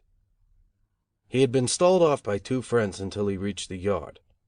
There the keepers saw him, and as they liked him, they gently took him to the hospital. He was pronounced incurably insane by two experts, and transferred to the madhouse. The change of air was so beneficial that Lewis speedily recovered his senses. At least, the doctors thought so when he was discovered trying to make his elegant escape, and he was sent back to stir. As a rule, however, those who attempted to sham insanity failed. They were usually lacking in originality. At any hour of the day or night the whole prison might be aroused by some convict breaking up house, as it was called when a man tried to shoot the bug. He might break everything in his cell, and yell so loud that the other convicts in the cells nearby would join in and make a horrible din. Some would curse, and some laugh or howl. If it was at night, and they had been awakened out of an opium sleep, they would damn him 1,000 miles deep. His friends, however, who knew that he was acting, would plug his game along by talking about his insanity in the presence of stool pigeons. These latter would tell the keepers that he was buggy, insane, and if there was not a blow, he might be sent to the hospital. Before that happened, however, he had generally demolished all his furniture. The guards would go to his cell and chain him up in the Catholic chapel until he could be examined by the doctor. Warden Sage was a humane man, and used to go to the chapel himself and try to quiet the fake lunatic, and give him dainties from his own table. During the night the fake had historic company, for painted on the walls were, on one side of him, Jesus, and on the other, Judas and Mary Magdalene. A favorite method of shooting the bug, and a rather difficult one for the doctors to detect, was that of hearing voices in one's cell. This is more dangerous for the convict than for anybody else, for when a fake tries to imagine he hears voices, he usually begins to really believe he does, and then from a fake he becomes a genuine freak. Another common fake is to tell the keeper that you have a snake in your arm, and then take a knife and try to cut it out. But it requires nerve to carry this fake through. Sometimes the man who wants to make the prison hospital merely fakes ordinary illness. If he has a screw or a doctor right, he may stay for months in the comparatively healthy hospital at Sing Sing, where he can loaf all day and get better food than at the public mess. It is, as a rule, only the experienced guns who are clever enough to work these little games. For faking, conversing, loafing in the shop, and for many other forbidden things, we were often punished, though the screws as often winked at small misdemeanors. At Sing Sing they used to hang us up by the wrist, sometimes until we fainted. Auburn had a jail, now used as the condemned cells, where there was no bed and no light. In this place the man to be punished would remain from 4 to 10 days and live on 10 ounces of bread and a half a jug of water a day. In addition, the jail was very damp, worse even than the cells at Sing Sing, where I knew many convicts who contracted consumption of the lungs and various kidney complaints. Indeed, a great deal of dying goes on in State's prison. During my first term it seems as if 3 niggers died to every white man. A dozen of us working around the front would comment on the stiffs when they were carried out. One would ask, "Who's dead?" The reply might be, "Only a nigger." One day I was talking in the front with a hall room man when a stiff was put in the wagon. "Who's dead?" I asked. The hall man wanted to bet it was a nigger. I bet him $1 it was a white man, and then asked the hospital nurse, who said it was not a nigger, but an old pal of mine named Jerry Donovan. I felt sore and would not accept the money I had won. Poor Jerry and I did housework together for 3 months, some of which I have told of, and he was a good fellow and a sure and reliable grafter. And now he had gone up the escape, and was being carried to the little graveyard on the side of the hill where only an iron tag would mark his place of repose. My intelligence was naturally good, and when I began to get some education I felt myself superior to many of my companions in stir. I was not alone in this feeling, for in prison there are many social cliques, though fewer than on the outside. Men who have been high up and have held responsible positions when at liberty make friends in stir with men they formerly would not have trusted as their bootblacks. The professional thieves usually keep together as much as possible in prison, or communicate together by means of notes, though sometimes they associate with men who, not professional grafters, have been sent up for committing some big forgery or other big swindle. The reason for this is business, for the gun generally has friends among the politicians, and he wants to associate while in stir only with others who have influence. It is the guns who are usually trusted by the screws in charge of the underground tunnel, for the professional thief is less likely to squeal than the novice. Therefore, the big forger who has stolen thousands, and may be a man of ability and education, appreciates the friendship of the professional pickpocket who can do him little favors, such as railroading his mail through the underground and providing him with newspapers or a bottle of booze. The pull of the professional thief with outside politicians often procures him the respect and consideration of the keepers. One day a convict named Ed White was chinning with an Irish screw, an old man who had a family to support. Jokes in stir lead to friendship, and when the keeper told Ed that he was looking for a job for his daughter, who was a stenographer, Ed said he thought he could place her in a good position. The old screw laughed and said, "You loafer, if you were made to carry a hod you wouldn't be a splitting matches in stir." But Ed meant what he had said, and wrote to the famous Tammany politician, Mr. Wetcoin, who gave the girl a position as stenographer, at a salary of $14 a week. The old screw took his daughter to New York, and when he returned to Auburn he began to mister Ed. "I 'clare to God," he said, "I don't know what to make out of you. Here you are eating rotten hash, cooped up like a wild animal with stripes, when you might be making $12 to $15 a week." Ed replied sarcastically, "That would about keep me in cigar money." One of the biggest men I knew in stir was Jim A. McBlank, at one time chief of police and mayor of Coney Island. He was sent to Sing Sing for his repeating methods at election, at which game he was number 1. He got so many repeaters down to the island that they were compelled to register as living under fences, in dog kennels, tents, or any old place. There was much excitement in the prison when the Lord of Coney Island was shown around the stir by Principal Keeper Connaughton. He was a good mechanic, and soon had a gang of men working under him, though he was the hardest worker of them all.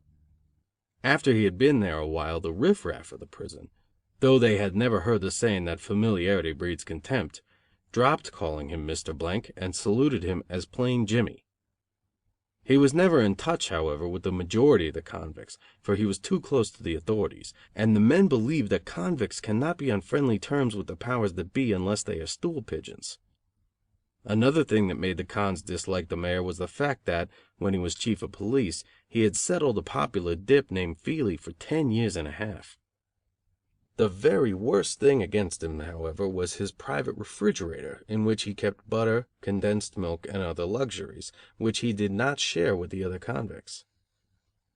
One day a young convict named Sammy tried to beat Sing Sing. He bricked himself up in the wall, leaving a movable opening at the bottom. While waiting a chance to escape, Sammy used to sally forth from his hiding place and steal something good from McBlank's box. One night, while helping himself to the mayor's delicacies, he thought he heard a keeper, and hastily plunging his arm into the refrigerator, he made away with a large piece of butter. What did the ex-chief of police do but report the loss of his butter to the screws, which put them next to the fact that the convict they had been looking for 9 nights was still in the stir. The next night they would have rung the all right bell and given up the search, and indeed they rang the bell, but watched. And when Sammy, thinking he could now go to New York, came out of his hiding place, he was caught. When the story circulated in the prison, all kinds of vengeance were vowed against McBlank, who was much frightened. I heard him say that he would rather have lost his right arm than see the boy caught.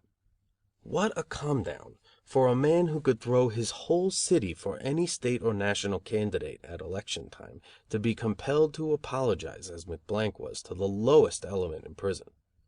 Here indeed was truth of that old saying, "Pride goeth before a fall." One of the best liked of the convicts I met during my first bit was Ferdinand Ward, who got 2 years for wrecking the firm in which General Grant and his son were partners. He did many a kindness in stir to those who were tough and had few friends. Another great favorite was Johnny Hope, son of Jimmy Hope, who stole 3 millions from the Manhattan Bank. The father got away, and Johnny, who was innocent, was nailed by a copper looking for a reputation and settled for 20 years in Sing Sing because he was his father's son and had the misfortune to meet an ambitious copper. When Johnny had been in prison about 10 years, the inspector, who was the former copper, went to the governor and said he was convinced that the boy was innocent. But how about young Hope's wrecked life? Johnny's father, indeed, was a well-known grafter whom I met in Auburn, where we worked together for a while in the broom shop. He was much older than I, and used to give me advice. "Don't ever do a day's work in your life, my boy," he would say, "unless you can't help it. You are too intelligent to be a drudge." Another common remark of his was, "Trust no convict." And a third was, "It is as easy to steal $5,000 as it is to steal $5." Old man Hope had stolen millions and ought to know what he was talking about. In personal appearance he was below the medium height, had light gray hair and as mild a pair of eyes as I ever saw in man or woman. I ranked him as a manly old fellow, and he was an idol among the small crooks, though he did not have much to do with them. He seemed to like to talk to me, partly because I never talked graft, and he detested such talk, particularly among prison acquaintances. He referred one day to a pickpocket in stir who was always airing what he knew about the graft. "He's tiresome," said old Hope. "He's always talking shop." One of the worst hated men at Auburn was Weeks, a well-known clubman and banker, who once stole over $1 million. He was despised by the other convicts, for he was a squealer. One of the screws in charge of the underground tunnel was doing things for Weeks, who had a snap, the position of bookkeeper in the clothing department. In his desk he kept whiskey, beer and cigars, and lived well. One day a big bug paid him a visit, and Weeks belched how he had to give up his watch and chain in order to secure luxuries. His friend, the big bug, reported to the prison authorities, and the principal keeper went to Weeks and made the coward squeal on the keeper who had his front. The screw lost his job, and when the convicts heard of it they made Weeks' life miserable for years. But the man who was hated worst of all those in prison was Biff Ellerson. I never understood why the other cons hated him, unless it was that he always wore a necktie. This is not etiquette in stir, which in the convict's opinion ought to be a place of mourning. He had been a broker and a clubman and was high up in the world. Ellerson was a conscientious man, and once, when a mere boy who had stolen a $10 watch was given 15 years, had publicly criticized the judge and raised a storm in the newspapers. Ellerson compared this lad's punishment with that of a man like Weeks, who had robbed orphans out of their all and only received 10 years for it. Many is the time that this man, Biff Ellerson, has been kind to men in stir who hated him. He had charge of the dungeon at Auburn where convicts who had broken the rules were confined. I have known him to open my door and give me water on the quiet many a time, and he did it for others who were ungrateful, and at the risk, too, of never being trusted again by the screws and of getting a dose of the cuddy hole himself. By far the greater number of these swell grafters who steal millions die poor, for it is not what a man steals, but what he saves that counts. I have often noticed that the bank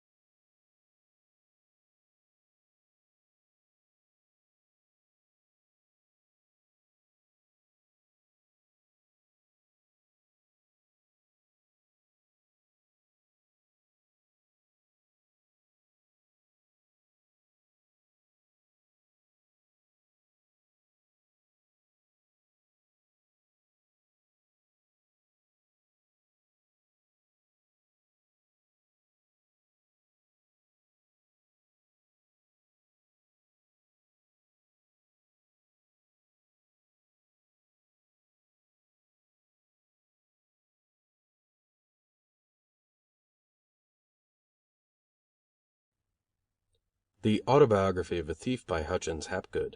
Chapter 9. In Stir and Out.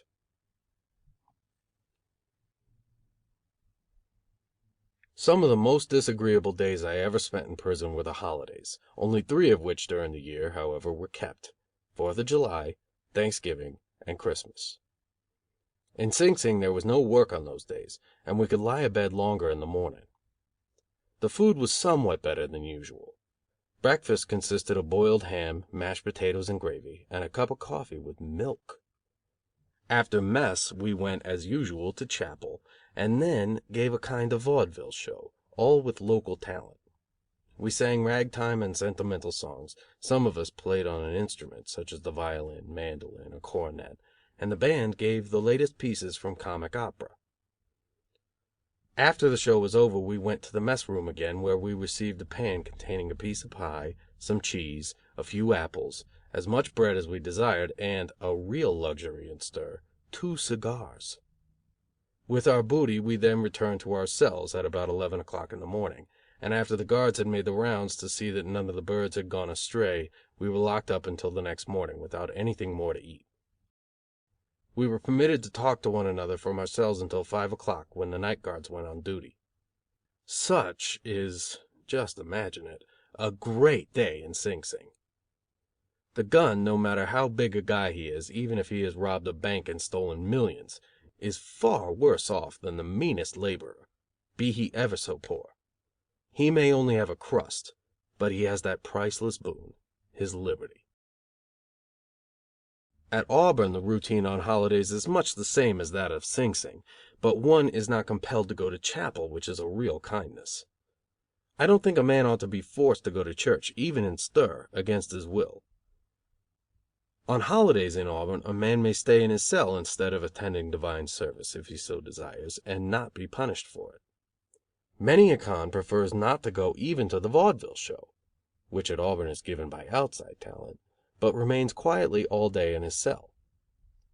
There is one other great holiday privilege at Auburn which some of the convicts appreciate more than I did.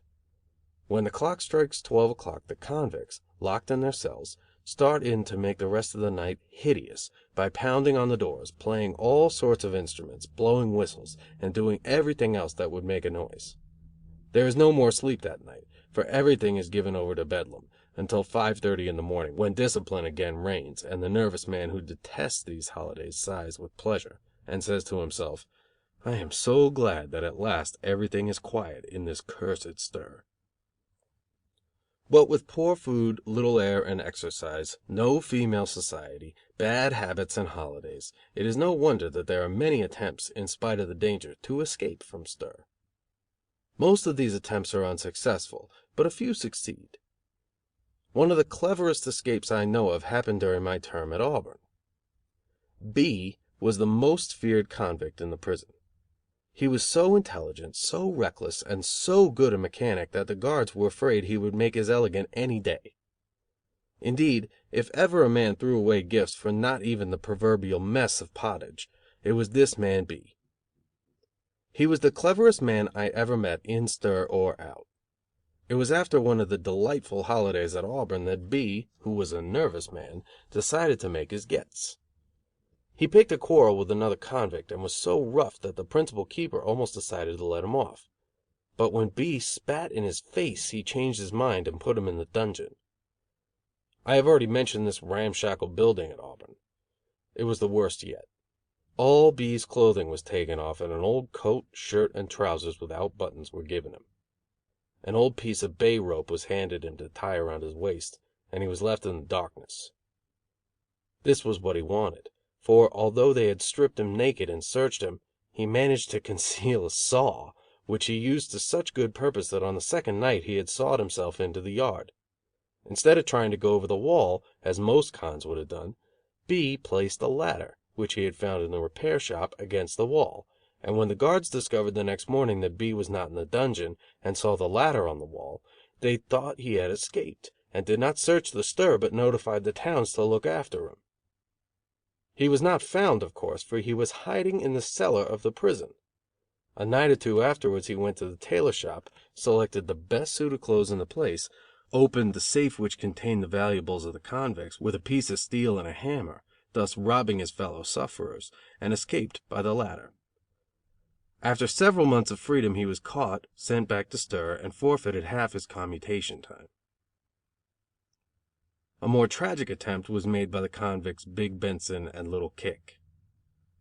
They got tools from friends in the machine shop and started in to saw around the locks of their doors. They worked quietly and were not discovered. The reason is that there is sometimes honor among thieves. Two of their friends in their own gallery, two on the gallery above, and two on that underneath, tipped them off by a cough or some other noise whenever the night guard was coming, and they would cease their work with the saws. Convicts were very keen in detecting the screw by the creaking of his boots on the wooden gallery floor. If they are not quite sure it is he, they often put a small piece of looking glass underneath the door, and can thus see down the gallery in either direction a certain distance. Whenever Benson and Kick were at work, they would accompany the noise of the saw with some other noise, so as to drown the former, for they knew that, although they had some friends among the convicts, there were others who, if they got next, would tip off the keepers that an escape was to be made. In the morning they would putty up the cuts made in the door during the night. One night, when everything was ready, they slipped from their cells, put the mug on the guard, took away his canister, and tied him to the bottom of one of their cells. They did the same to another guard who was on the watch in the gallery below, went to the outside window on the Hudson side of Sing Sing, and putting a jack, which they had concealed in the cell, between the bars of the window, spread them far apart, so that they could make their exit. At this point, however, they were discovered by a third guard, who fired at them, hitting Little Kick in the leg. The shot aroused the sergeant of the guards, and he gave the alarm. Big Benson was just getting through the window when the whole pack of guards fired at him, killing him as dead as a doornail. Little Kick lost his nerve and surrendered, and was taken to the dungeon. Big Benson, who had been serving a term for highway robbery, was one of the best liked men in stir, and when rumors reached the convicts that he had been shot, pandemonium broke loose in the cells. They yelled and beat their coffee cups against the iron doors, and the officials were powerless to quiet them. There was more noise even than on a holiday at Auburn. Soon after I was transferred from Sing Sing to Auburn, a friend came to me and said, "Jimmy, are you on either of the shoe shop galleries? No? Well, if you can get on Keeper Riley's gallery, I think you can spring (escape)." Then he let me in on one of the cleverest beats I ever knew. If I could have succeeded in being put on that gallery, I should not have finished my first term in State's prison. At that time work was slack, and the men were locked in their cells most of the time. Leahy started in to dig out the bricks from the ceiling of his cell. Each day, when taking his turn for an hour in the yard, he would give the cement, which he had done up in small packages, to friends, who would dump it in their buckets, the contents of which they would then throw into the large cesspool. While exercising in the yard, the cons would throw the bricks Leahy had removed on an old brick pile under the archway. After he had removed sufficient stuff to make a hole big enough to crawl through, all he had left to do was to saw a few boards and remove a few tiles, and then he was on the roof. It is the habit of the guard, when he goes the rounds, to rap the ceiling of every cell with his stick to see if there is an excavation. Leahy had guarded against this by filling a small box with sand and placing it in the opening. Then he pasted a piece of linen over the box and whitewashed it. Even when the screw came around to glance in his cell, Leahy would continue to work, for he had rigged up a dummy of himself in bed. When he reached the roof, he dropped to a lower building, reached the wall which surrounds the prison, and with a rope lowered himself to the ground. With a brand new suit of clothes which a friend had stolen from the shop, Leahy went forth into the open and was never caught. At Sing Sing, an old chum of mine named Tom escaped, and would never have been caught if he had not been so sentimental. Indeed, he was improvident in every way.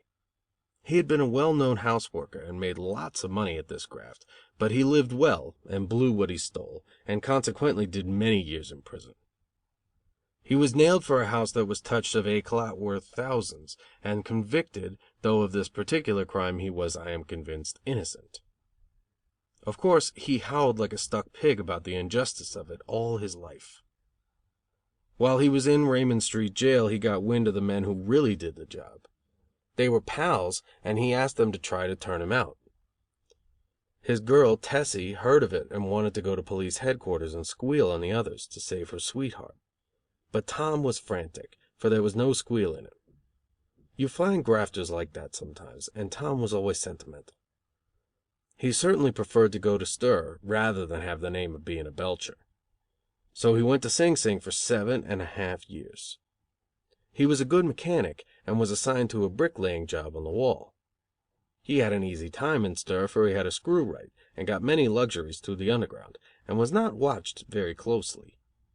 One day he put a suit of clothes under his stripes, vamoosed into a wood near by, and removed his stripes. He kept on walking till he reached Connecticut, which, as I have said, is the softest state in the Union. Tom would never have finished that bit in stir if, as I have also said, he had not been so sentimental. When in prison, a grafter continually thinks about his old pals and hangouts, and the last scenes familiar to him before he went to stir. Tom was a well-known gun, with his picture in the Hall of Fame, and yet after beating prison and leaving years behind, and knowing that if caught he would have to do additional time, would have the authorities sore against him and be confined in a dark cell, he yet, in spite of all that, after a short time, made for his old haunts on the Bowery, where he was nailed by a fly cop and sent back to Sing Sing.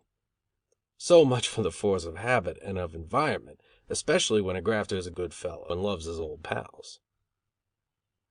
On one occasion Tom was well paid for being a good fellow.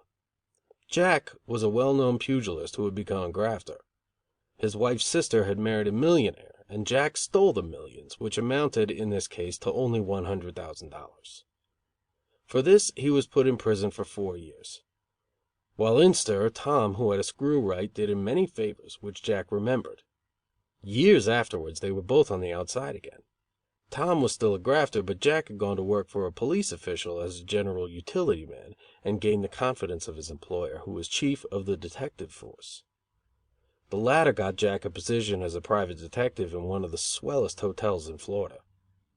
Now, Tom happened to be grafting in that state, and met his old friend Jack at the hotel. Instead of tipping off the chief that Tom was a grafter, Jack staked his old pal, for he remembered the favors he had received in stir. Tom was at liberty for 4 years, and then was brought to police headquarters, where the chief said to him, "I know that you met Jack in Florida, and I am sore because he did not tip me off." Tom replied indignantly, "He's not a hyena like your ilk. He's not capable of the basest of all crimes, ingratitude. I can forgive a man who puts his hand in my pocket and steals my money.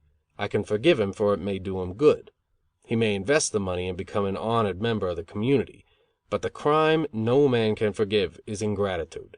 It is the most inhuman of crimes, and only your ilk is capable of it." The chief smiled at Tom's sentiment. That was always his weak point, poor Tom, and said, "Well, you're a clever thief, and I'm glad I was wise enough to catch you." Whereupon Tom sneered and remarked, "I could die of old age in this city for all of you and your detectives. I was tipped off to you by a dicky bird (stool pigeon). Damn him." I have known few grafters who had as much feeling as Tom.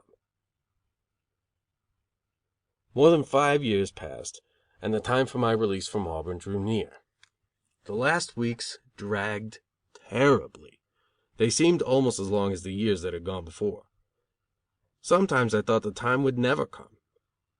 The day before I was discharged I bade good-bye to my old friends, who said to me, smiling, "She has come at last," or "It's near at hand," or "It was a long time a-coming."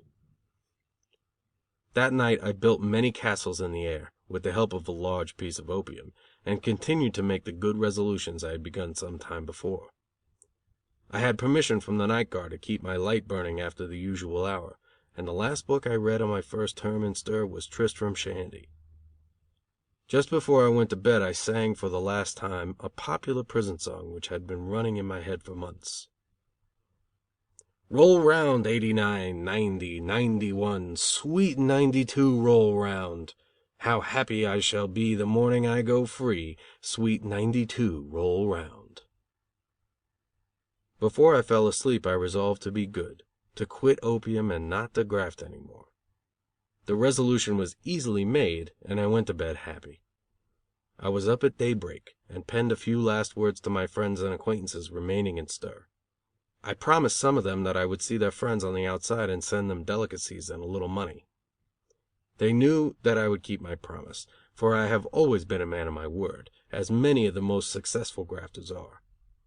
It's only the Vogel grafter, the petty larceny thief, or the sure thing article, who habitually breaks his word. Many people think that a thief cannot be trusted, and it certainly is true that the profession does not help to make a man virtuous in his personal relations.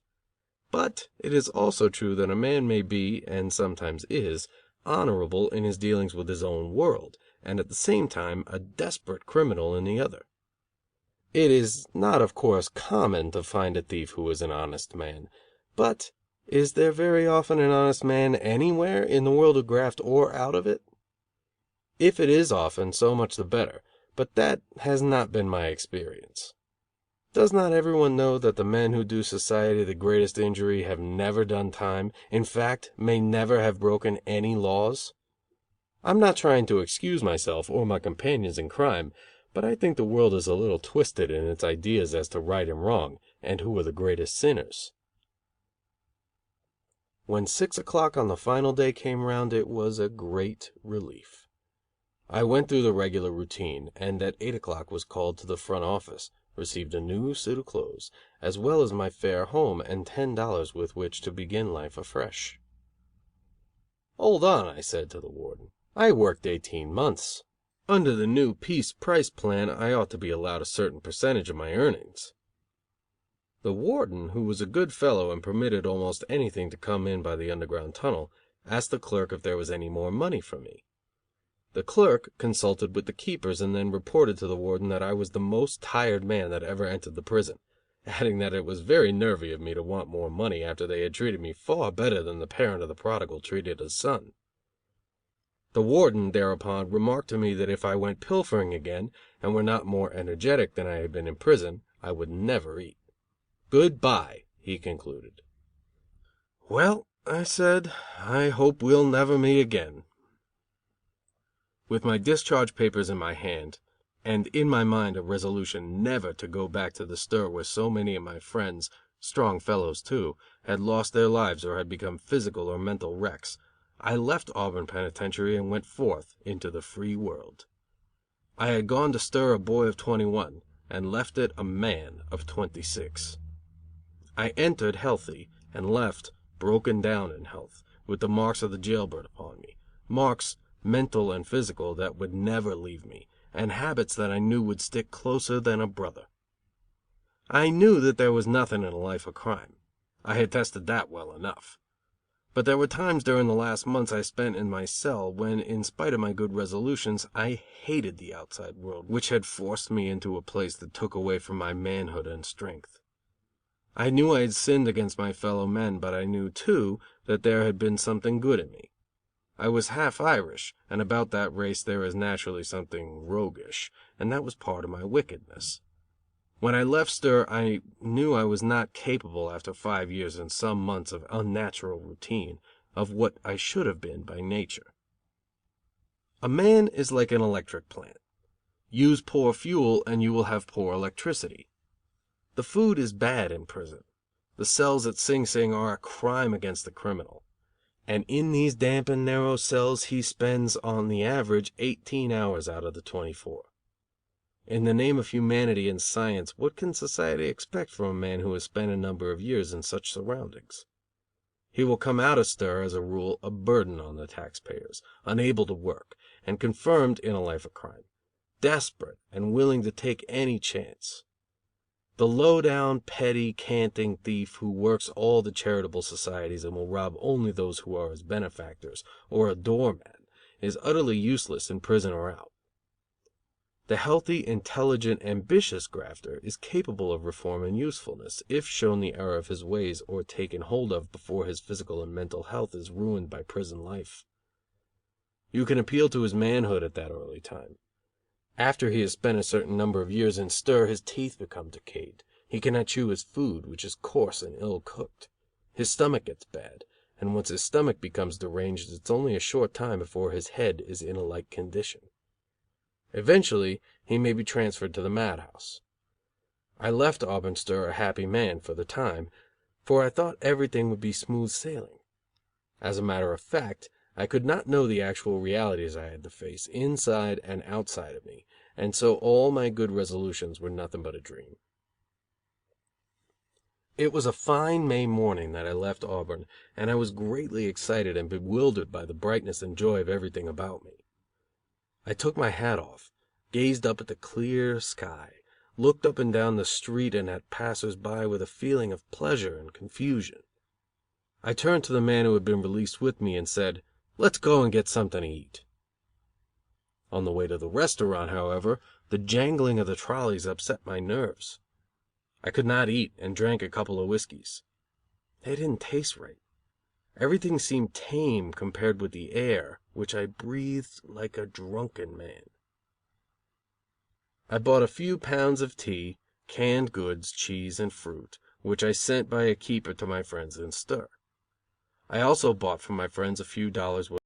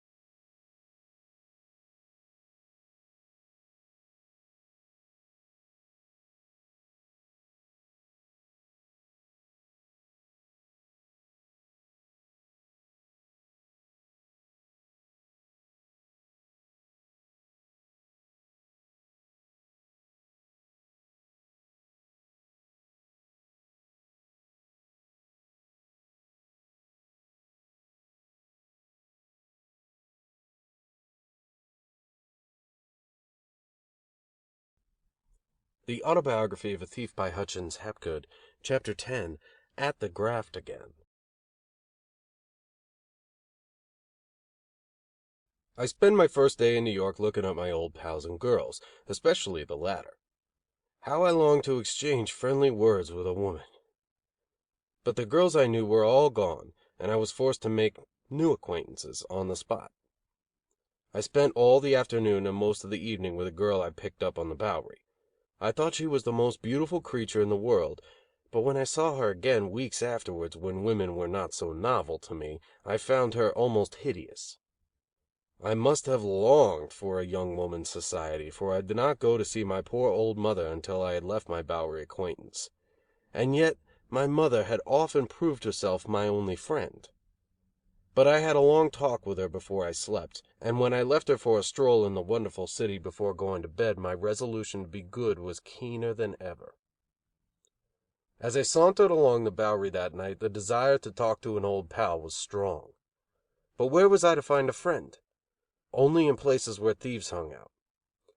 Well, I said to myself, there is no harm in talking to my old pals.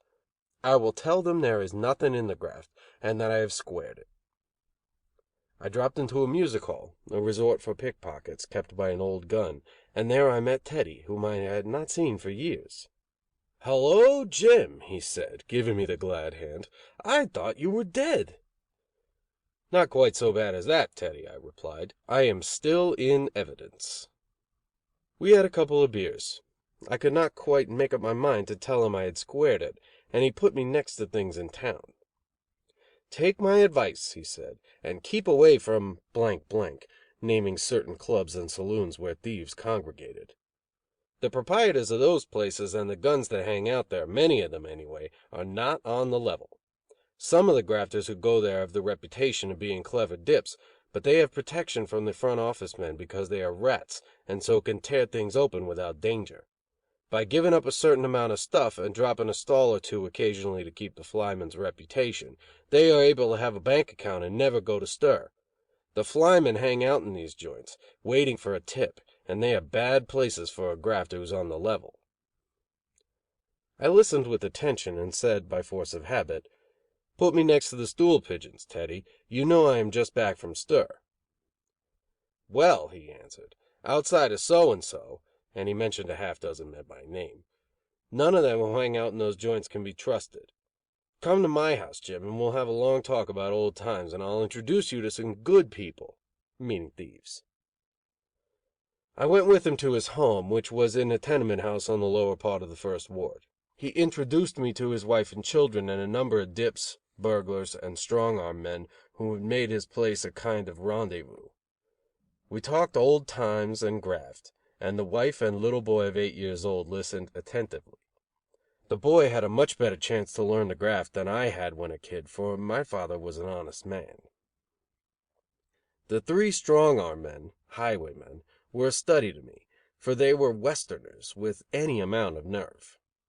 One of them, Denver Red, a big, powerful fellow, mentioned a few bits he had done in Western prisons, explained a few of his grafts, and seemed to despise New York guns, whom he considered cowardly. He said the Easterners feared the police too much, and always wanted to fix things before they dared to graft. I told them a little about New York State penitentiaries, and then Ted said to Denver Red, "What do you think of the big fellow?" Denver grinned, and the others followed suit, and I heard the latest story. A well-known politician, leader of his district, a cousin of Senator Wetcoin, a man of gigantic stature with a pleasing name, I will say, of Flower, had an adventure.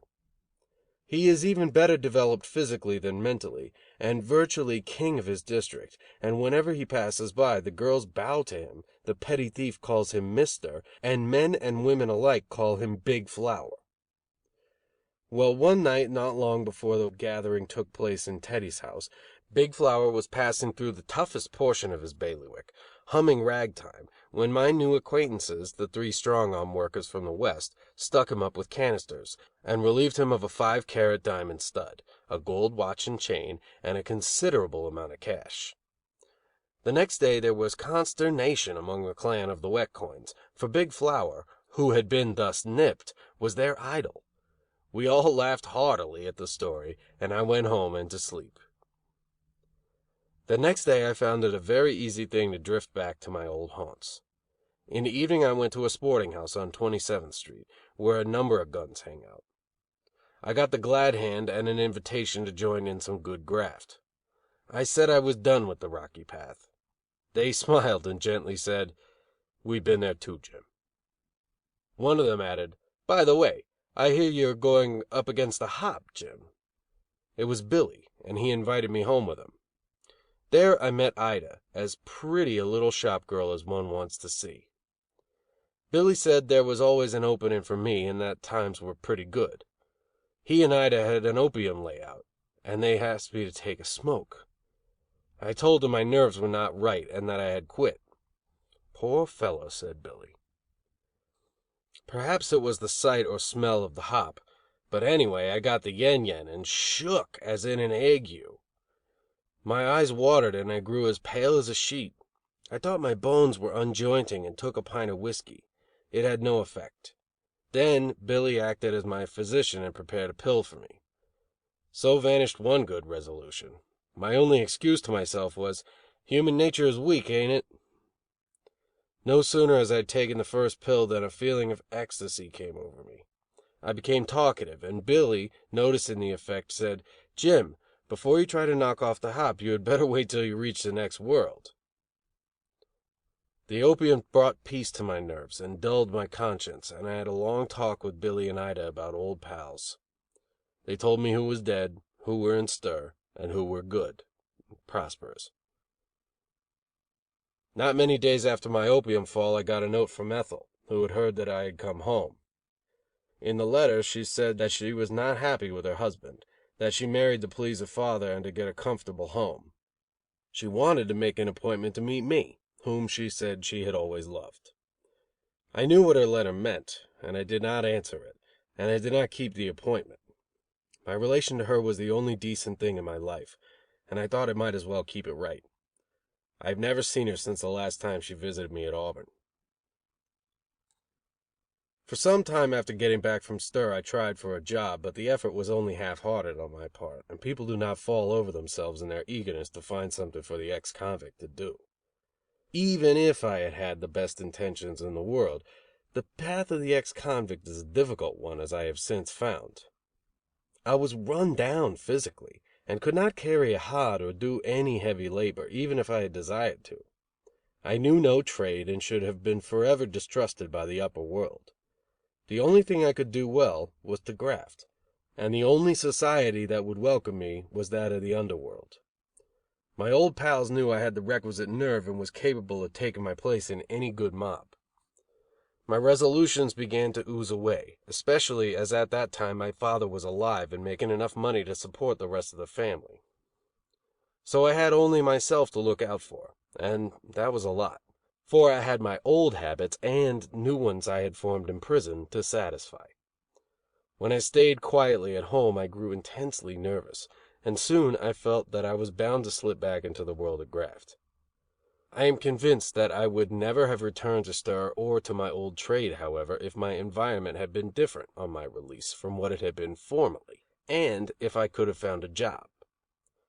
I don't say this in the way of complaint. I now know that a man can reform even among his old associates. It is impossible, as the reader will see, I believe, before he finishes this book, for me ever to fall back again. Some men acquire wisdom at 21, some not till they are 35, and some never. Wisdom came to me when I was 35. If I had had my present experience, I should not have fallen after my first bit, but I might not have fallen anyway if I had been placed in a better environment after my first term in prison. A man can stand alone if he is strong enough and has sufficient reasons, but if he is tottering he needs outside help. I was tottering, and did not get the help, and so I speedily began to graft again. I started in on easy game, on picking pockets and simple swindling. I made my first touch, after my return, on Broadway. One day I met the Kid there, looking for $1 as hard as a financier. He asked me if I was not about ready to begin again, and pointed out a swell moll, big, breezy, and blonde, coming down the street with a large wallet sticking out of her pocket. It seemed easy, with no comeback in sight, and I agreed to stall for the Kid. Just as she went into Denning's, which is now Wanamaker's, I went in ahead of her, turned, and met her. She stopped, and at that moment the Kid nicked her. We got away all right, and found in the wallet over $100 and a small knife. In the knife were 3 rivets, which we discovered on inspection to be magnifying glasses. We applied our eyes to the same, and saw some pictures which would have made Mr. Anthony Comstock howl. If he had found this knife on the aristocratic lady, he surely would have sent her to the penitentiary. It was a beautiful pearl knife, gold-tipped, and must have been a loss, and yet I felt I was justified in taking that wallet. I thought I had done the lady a good turn. She might have been fined, and why shouldn't I have the money rather than the magistrate? The Kid was one of the cleverest dips I ever knew. He was delicate and cunning, and the best stone-getter in the city. But he had one weakness that made him almost a devil. He fell in love with every pretty face he saw, and cared no more for leading a girl astray than I minded kicking a cat. I felt sorry for many a little working girl he had shaken after a couple of weeks, and I used to jolly them to cheer them up. I once met Kate, one of them, and said with a smile, "Did you hear about the Kid's latest? Why don't you have him arrested for bigamy?" She did not smile at first, but said, "He'll never have any luck. My mother is a widow, and she prays to God to afflict him with a widow's curse." "One of the 10 Commandments," I replied, "says, 'Thou shalt not take the name of the Lord thy God in vain,' and between you and me, Kate, the commandment does not say that widows have the monopoly on cursing. It is a sin anyway, whether it is a man, a girl, or a widow." This was too deep for Kate. "Stop preaching, Jim," she said, "and give me a drink." And I did. After she had drunk half a dozen glasses of beer, she felt better. Women are queer anyway. No matter how bad they are always good. All women are thieves, or rather petty pilferers, bless them. When I was just beginning to graft again and it was going easy, I used to work a game which well showed the natural grafting propensities of women. I would buy a lot of Confederate bills for a few cents and put them in a good leather. When I saw a swell-looking moll, evidently out shopping, walking along the street, I would drop the purse in her path, and just as she saw it I would pick it up as if I had just found it. 9 women out of 10 would say, "It's mine, I dropped it." I would open the leather and let her get a peep of the bills, and that would set her pilfering propensities going. "It's mine," she would repeat. "What's in it?" I would hold the leather carefully away from her, look into it cautiously, and say, "I can see a $20 bill, a $30 bill, and a $100 bill, but how do I know you dropped it?" Then she'd get excited and exclaim, "If you don't give it to me quick, I'll call a policeman." "Madam," I would reply, "I am an honest working man, and if you will give me $10 for a reward, I will give you this valuable purse." Perhaps she would then say, "Give me the pocketbook and I'll give you the money out of it." To that I would reply, "No, madam, I wish you to receive the pocketbook just as it was." I would then hand her the book and she would give me a good $10 bill. "There's a woman down the street," I would continue, "looking for something." That would alarm her, and away she would go, without even opening the leather to see if her money was all right. She wouldn't shop any more that day, but would hasten home to examine her treasure, worth, as she would discover to her sorrow, about 30 cents. Then, no doubt, her conscience would trouble her. At least she would weep, I am sure of that. When I got my hand in again, I began to go for stone getting, which was a fat graft in those days, when the Lexow Committee was beginning their reform. Everybody wore a diamond. Even mechanics and farmers were not satisfied unless they had pins to stick in their ties. They bought them on the installment plan, and I suppose they do yet. I could always find a laborer or a hod carrier that had a stone. They usually called attention to it by keeping their hands carefully on it, and very often it found its way into my pocket, for carelessness is bound to come as soon as a man thinks he is safe. They probably thought of their treasure for months afterwards, at least whenever the collector came around for the weekly installments of pay for stones they no longer possessed. It was about this time that I met General Brace and the Professor. One was a Harvard graduate, and the other came from good old Yale, and both were grafters. When I knew them they used to hang out in a joint on 7th Street waiting to be treated. They had been good grafters, but through hop and booze had come down from forging and queer shoving to common shoplifting and petty larceny business. General Brace was very reticent in regard to his family and his own past, but as I often invited him to smoke opium with me, he sometimes gave me little confidences. I learned that he came from a well-known Southern family, and had held a good position in his native city, but he was a blood, and to satisfy his habits he began to forge checks. His relatives saved him from prison, but he left home and started on the downward career of grafting. We called him General Brace because he looked like a soldier and was continually on the borrow, but a good story always accompanied his asking for a loan, and he was seldom refused. I have often listened to this man after he had smoked a quantity of opium, and his conversational powers were something remarkable. Many a gun and politician would listen to him with wonder. I used to call him General Brace Coleridge. The Professor was almost as good a talker. We used to treat them both in order to get them to converse together.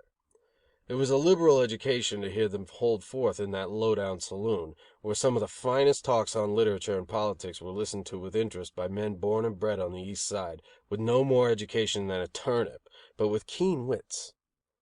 The graduates had good manners, and we liked them and staked them regularly. They used to write letters for politicians and guns who could not read or write. They stuck together like brothers.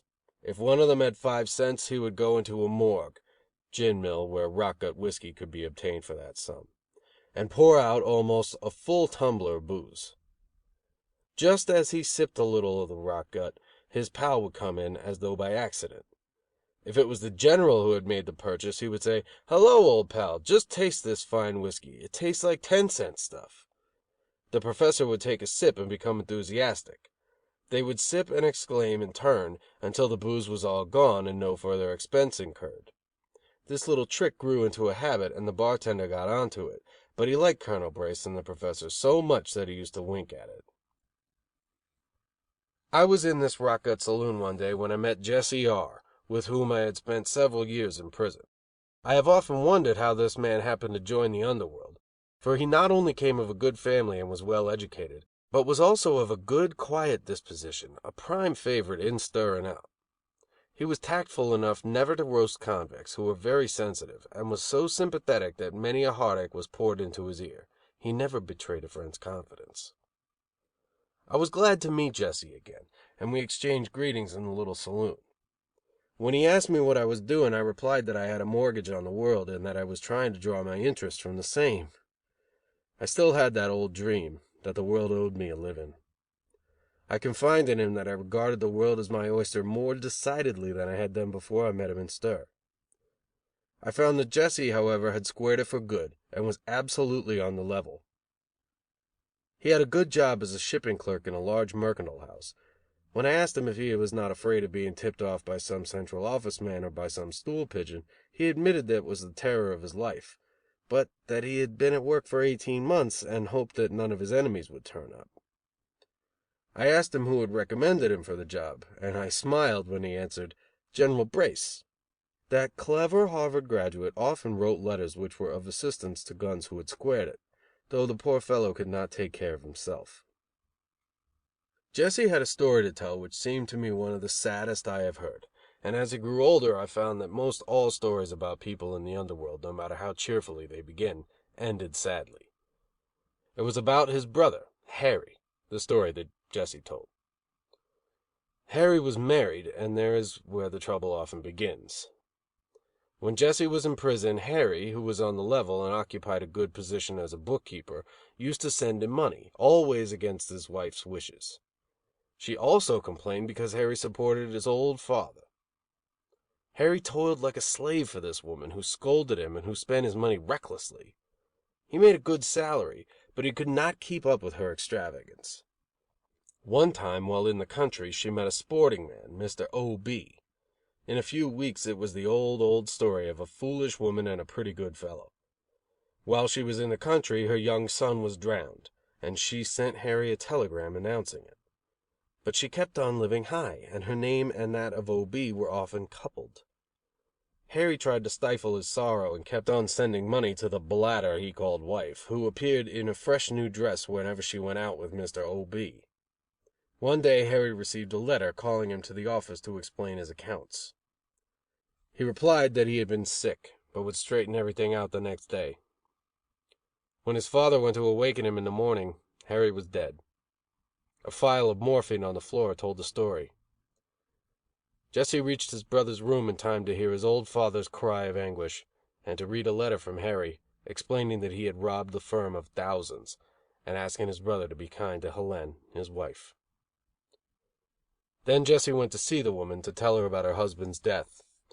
He found her at a summer hotel with Mr. O.B., and heard the servants talk about them. Jim, said Jesse to me at this point in the story, here is wise counsel. Wherever thou goest, keep the portals of thy lugs open. As you wander on through life, you are apt to hear slander about your womenfolks. What is more entertaining than a little scandal, especially when it doesn't hit home? But don't look into it too deep, for it generally turns out true, or worse. I laid a trap for my poor brother's wife, and one of her letters, making clear her guilt, fell into my hands. A telegram in reply from Mr. O.B. likewise came to me, and in a murderous frame of mind I read its contents, and then laughed like a hyena. I am sorry I cannot meet you, but I was married this morning, and am going on my wedding tour. Au revoir. You ask me what became of my sister-in-law? Jim, she is young and pretty, and will get along in this world. But truly, the wages of sin is to her living ashes. It was not very long after my return home that I was at work again, not only at safe, dipping, and swindling, but gradually at all my old grafts, including more or less housework. There was a difference, however. I grew far more reckless than I had been before I went to prison. I now smoked opium regularly, and had a layout in my furnished room and a girl to run it. The drug made me take chances I never used to take, and I became dead to almost everything that was good. I went home very seldom. I liked my family in a curious way, but I did not have enough vitality or much feeling about anything. I began to go out to graft always in a dazed condition, so much so that on one occasion a pal tried to take advantage of my state of mind. It was while I was doing a bit of housework with Sandy and Hacks, two clever grafters. We inserted into the lock the front door key which we had made, threw off the tumblers, and opened the door. Hacks and I stalled while Sandy went in and got $600 and many valuable jewels. He did not show us much of the money, however. The next day the newspapers described the touch and told the amount of money which had been stolen. Then I knew I had been done by Sandy and Hacks, who stood in with him, but Sandy said the papers were wrong. The mean thief, however, could not keep his mouth shut, and I got him. I'm glad I was not arrested for murder. It was a close shave, for I cut him unmercifully with a knife. In this I had the approval of my friends, for they all believed the worst thing a grafter could do was to sink a pal. Sandy did not squeal, but he swore he would get even with me. Even if I had not been so reckless as I was then, I would not have feared him, for I knew there was no comeback in him. Another thing the dope did was to make me laugh at everything. It was fun for me to graft, and I saw the humor of life. I remember I used to say that this world is the best possible, that the fine line of cranks and fools in it gives it variety. One day I had a good laugh in a Brooklyn car. Tim, George, and I got next to a Dutchman who had a large prop in his tie. He stood for a newspaper under his chin, and his stone came as slick as grease. A minute afterwards he missed his property, and we did not dare to move. He told his wife, who was with him, that his stone was gone. She called him a fool, and said that he had left it at home in the bureau drawer, that she remembered it well. Then he looked down and saw that his front was gone, too.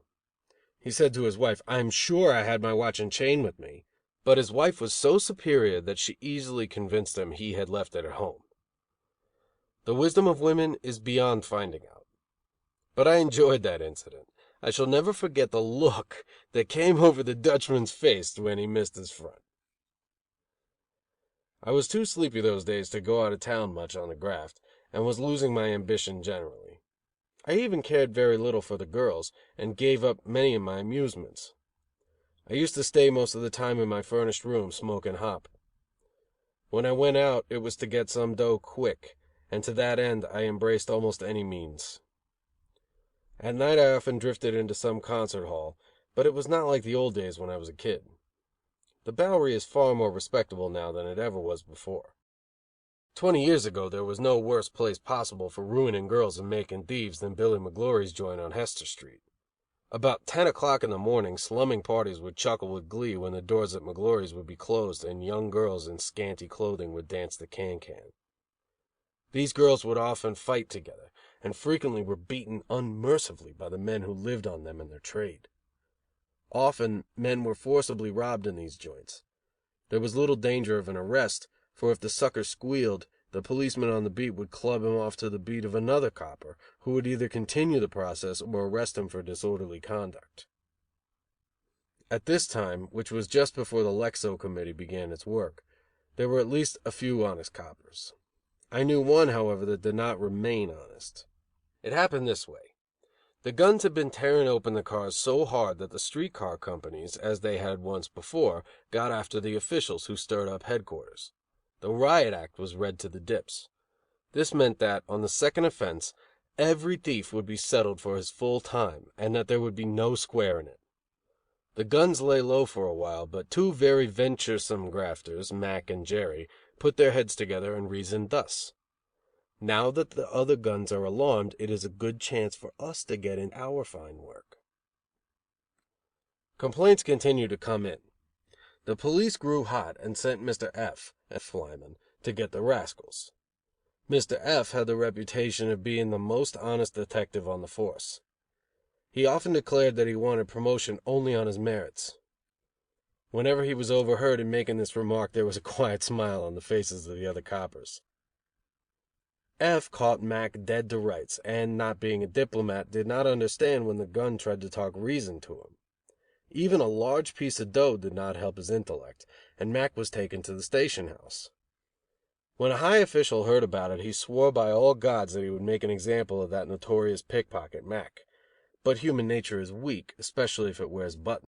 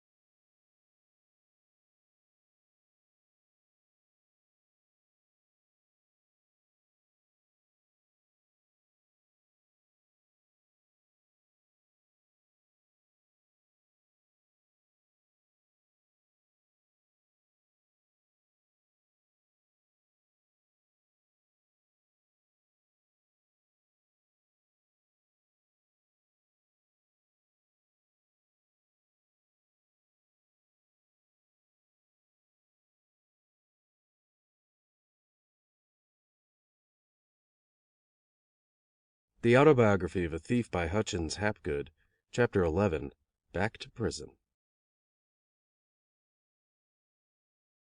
I was not recognized by the authorities at Sing Sing as having been there before.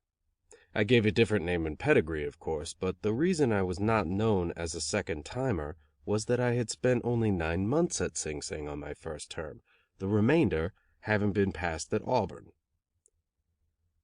There was a new warden at Sing Sing, too, and some of the other officials had changed, and besides, I must have been lucky.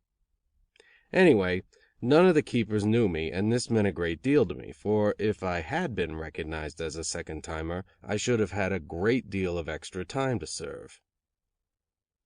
On my first term I had received commutation time for good behavior amounting to over a year, and there is a rule that if a released convict is sent back to prison he must serve not only the time given him on his second sentence, but the commutation time on his first bit. Somebody must have been very careless, for I beat the state out of more than a year. Some of the convicts, indeed, knew that I had served before, but they did not squeal. Even some of those who did not know me had an inkling of it, but would not tell. It was still another instance of honor among thieves. If they had reported me to the authorities, they might have had an easier time in stir, and had many privileges, such as better jobs and better things to eat. There were many stool pigeons there, of course, but somehow these rats did not get wind of me. It did not take me long to get the underground tunnel in working order again, and I received contraband letters, booze, opium and morphine as regularly as on my first bit. One of the screws running the tunnel at the time, Jack R., was a little heavier in his demands than I thought fair. He wanted a third instead of a fifth of the money sent the convicts from home. But he was a good fellow and always brought in the hop as soon as it arrived. Like the New York police, he was hot after the stuff, but who can blame him? He wanted to rise in the world, and was more ambitious than other screws. I continued my pipe dreams and my reading. Indeed, they were often connected. I frequently used to imagine that I was a character in one of the books, and often choked the detestable Tarquin into insensibility. On one occasion I dreamed that I was arraigned before my Maker and charged with murder. I cried with fear and sorrow, for I felt that even before the just God there was no justice. But a voice silenced me and said that to be guilty of the crime of murder it was not necessary to use weapons or poison. Suddenly I seemed to see the sad faces of my father and mother, and then I knew what the voice meant. Indeed, I was guilty. I heard the word "Begone!" and sank into the abyss. After many thousand years of misery I was led into the chamber of contentment, where I saw some of the great men whose books I had read. Voltaire, Tom Paine and Galileo sat on a throne. But when I approached them with awe, the angel, who had the face of a keeper, told me to leave. I appealed to Voltaire and begged him not to permit them to send me among the hymn singers. He said he pitied me, but that I was not fit to be with the great elect. I asked him where Dr. Parkhurst was, and he answered that the doctor was hot stuff and had evaporated long ago. I was led away sorrowing, and awoke in misery and tears in my dark and damp cell. On this bit I was assigned to the clothing department, where I stayed 6 months but did very little work. Warden Sage replaced Warden Dawson and organized the system of stool pigeons in stir more carefully than ever before, so it was more difficult than it was before to neglect our work. I said to Sage one day, "You're a cheap guy. You ought to be president of a women's sewing society. You can do nothing but make an aristocracy of stool pigeons." I gave up work after 6 months because of my health, which had been bad for a long time but now grew worse. My rapid life on the outside, my bad habits and my experience in prison were beginning to tell on me badly. There was a general breaking down of my system. I was so weak and coughed so badly that they thought I was dying. The doctors said I had consumption and transferred me to the prison hospital, where I had better air and food and was far more comfortable in body, but terribly low in my mind. I was so despondent that I did not even fan my face, turn my head away to avoid having the outside world become familiar with my features, when visitors went through the hospital. This was an unusual degree of carelessness for a professional gun. One reason I was so gloomy was that I was now unable to get hold of my darling hop. I was so despondent in the hospital that I really thought I should become an angel, and my environment was not very cheerful, for several convicts died on beds near me. Whenever anybody was going to die, every convict in the prison knew about it, for the attendants would put 3 screens around the dying man's bed. There were about 20 beds in the long room, and near me was an old boyhood pal, Tommy Ward, in the last stages of consumption. Tommy and I often talked together about death, and neither of us was afraid of it. I saw a dozen men die during my experience in state prisons, and I never heard one of them clamor for a clergyman. Tommy was doing life for murder, and ought to have been afraid of death, if anyone was. But when he was about to die, he sent word to me to come to his bedside, and after a word or two of good-bye he went into his agony. The last words he ever said were, "Give me a big Peter," narcotic. He did not receive the last rites of the Catholic Church, and his ignorant family refused to bury him. So Tommy's cell number was put on the tombstone, if it could be called such, which marked his grave in the little burying ground outside the prison walls. Indeed, it is not easy to throw the religious confidence game, into a convict. Often, while we were in chapel, the dominie would tell us that life was short, but hardly one of the 600 or 700 criminals who were listening believed the assertion. They felt that the few years they were doing for the good of their country were as long as centuries. If there were a few cons who tried the cheerful dodge, they did not deceive anybody, for their brother guns knew that they were sore in their hearts because they had been caught without fall money and so had to serve a few million years in stir. After I got temporarily better in health and had left the hospital, I began to read Lavater on physiognomy more industriously than ever. With his help I became a close student of faces, and I learned to tell the thoughts and emotions of my fellow convicts. I watched them at work, and when their faces flushed I knew they were thinking of her. Sometimes I would ask a man how she was, and he would look confused and perhaps angry because his daydream was disturbed. And how the men used to look at women visitors who went through the shops! It was against the rules to look at the inhabitants of the upper world who visited stir, but I noticed that after women visitors had been there the convicts were generally more cheerful. Even a momentary glimpse of those who lived within the pale of civilization warmed their hearts. After the ladies had gone, the convicts would talk about them for hours. Many of their remarks were vulgar and licentious, but some of the men were broken down with feeling and would say soft things. They would talk about their mothers and sweethearts and eventually drift back on their ill-spent lives. How often I thought of the life behind me. Then I would look at the men about me, some of whom had stolen millions and had international reputations, but all discouraged now, broken down in health, penniless and friendless. If a man died in stir, he was just a cadaver for the dissecting table, nothing more. The end fitted in well with his misspent life. These reflections would bring us around again to good resolutions.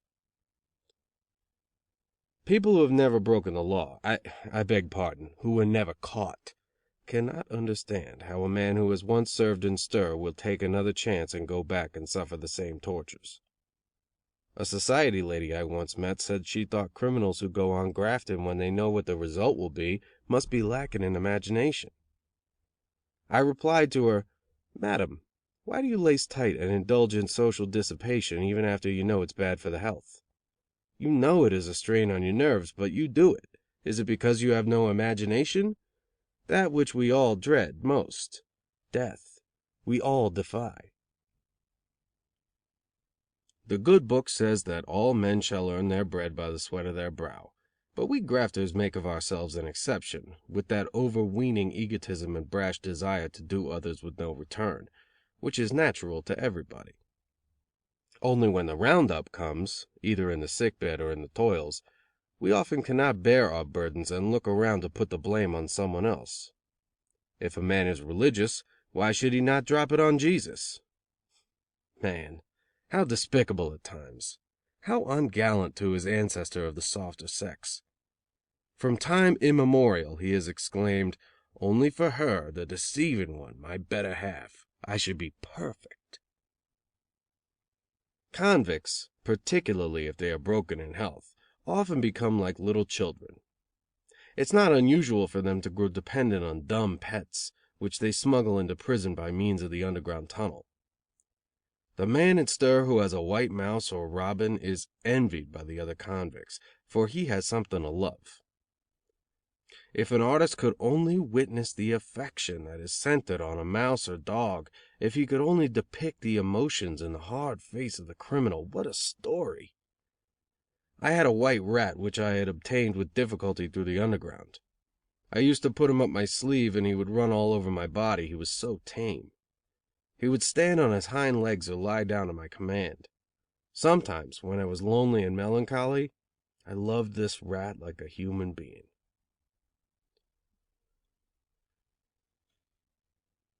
In May, 1896, when I still had about a year to serve on my second term, a rumor circulated through the prison that some of the Salvation Army were going to visit the stir.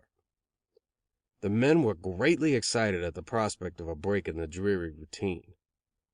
I imagined that a big burly Salvationist, beating a drum with a very few thin Salvation lasses, would march through the prison yard. I was dumbfounded by the reality, for I saw enter the Protestant chapel, which was crowded with eager convicts, 2 delicate, pretty women. No actor or actress ever got a warmer welcome than that given to Mrs. Booth and her secretary, Captain Jenny Hughes. After the clapping of hands and cheering had ceased, Mrs. Booth arose and made a speech which was listened to in deep silence. Certainly she was eloquent, and what she said impressed many an old gun. She was the first visitor who ever promised practical Christianity and eventually carried out the promise. She promised to build homes for us after our release, and in many cases she did, and we respect her. She spoke for an hour, and afterwards granted private interviews, and many of the convicts told her all their troubles, and she promised to take care of their old mothers, daughters and wives. Before leaving the chapel she sang, "O Lord, let the waves of thy crimson sea roll over me." I did not see how such a pretty, intelligent, refined and educated woman should say such a bloody thing, but she probably had forgotten what the words really meant. At any rate, she is a good woman, for she tried hard to have the parole bill passed. That bill has recently become law, and it is a good one in my opinion, but it has one fault. It only affects first-timers. The second and third-timers who went to Sing Sing years ago when there was contract labor and who worked harder than any laborer in New York City ought to have a chance, too. Show a little confidence in any man, even though he be a third-timer, as I have been, and he will be a better man for it. After the singing on that first morning of Mrs. Booth's visit, she asked those convicts who wanted to lead a better life to stand up. About 70 men out of the 500 or 600 arose, and the others remained seated. I was not among those who stood up. I never met anybody who could touch me in that way. I don't believe in instantaneous Christianity. I knew half a dozen of the men who stood up, and they were not very strong mentally. I often wondered what the motives were that moved the men in that manner. Man is a social animal, and Mrs. Booth was a magnetic woman. After I had heard her speak once, I knew that. She had a good personal appearance and one other requisite that appealed strongly to those who were in our predicament: her sex. Who could entirely resist the pleadings of a pretty woman with large black eyes? Certainly I was moved by this sincere and attractive woman, but my own early religious training had made me suspicious of the whole business. Whenever anybody tried to reform me through Christianity, I always thought of that powerful Celt who used to rush at me at Sunday school with a hickory stick and shout, "Who made you?" And I don't think that most of the men who profess religion in prison are sincere. They usually want to curry favor with the authorities or get staked after they leave stir. One convict, whom I used to call the Great American Identifier, because he used to graft by claiming to be a relative of everybody that died from California to Maine and weeping over the dead body, was the worst hypocrite I ever saw, a regular Uriah Heep. He was one of Mrs. Booth's converts and stood up in chapel. After she went away, he said to me, "What a blessing has been poured into my soul since I heard Mrs. Booth." Another hypocrite said to me on the same occasion, "I don't know what I would do only for Mrs. Booth. She has lightened my weary burdens." Now, I would not trust either of these men with a box of matches, and so I said to the Great American Identifier, "You are the meanest, most despicable thief in the whole stir. I'd respect you if you had the nerve to rob a live man, but you always stole from a cadaver." He was horrified at my language and began to talk of a favorite subject with him, his wealthy relatives. Some of these converts were not hypocrites, but I don't think even they received any good from their conversion. Some people go to religion because they have nothing else to distract their thoughts, and the subject sometimes is a mania with them. The doctors say that there is only one incurable mental disease: religious insanity. In the eyes of the reformers, Mrs. Booth does a great thing by making some of us converts. But experts in mental diseases declare that it is very bad to excite convicts to such a pitch. Many of the weak-minded among them lose their balance and become insane through these violent religious emotions. I did not meet so many of the big guns on my second term as on my first, but, of course, I came across many of my old pals and formed some new acquaintances. It was on this term that 4 of us used to have what I called a tenement house oratory talk, whenever we worked together in the halls. Some of us were lucky enough at times to serve as barbers, hallmen, and runners to and from the shops, and we used to gather together in the halls and amuse ourselves with conversation. Dickie, Mull, Mickey, and I became great pals in this way. Dickie was a desperate river pirate who would not stand a roast from anybody, but was well liked. Mull was one of the best principled convicts I ever knew in my life. He was quiet, delicate, and manly, and opposed to abusing young boys, yet if you did him an injury he would cut the liver out of you. He was a good fellow. Mickey was what I called a tenement house philosopher. He'd stick his oar into every bit of talk that was started. One day the talk began on Tammany Hall and went something like this. All crooked officials, said Mull, including all of them, ought to be railroaded to Sing Sing. Dickie. Through their methods the county officers are rotten from the judge to the policeman. Mull. I agree with you. Mickey. What's the matter with Tammany? My old man never voted any other ticket. Neither did yours. When you get into stir, you act like college professors. Why don't you practice what you spout? I always voted the Tammany ticket, 5 or 6 times every election day. How is it I never got a long bit? Mull. How many times, Mickey, have you been in stir? Mickey. This is the 4th, but the highest I got was 4 years. Dickie. You never done anything big enough to get 4. Mickey. I didn't, eh? You've been hollering that you were innocent and get 20 years for piracy. I only get 4, but I'm guilty every time. There's a big difference between that and 20, ain't it? Mull slapped Mickey on the back and said, Never mind. You'll get yours on the installment plan. Then, turning to me, Mull asked, Jim, don't you think that if everything was square and on the level, we'd stand a better chance? No, I replied. In the first place, we have not reached the millennium. In the second place, they would devise some legal scheme to keep a third timer the rest of his natural days. I know a moccasin who would move heaven and earth to have such a bill passed, and he's one of the crookedest philanthropists in America today. I'm a grafter, and I believe that the present administration is all right. I know that I can stay out of prison as long as I save my fall money. When I blow that in, I ought to go to prison. Every gun who is capable of stealing knows that if he puts by enough money he can not only keep out of stir but can beat his way into heaven. I'm arguing as a professional thief. This was too much for Mickey, who said, Why don't you talk United States and not be springing whole leaves out of a dictionary? Just then Big Jim came up. He had heard what I said and he joined in. You know why I got the 10th of a century? I had thousands in my pocket and went to buy some silk underwear at a haberdasher's in New York. But it seemed to me a waste of good coin to buy them, so I stole a dozen pairs of silk stockings. They tried to arrest me, I shot, and got 10 years. I always did despise a petty thief, but I never felt like kicking him till then. 10 years for a few stockings? Can you blame the judge? I didn't. Even a judge admires a good thief. If I had robbed a bank, I'd never have got such a long bit. The old saying is true. Kill one man and you'll be hanged. Kill 16 and the United States government is likely to pension you. The tenement house philosopher began to eject again when the guard, as usual, came along to stop our pleasant conversation. He thought we were abusing our privileges. It was during this bit that I met the man with the white teeth, as he is now known among his friends. I'll call him Patsy, and tell his story, for it is an unusual one. He was a good deal older man than I, and was one of the old school burglars, and a good one.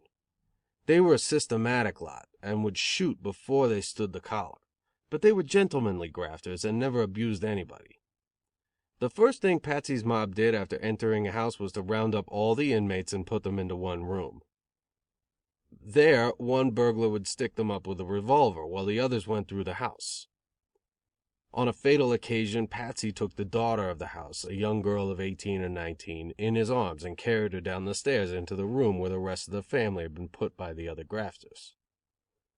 As he carried the girl down the stairs, she said, "Mr. Burglar, don't harm me." Patsy was masked, all but his mouth, and when he said, "You're as safe as if you were in your father's arms," she saw his teeth, which were remarkably fine and white. Patsy afterward said that the girl was not a bit alarmed, and was such a perfect coquette that she noticed his good points. The next morning she told the police that one of the bad men had a beautiful set of teeth. The flyman rounded up half a dozen grafters on suspicion, among them Patsy. And no sooner did he open his mouth than he was recognized and settled for a long bit. Poor Patsy has served altogether about 19 years. But now he has squared it and is a waiter in a Bowery saloon, more content with his $12 a week than he used to be with his thousands. I often go around and have a glass with him. He is now a quiet, sober fellow, and his teeth are as fine as ever. One day a man named Muir, a mean, sure thing grafter, came to the stir on a visit to some of his acquaintances. He had never done a bit himself, although he was a notorious thief. But he liked to look at the misfortunes of others occasionally. On this visit he got more than he bargained for. He came to the clothing department where Mike, who had grafted with Muir in New York, and I were at work. Muir went up to Mike and offered him a bill. Mike threw it in Muir's face and called him, well, the worst thing known in grafting. "If it wasn't for you," he said, "I wouldn't be doing this bit." There are several kinds of sure thing grafters. Some are crooked gamblers, some are plain stool pigeons, some are discouraged thieves who continue to graft, but take no risks. Muir was one of the meanest of the rats that I have known, yet, in a way, he was handy to the professional gun. He had somebody right at headquarters and could generally get protection for his mob. But he would always throw the mob over if it was to his advantage. He and 2 other housework men robbed a senator's home, and such a howl went up that the police offered all manner of protection to the grafter who would tip them off to who got the stuff. Grafters who work with coppers don't want it known among those of their own kind, for they would be ostracized. If they do a dirty trick, they try to throw it on someone else who would not stoop to such a thing. Muir was a diplomat and tipped off the central office, and those who did the trick, all except Tom and Muir, were nailed. A few nights after that, the whisper was passed among the guns of both sexes, who had gathered at a resort uptown, that somebody had squealed. The muttered curses meant that some central office man had, by wireless telegraphy, put the underworld next that somebody had tipped off the police. But it was not Muir that the hard names were set against. The central office man took care of that. With low cunning, Muir had the rumor circulated that it was Tom who had thrown them down, and Tommy was ostracized. I knew Muir, and I knew Tommy, and I was sure that the latter was innocent. Some time after Tom had been cut by the rest of the gang, I saw Muir drinking with 2 central office detectives in a well-known resort, and I was convinced that he was the rat. His personal appearance bore out my suspicion. He had a weak face, with no fight in it. He was quiet of speech, always smiling, and as soft and noiseless as the animal called the snake. He had a narrow, hanging lip, small nose, large ears, and characterless, protruding eyes. The squint look from under the eyebrows, and the quick jerk of the hand to the chin, showed without doubt that he possessed the low cunning, too, of that animal called the rat. Partly through my influence, Muir gradually got the reputation of being a sure thing grafter, but he was so sleek that he could always find some grafter to work with him. Pals with whom he fell out always shortly afterwards came to harm. This was the case with Big Mike, who spat in Muir's face when the latter visited him at Sing Sing. When Muir did pickpocket work, he never dipped himself, but acted as a stall. This was another sure thing dodge. Muir never did a bit in stir because he was of more value to headquarters than a dozen detectives. The fact that he never did time was another thing that gradually made the gang suspicious of him. Therefore, at the present time he is of comparatively little value to the police force, and may be settled before long. I hope so. One of the meanest things Muir ever did was to a poor old dago grafter, a queer maker (counterfeiter). The Italian was putting out unusually good stuff, both paper and metal, and the avaricious Muir thought he saw a good chance to get a big bit of money from the dago. He put up a plan with 2 Central Office men to bleed the counterfeiter. Then he went to the dago and said that he got hold of some big buyers from the West who would buy $5,000 worth of the queer. They met the supposed buyers, who were in reality the 2 Central Office men, at a little saloon. After a talk the detectives came out in their true colors, showed their shields, and demanded $1,000. The dago looked at Muir, who gave him the tip to pay the $1,000. The Italian, however, thinking Muir was on the level, misunderstood the sign, and did not pay. The outraged detectives took the Italian to police headquarters, but did not show up the queer at first. They still wanted their $1,000. So the dago was remanded, getting a hearing every 24 hours, but there was never enough evidence. Finally, the poor fellow got a lawyer, and then the Central Office men gave up the game and produced the queer as evidence. The United States authorities prosecuted the case, and the Italian was given 3 years and a half. After he was released, he met Muir on the East Side and tried to kill him with a knife. That is the only way Muir will ever get his deserts. A man like him very seldom dies in State's prison or is buried in Potter's Field. He often becomes a gin mill keeper and captain of his election district, for he understands how to control the repeaters who give Tammany Hall such large majorities on election day in Manhattan. It was on this second bit in prison, as I have said in another place, that the famous fence operated in stir. I knew him well. He was a clever fellow, and I often congratulated him on his success with the keepers, for he was no stool pigeon, and got his pull legitimately. He was an older grafter than I, and remembered well Madame Mandelbaum, the Jewess, one of the best fences, before my time, in New York City.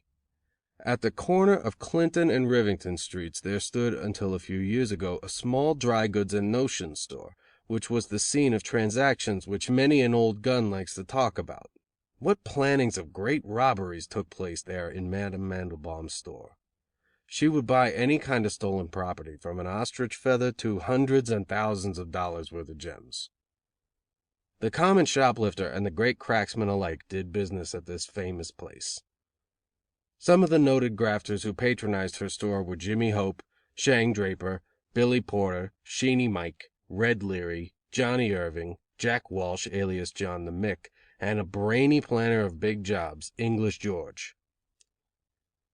Madame Mandelbaum had 2 country residences in Brooklyn, where she invited her friends, the most famous thieves in 2 continents.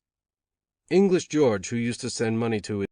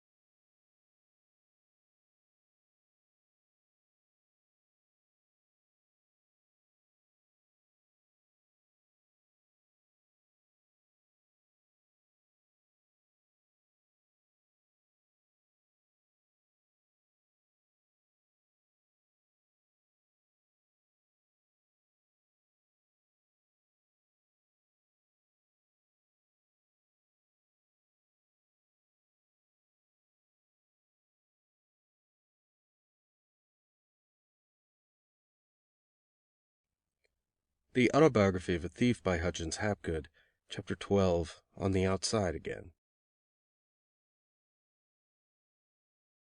My time on the second bit was drawing to a close. I was eager to get out, of course, but I knew way down in my mind that it would only be to graft again. I made a resolution that I would regain my health and gather a little fall money before I started in hard again on the rocky path. On the day of my release, Warden Sage called me into his office and talked to me like a friend. He did not know that I was a second-timer, or he might not have been so kind to me. He was a humane man, and in spite of his belief in the stool pigeon system, he introduced good things into Sing Sing. He improved the condition of the cells, and we were not confined there so much as we had been before he came. On my first term, many a man stayed for days in his cell without ever going out. One man was confined 28 days on bread and water. But under Mr. Sage, punishments were not so severe. He even used to send delicacies to men chained up in the Catholic chapel.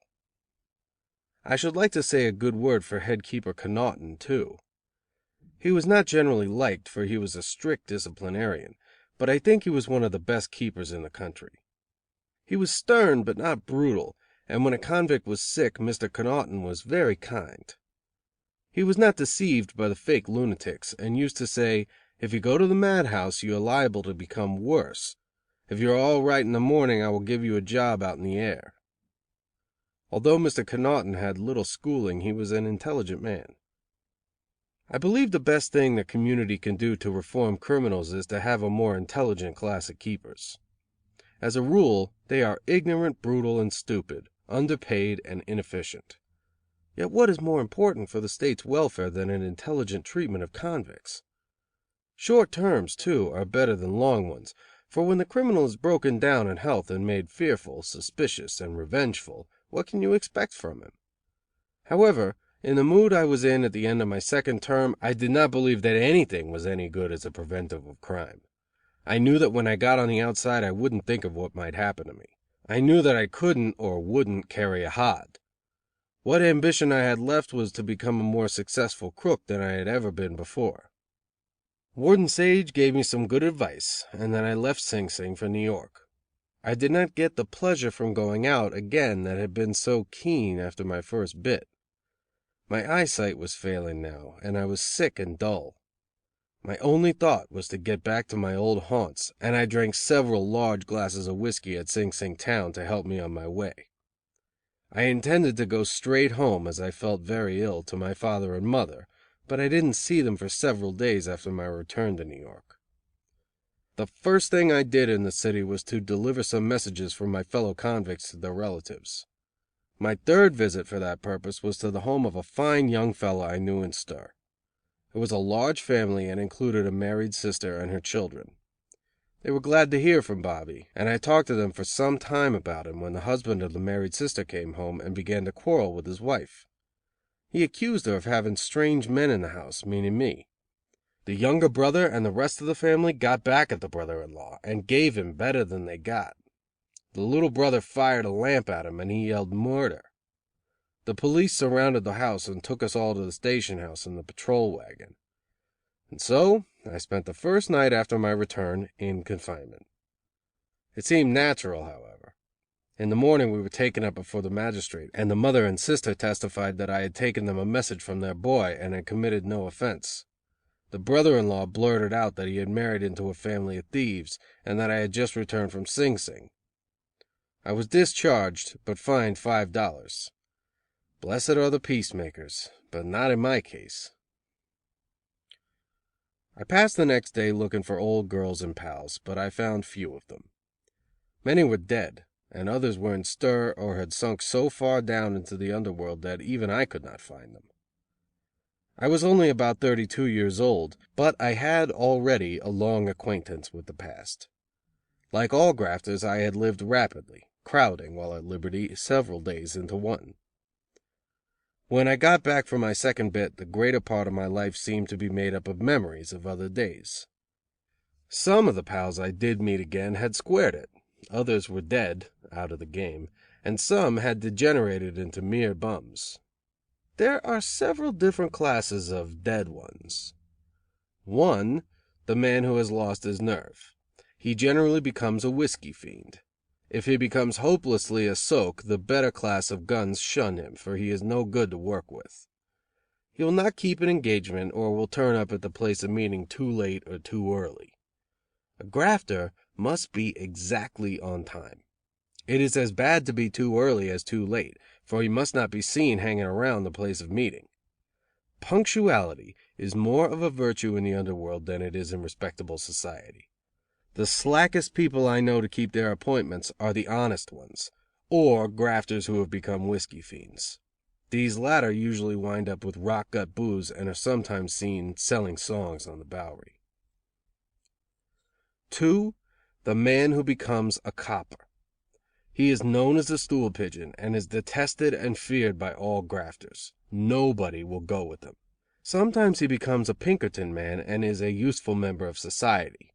When he loses his grip with the upper world, he belongs to neither, for the grafters won't look at him. 3. The man who knows a trade. This grafter often squares it, is apt to marry and remain honest. His former pals who are still grafters treat him kindly, for they know he's not a rat. They know, too, that he is a bright and intelligent man, and that it is well to keep on the right side of him. Such a man has often educated himself in stir, and when he squares it is apt to join a political club, and is called in by the leader to help out in an election, for he possesses some brains.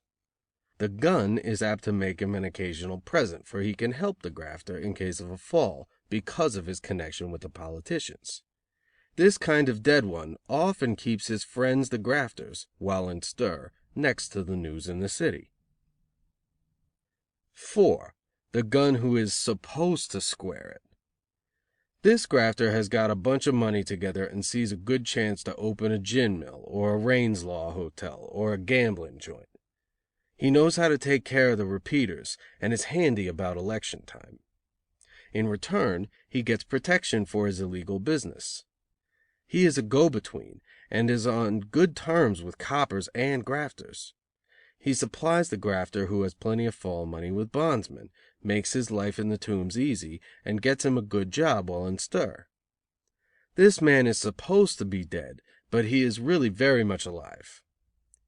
Often a copper comes to him and asks him for the whereabouts of some grafter or other. He will reply, perhaps, "I hear he is in Europe or in the West." The copper looks wise and imagines he is clever.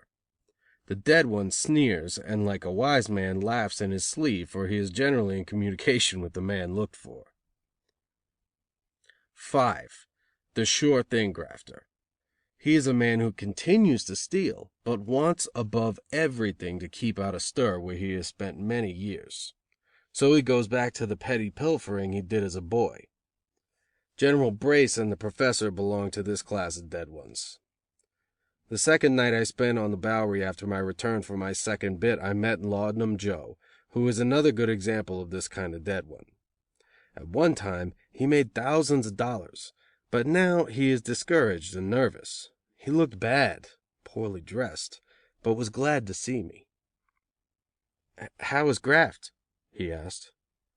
"I've left the rocky path," I replied, thinking I would throw a few cons into him. "I'm walking straight. Not in the religious line, either." He smiled, which was tantamount to saying that I lied. What are you working at?" he asked. "I'm looking for a job," I replied. "Jimmy, is it true that your pipes crazy? I heard you got buggy crazy in your last bit." "Joe," I replied, "you know I was never bothered above the ears." If you're going to carry the hod," he said, "you might as well go to the pipe house and let them cure you. Have you given up smoking, too?" he continued. He meant the hop. I conned him again and said, "Yes." He showed the old, peculiar, familiar grin and said, "Say, I have no coin. Take me with you and give me a smoke."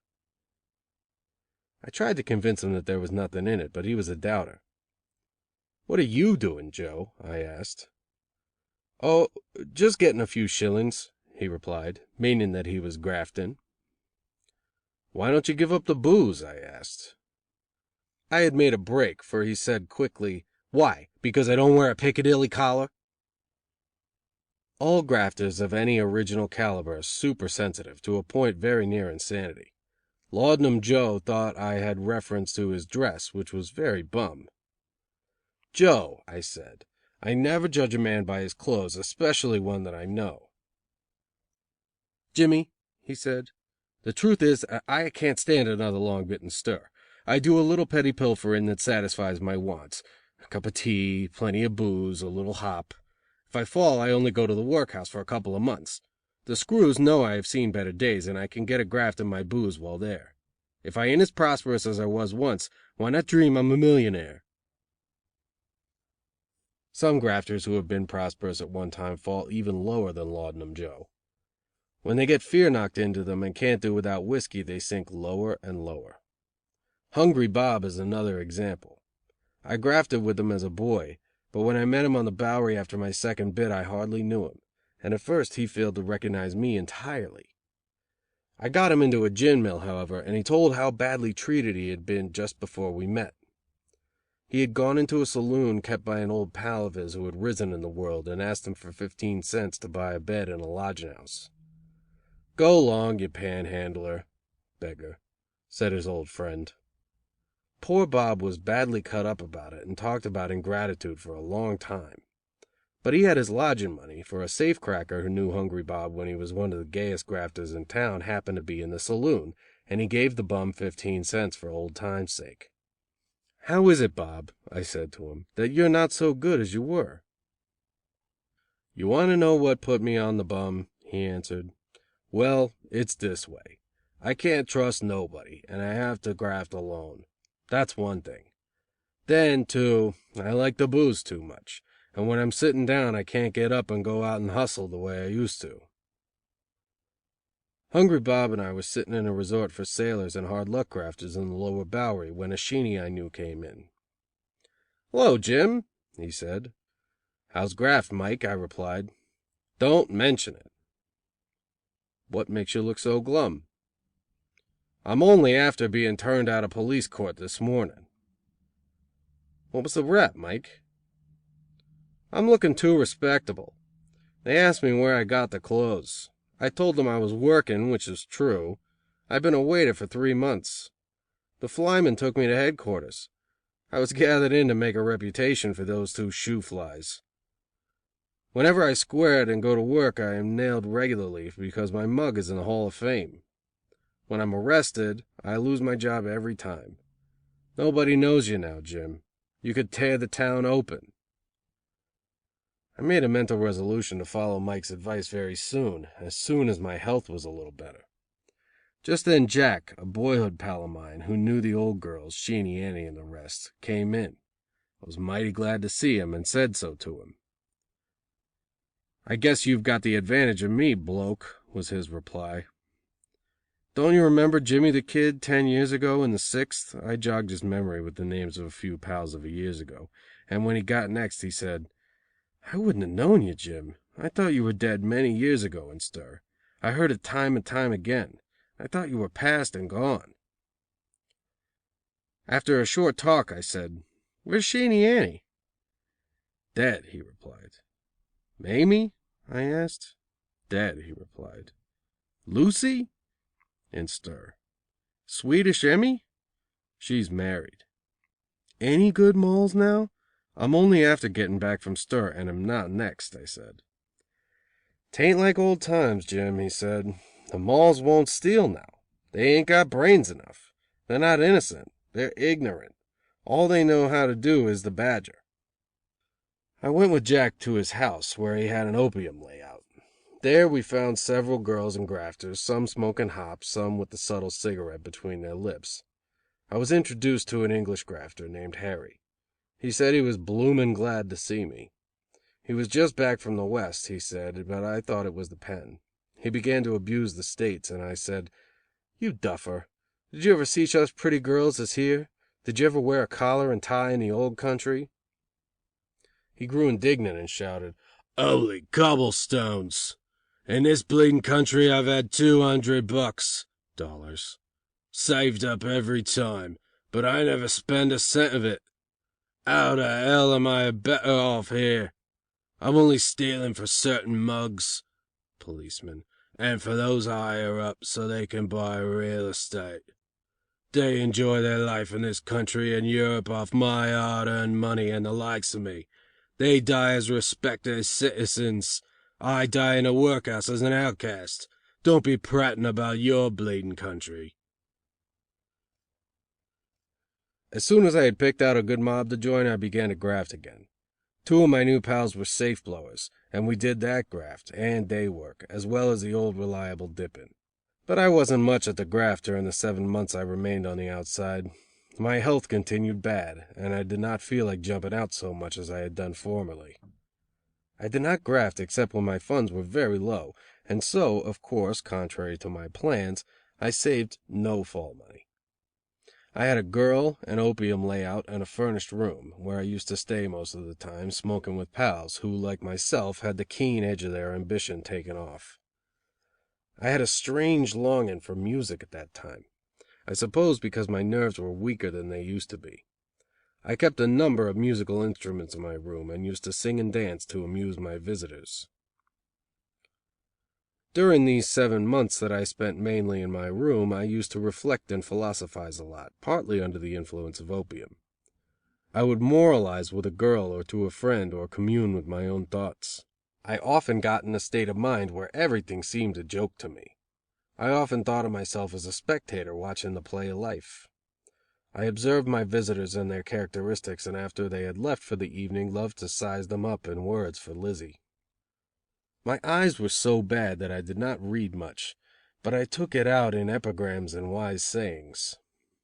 I will give a few specimens of the kind of philosophy I indulged in. You always ought to end a speech with a sneer or a laconic remark. It is food for thought. The listener will pause and reflect. It is not what you make, but what you save, that counts. It isn't the big cracksman who gets along. It is the unknown dip who saves his earnings. To go to Germany to learn the language is as bad as being in stir for 10 years. Jump out and be a man, and don't join the Salvation Army. Always say to the dip who says he wants to square it, well, what's your other graft? When a con gets home, he is apt to find his sweetheart married, and a Madonna of the wash tubs. He made good money and was a swell grafter, but he got stuck on a Tommy that absorbed his attention, and then he lost his punctuality and went down and out.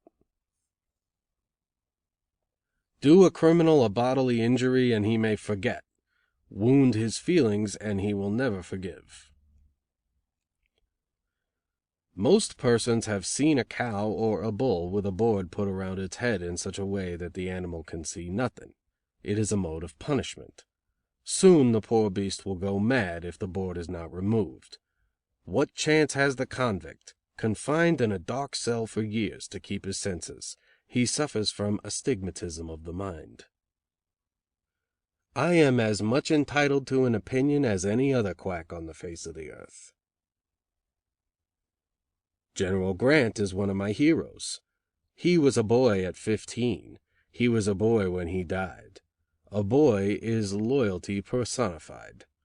General Grant had been given a task to do, and like a boy he did it. He was one of our greatest men, and belongs with Tom Paine, Benjamin Franklin, and Robert Ingersoll. Why don't we like the books we liked when we were boys? It is not because our judgment is better, but because we have a dream of our own now, and want authors to dream along the same lines. The only gun with principles is the minor grafter. The weakest man in the universe is he who falls from a good position and respectable society into the world of graft. Forgers and defaulters are generally of this class. A professional gun who has been a thief all his life is entitled to more respect. In writing a book on crime, one ought to have in mind to give the public a truthful account of a thief's life, his crimes, habits, thoughts, emotions, vices and virtues, and how he lives in prison and out. I believe this ought to be done, and the man who does it well must season his writings with pathos, humor, sarcasm, tragedy, and thus give the real life of the grafter. Sympathy with a grafter who is trying to square it is a tonic to his better self. The other day I was with a reporter and society lady who was seeing the town. The lady asked me how I would get her diamond pin. It was fastened in such a way that to get it, strong arm work would be necessary. I explained how I would put the mug on her while my husky pal went through her. But, she said, that would hurt me.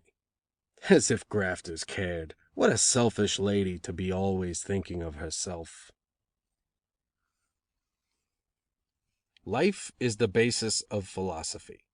Philosophy is an emanation from our daily routine. After a convict has paced his cell a few thousand times, he sometimes has an idea.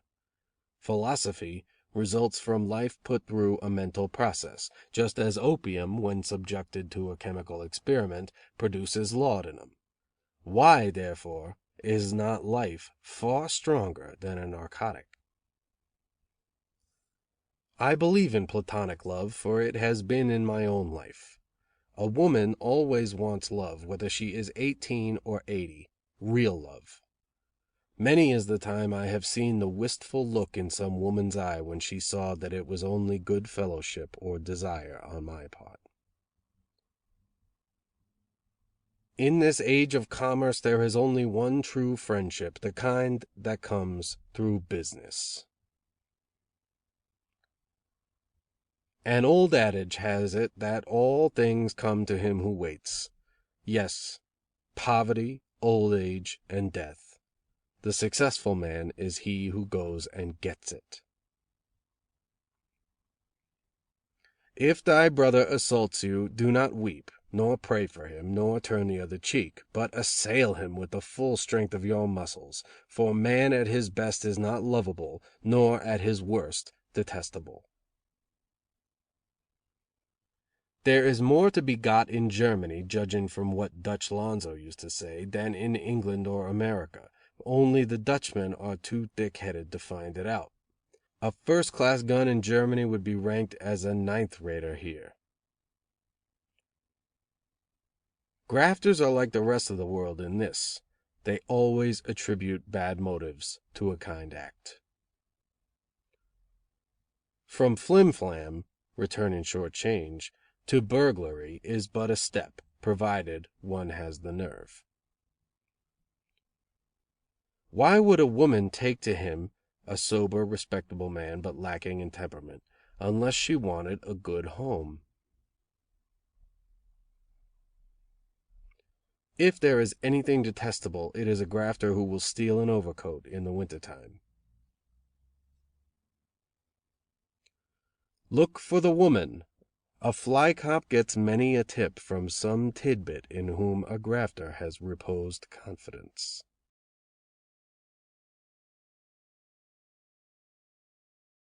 I did not do, as I have said, any more grafting than was necessary during these 7 months at liberty. But I observed continually, living in an opium dream, and my pals were more and more amusing to me. When I thought about myself and my superior intelligence, I was sad, but I thought about myself as little as possible. I preferred to let my thoughts dwell on others, who I saw were a fine line of cranks and rogues. Somewhere in the '80s, before I went to stir, there was a synagogue at what is now 101 Hester Street. The synagogue was on the first floor, and on the ground floor was a gin mill run by an ex-Central Office man. Many pickpockets used to hang out there, and they wanted to drive the Jews out of the first floor so they could lay out a faro game there. So they swore and carried on most horribly on Saturdays when the rabbi was preaching, and finally got possession of the premises. Only a block away from this old building was a famous place for dips to get books in the old days. Nearby was Ridley's dry goods store, in which there were some cash girls who used to tip us off to who had the books and were up to the graft themselves. They would yell cash and bump up against the sucker while we went through him. The Jews were few in those days, and the Irish were in the majority. On the corner of Allen and Hester Street stood the saloon of a well-known politician. Now a Jew has a shop there. Who would think that an Isaacs would supersede a Finnegan? At the gin mill on Hester Street I used to know a boy dip named Buck. When I got back from my second bit I found he had developed into a boxman and had a peculiar disposition, which exists outside as well as inside graftum. He had $1,800 in the bank and a fine red front, gold watch and chain, but he was not a good fella. He used to invite 3 or 4 guns to have a drink, and would order Hennessy's brandy, which cost 20 cents a glass. After we had had our drinks he would search himself and find perhaps 20 cents in his clothes. He got into me several times before I blew. One time, after he had ordered drinks, he began the old game and said he thought he had $18 with him, and must have been touched. Then he took out his gold watch and chain and threw it on the bar. But who would take it? I went down, of course, and paid for the drinks. When we went out together he grinned and said to me, "I pity you. You will never have a bank account, my boy." The next time Buck threw down his watch and said he would pay in the morning, I thought it was dirt, for I knew he had $50 on him. So I said to the bartender, "Take it and hock it, and get what he owes you. This chump has been working it all up and down the line. I won't be touched by the damn grafter any more." Buck was ready-witted, and turning to the bartender, he said, "My friend here is learning how to play poker and has just lost $18. He is a dead sore loser and is rattled." We went out with the watch without paying for our drinks, and he used to say to me, "Jim, I don't believe in paying a gin mill keeper. If the powers that be were for the people instead of for themselves, they would have such drinkables free on every corner in old New York." The next time Buck asked me to have a drink, I told him to go to a warm place in the next world. Buck was good to his family. He was married and had a couple of brats. Many a man educates himself in stir, as was my case. Jimmy, whom I ran up against one day on the street, is a good example. He had squared it and is still on the level. When I saw him after my second bit, he was making $40 a week as an electrical engineer, and every bit of the necessary education he got in prison. At one time he was an unusually desperate grafter, and entirely ignorant of everything except the technique of graft. Many years ago he robbed a jewelry store and was sent to Blackwell's Island for 2 years. The night of the day he was released he burglarized the same store and assaulted the proprietor. He was arrested with the goods on him and brought to General Sessions before Recorder Smythe, who had sentenced him before. He got 10 years at Sing Sing and Auburn, and for a while he was one of the most dangerous and desperate of convicts, and made several attempts to escape. But one day a book on electricity fell into his hands, and from that time on he was a hard student. When he was released from stir he got a job in a large electrical plant up the state, and worked for a while, when he was tipped off by a country grafter who had known him in stir. He lost his job and went to New York, where he met me, who was home after my first term. I gave him the welcome hand, and after he told me his story, I said, "Well, there's plenty of money in town. Jump out with us." He grafted with me and my mob for a while, but got stuck on a Tommy, so we could not depend on him to keep his appointments, and we dropped him.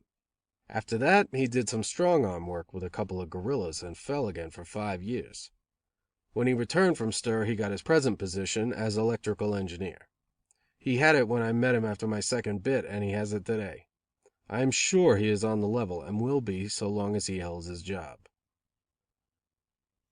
About this time I was introduced to a peculiar character in the shape of a few yards of calico. It was at Carey's place on Bleecker Street that I first saw this good-looking youth of 19 dressed in the latest fashion. His graft was to masquerade as a young girl, and for a long time Short-haired Liz, as we called him, was very successful. He sought employment as maid in well-to-do families, and then made away with the valuables. One day he was nailed, with charges against him. He was convicted on the testimony of a chambermaid, with whom, in his character of lady's maid, he had had a lark. Mr. R., who was still influential, did his best for him, for his fall money was big, and he only got a light sentence. I heard one day that an old pal of mine, Danny, had just been hanged. It gave me a shock, for I had often grafted with him when we were kids. As there were no orchards on the streets of the East Side, Danny and I used to go to the improvised gardens that lined the sidewalks outside of the green grocer's shops and make away with strawberries, apples and other fruits. By nature, I suppose boys are no more bothered with consequences than are police officials. Danny rose rapidly in the world of graft and became very dangerous to society. As a grafter, he had one great fault. He had a very quick temper. He was sensitive and lacking in self-control. But he was one of the cleverest guns that ever came from the Sixth Ward, a place noted for good grafters of both sexes. He married a respectable girl and had a nice home, for he had enough money to keep the police from bothering him. If it had not been for his bad temper, he might be grafting yet. He would shoot at a moment's notice, and the toughest of the hard element were afraid of him. One time he had it in for an old pal of his named Paddy. For a while Paddy kept away from the saloon on Pell Street where Danny hung out, but Paddy, too, had nerve, and one day he turned up at his old resort, the Drum, as it was called. He saw Danny and fired a canister at him. Danny hovered between life and death for months, and had 4 operations performed on him without anesthetics. After he got well, Danny grafted on the Albany boats. One night he and his pals tried to get a Moll's leather, but some Western guns who were on the boat were looking for provender themselves and nicked the Moll. Danny accused them of taking his property, and, as they would not give up, pulled his pistol. One of the Western guns jumped overboard, and the others gave up the stuff. Danny was right, for that boat belonged to him and his mob. A few months after that event, Danny shot a mug, who had called him a rat, and went to San Antonio, Texas, where he secured a position as bartender. One day, a well-known gambler who had the reputation of being a 10-time killer began to shoot around in the saloon for fun. Danny joined in the game, shot the gambler twice, and beat the latter's 2 pals into insensibility. A few months afterwards he came to New York with $2,700 in his pocket, and he enjoyed himself, for it is only the New York City born who love the town. But he had better have stayed away, for in New York he met his mortal enemy, Splitty, who had more brains than Danny and was running a short while house in the famous gas house block in Hester Street. One night Danny was on a drunk, spending his $2,700, and riding around in a carriage with 2 girls. Beezy, one of the Molls, proposed to go around to Splitty's. They went, and Beezy and the other girl were admitted, but Danny was shut out. He fired 3 shots through the door.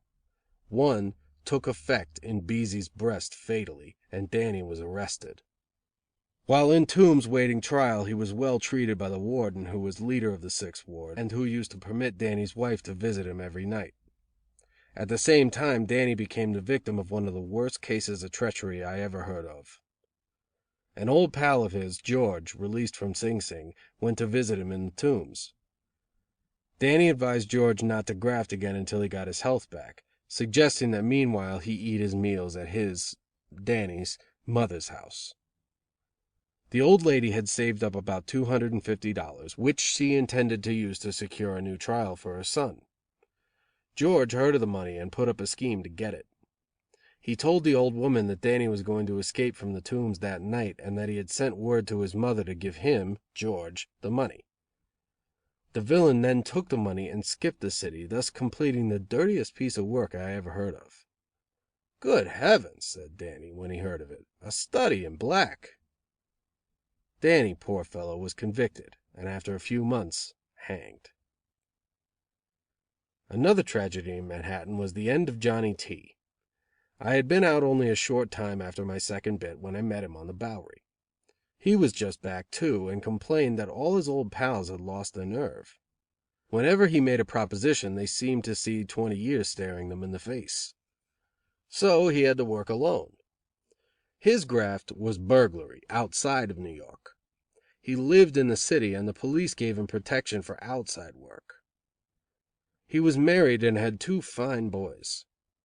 One day a copper, contrary to the agreement, tried to arrest him for a touch made in Mount Vernon. Johnny was indignant and wouldn't stand for a collar under the circumstances. He put 4 shots in the flyman's body. He was taken to the station house and afterwards tried for murder. The boys collected a lot of money and tried to save him, but he had the whole police force against him and in a few months he was hanged. A friend of mine, L., had a similar fate. He was a prime favorite with the lasses of easy virtue and was liked by the guns. One night when I met him in a joint where grafters hung out, he displayed a split lip given him by the biggest bully in the ward. It was all about a girl named Molly whom the bully was stuck on and on whose account he was jealous of L., whom all the women ran after. A few nights later L. met the bully who had beaten him and said he had a present for him. "Is it something good?" asked the gorilla. "Yes," said L., and shot him dead. L. tried to escape, but was caught in Pittsburgh and extradited to New York, where he was convicted partly on the testimony of the girl, whom I used to call Unlimited Molly. She was lucky, for instead of drifting to the Bowery, she married a policeman who was promoted. L. was sentenced to be hanged, but he died game. I think kleptomania is not a very common kind of insanity, at least in my experience. Most grafters steal for professional reasons, but Big Sammy was surely a kleptomaniac. He had no reason to graft, for he was well up in the world. When I first met him, he was a standard bearer at a ball given in his honor, and had a club named after him. He had been a gin mill keeper, hotel proprietor and theatrical manager, and had saved money. He had, too, a real romance in his life, for he loved one of the best choir singers in the city. She was beautiful and loved him, and they were married. She did not know that Sammy was a gun. Indeed, he was not a gun, really, for he only used to graft for excitement, or at least, what business there was in it was only a side issue. After their honeymoon, Sammy started a hotel at a seaside resort where the better class of guns, gamblers and vaudeville artists spent their vacation. That fall he went on a tour with his wife, who sang in many of the churches in the state. Sammy was a good boxman. He never used puff (nitroglycerin), but with a few tools opened the safes artistically.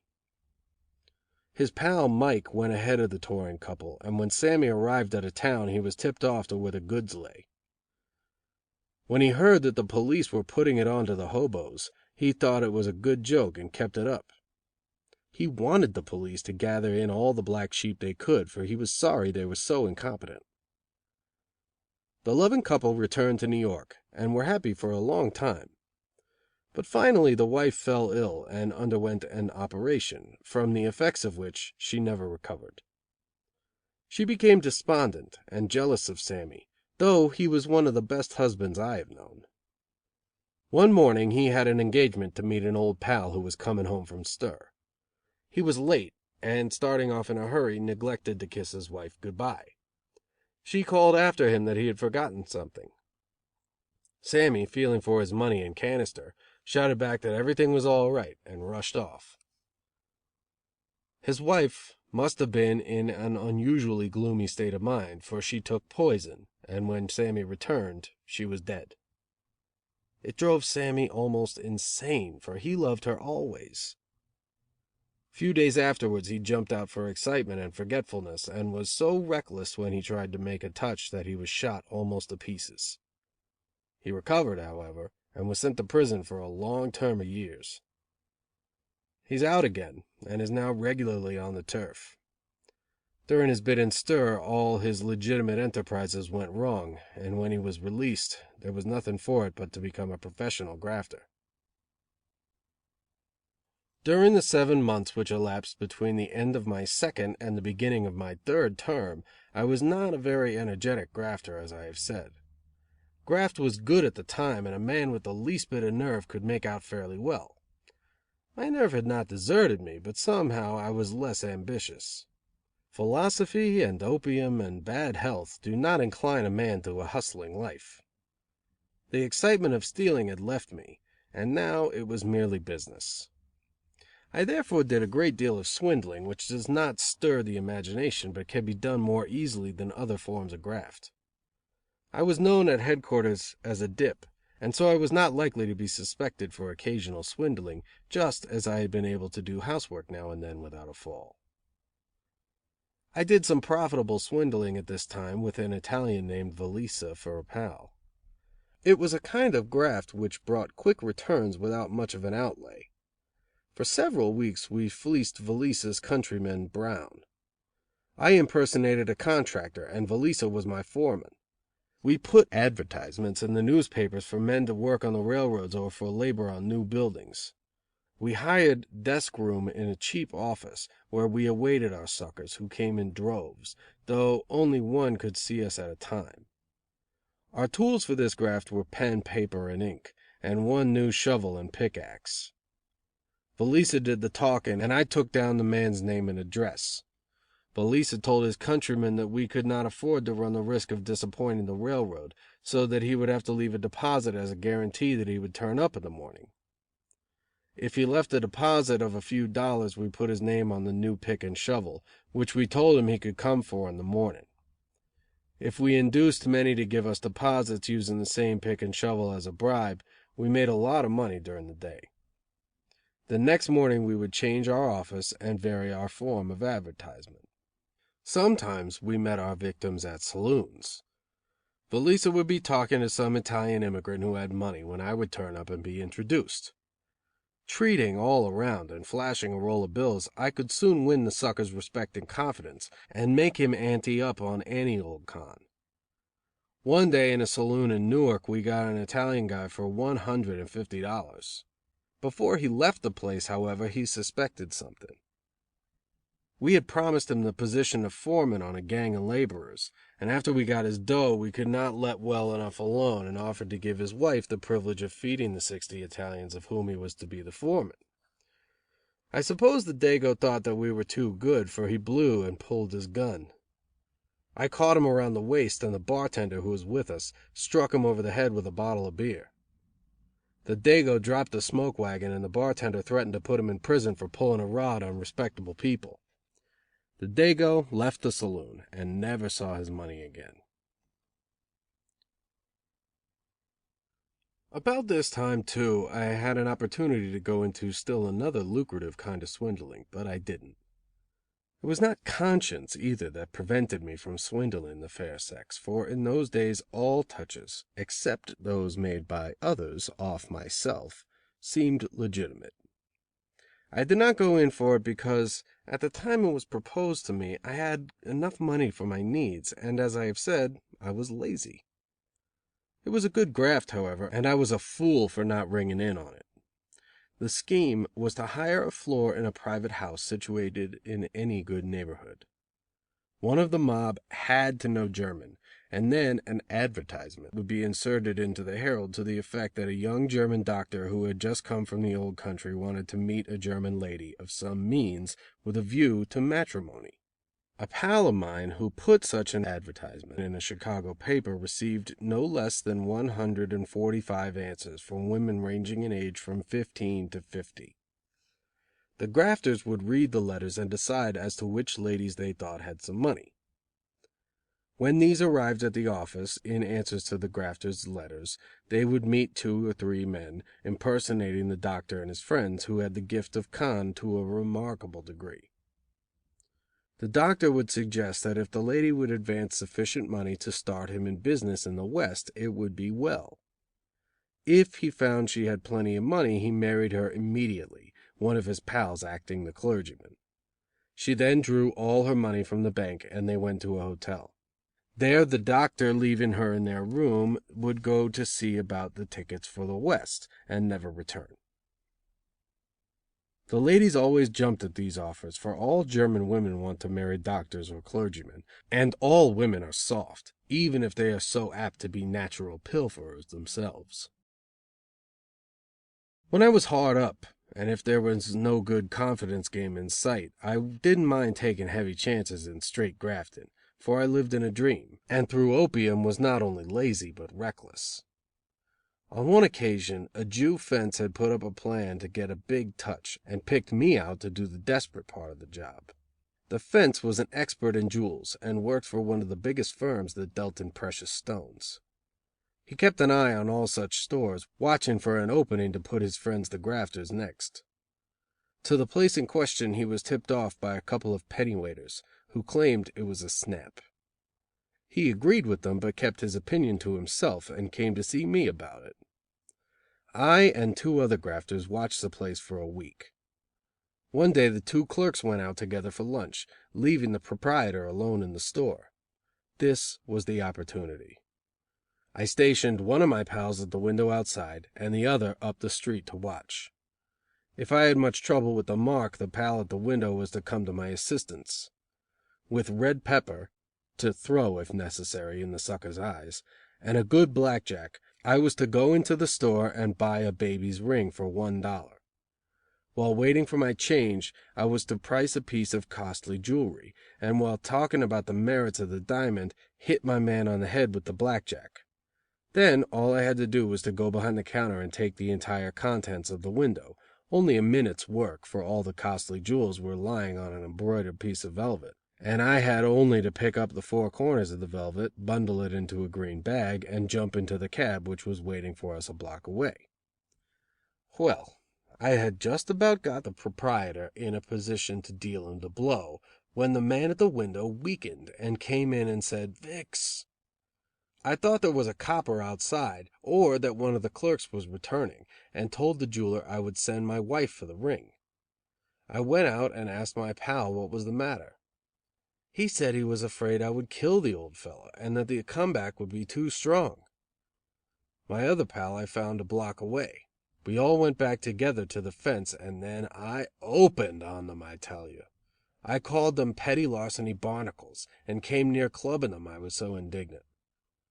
I have often had occasion to notice that most thieves who will steal a diamond or a front weaken when it comes to a large touch, even though there may be no more danger in it than in the smallest enterprises.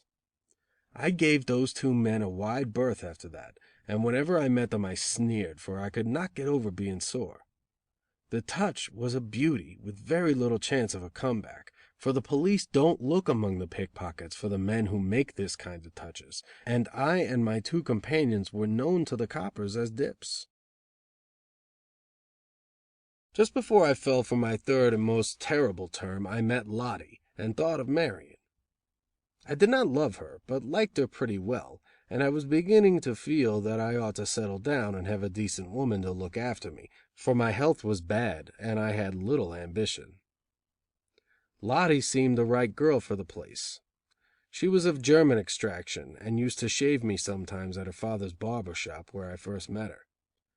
She seemed to me a good, honest girl, and I thought I could not do better, especially as she was very fond of me. Women like the spruce dips, as I have said before, and even when my graft had broadened, I always retained the dress, manners and reputation of a pickpocket. Lottie promised to marry me, and said that she could raise a few $100s from her father, with which I might start another barber shop, quit grafting, and settle down to my books, my hop and domestic life. One day she gave me a pin that cost $9, she said, and she wouldn't let me make her a present. All in all, she seemed like a sensible girl, and I was getting interested in the marriage idea. One day, however, I discovered something. I was playing poker in the office of a hotel kept by a friend of mine when a man and woman came downstairs together and passed through the office. They were my little German girl and the owner of a pawn shop, a sheeny of advanced years. Suddenly, I realized where she had got the pin she gave me, and I began to believe stories I had heard about her. I thought I would test her character myself. I did, and found it weak. I did not marry her. What an escape! Every man, even a self-respecting gun, wants an honest woman, if it comes to hitching up for good. Soon after I escaped Lottie, I got my 3rd fall for the stir. The other times that I had been convicted I was guilty, but on this occasion I was entirely innocent. Often a man who has done time and is well known to the police is rounded up on suspicion and convicted when he is innocent, and I fell victim to this easy way of the officials for covering up their failure to find the right person. I had gone one night to an opium joint near Lovers' Row, a section of Henry Street between Catherine and Oliver Streets, where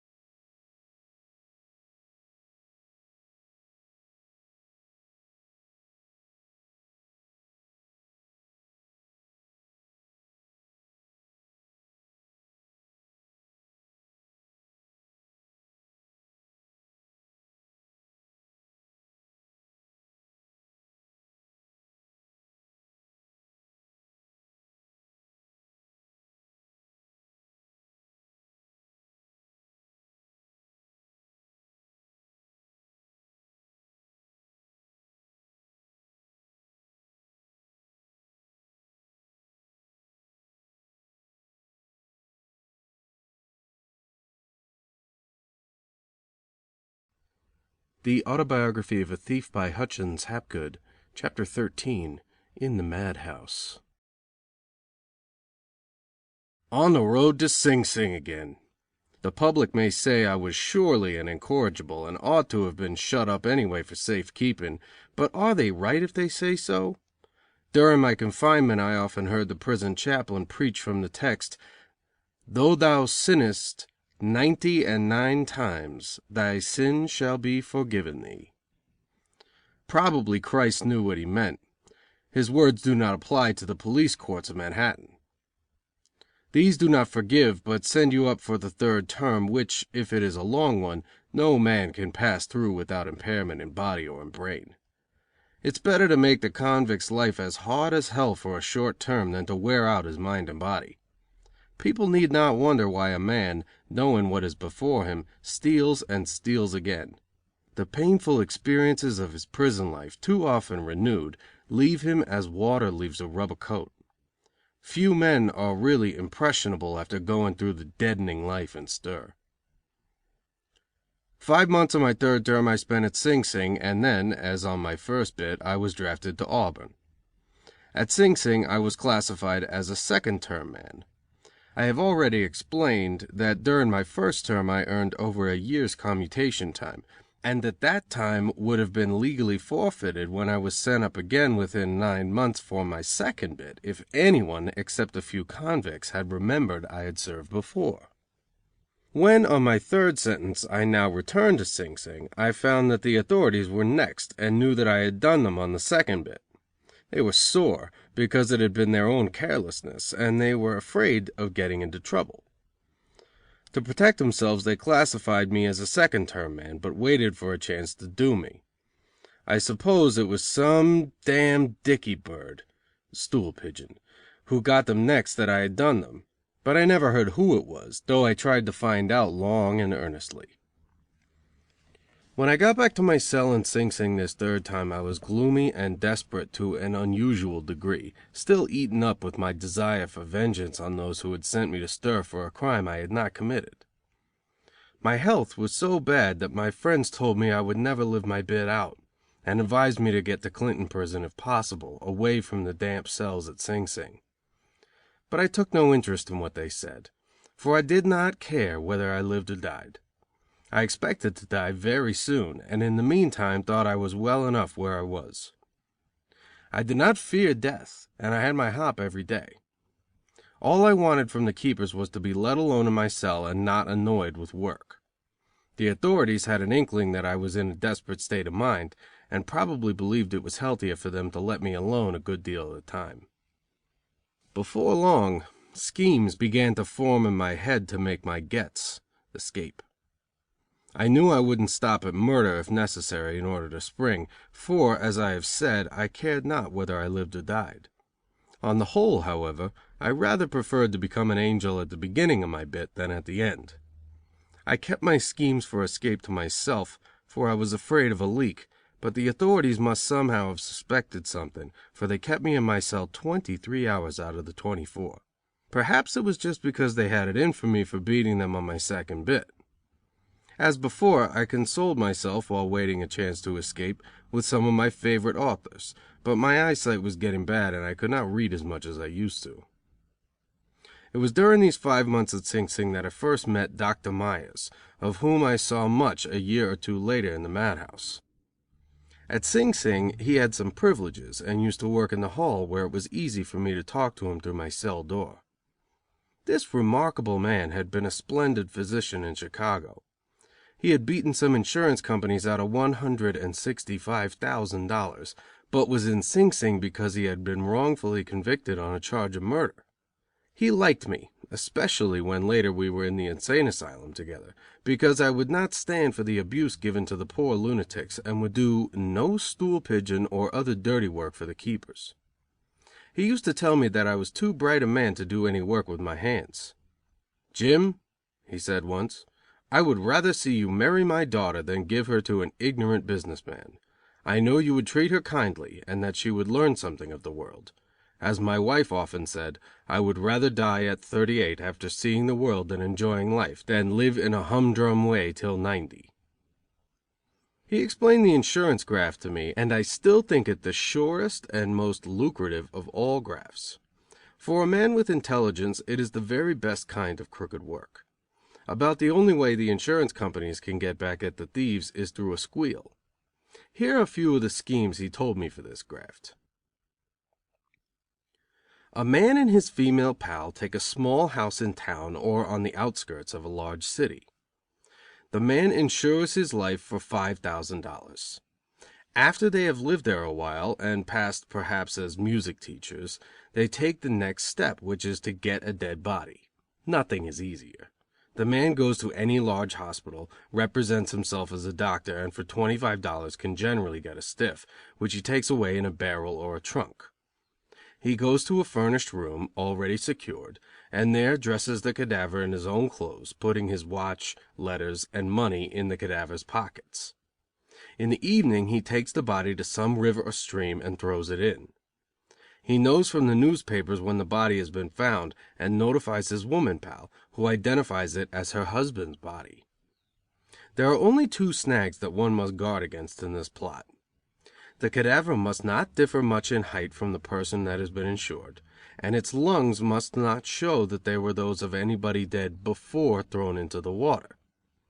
The way to prepare against this danger is to inject some water with a small medical pump into the lungs of the stiff before it is thrown overboard. Then it is easy for the widow to get the money and meet the alleged dead man in another country. A more complicated method, in which more money is involved, is as follows. The grafter hires an office and represents himself as an artist, a bric-a-brac dealer, a promoter, or an architect. Then he jumps to another city and takes out a policy under the tontine or endowment plan. When the game is for a very large amount, 3 or 4 pals are necessary. If no one of the grafters is a doctor, a physician must be impersonated, but this is easy. If there are, say, 10,000 physicians in Manhattan, not many of whom have an income of $10,000 a year, it is perhaps not difficult to get a diploma. After a sheepskin is secured, the grafter goes to another state, avoiding, unless he is a genuine physician, New York and Illinois, for they have boards of regents. The acting quack registers so that he can practice medicine, and hangs out his shingle. The acting business man takes out a policy and pays the first premium. Before the first premium is paid, he is dead, for all the insurance company knows. Often a live substitute instead of a dead one is secured. The grafter goes to the charity hospital and looks over the wrecks waiting to die. Some of these poor dying devils jump at the chance to go west. It is necessary, of course, to make sure that the patient will soon become an angel, or everything will fall through. Then the grafter takes the sick man to his house and keeps him out of sight. When he is about to die, he calls in the grafter who is posing as a physician. After the death of the substitute, the doctor signs the death certificate. The undertaker prepares the body, which is buried. The woman grafter is at the funeral, and afterward she sends in her claim to the companies.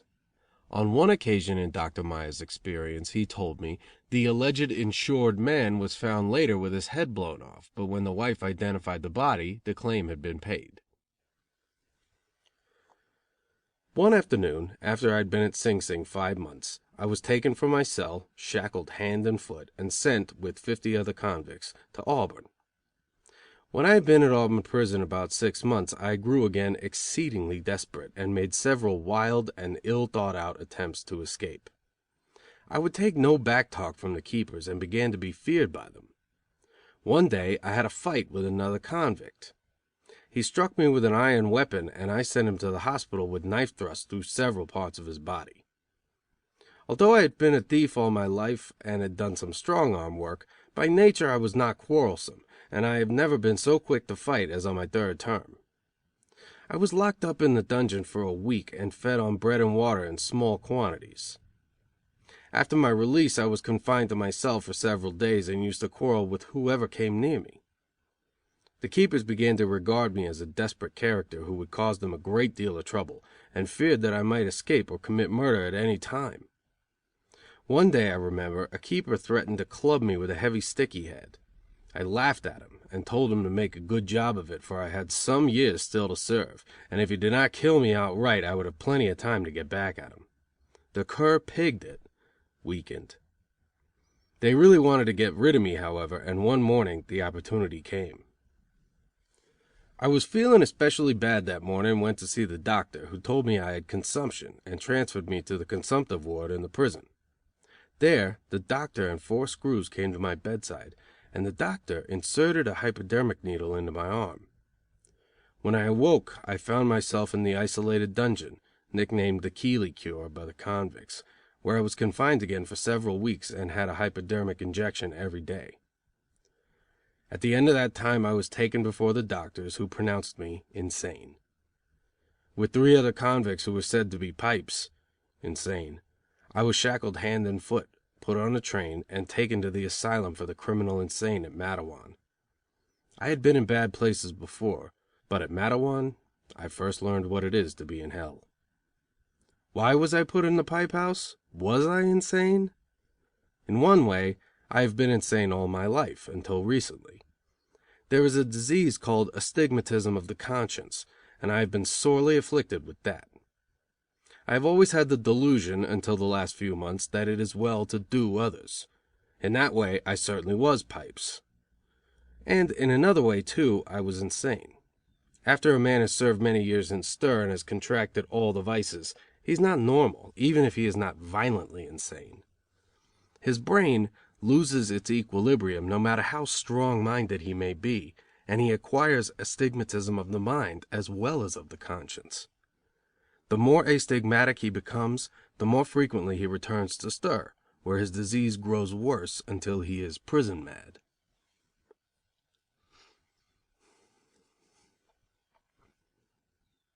To the best of my knowledge and belief, I was not insane in any definite way, no more so than are 9 out of 10 of the men who have served as much time in prison as I. I suppose I was not sent to the criminal insane asylum because of a perverted conscience. The stir, I believe, is supposed to cure that. Why did they send me to the madhouse? I don't know, any more than my reader, unless it was because I caused the keepers and doctors too much trouble, or because for some reason or other they wanted to do me. But whether I had a delusion or not, and I am convinced myself that I have always been right above the ears, there certainly are many perfectly sane men confined in our state asylums for the criminal insane. Indeed, if all the fake lunatics were sent back to prison, it would save the state the expense of building so many hospitals. But I suppose the politicians who want patronage to distribute would object. Many men in prison fake insanity, as I have already explained.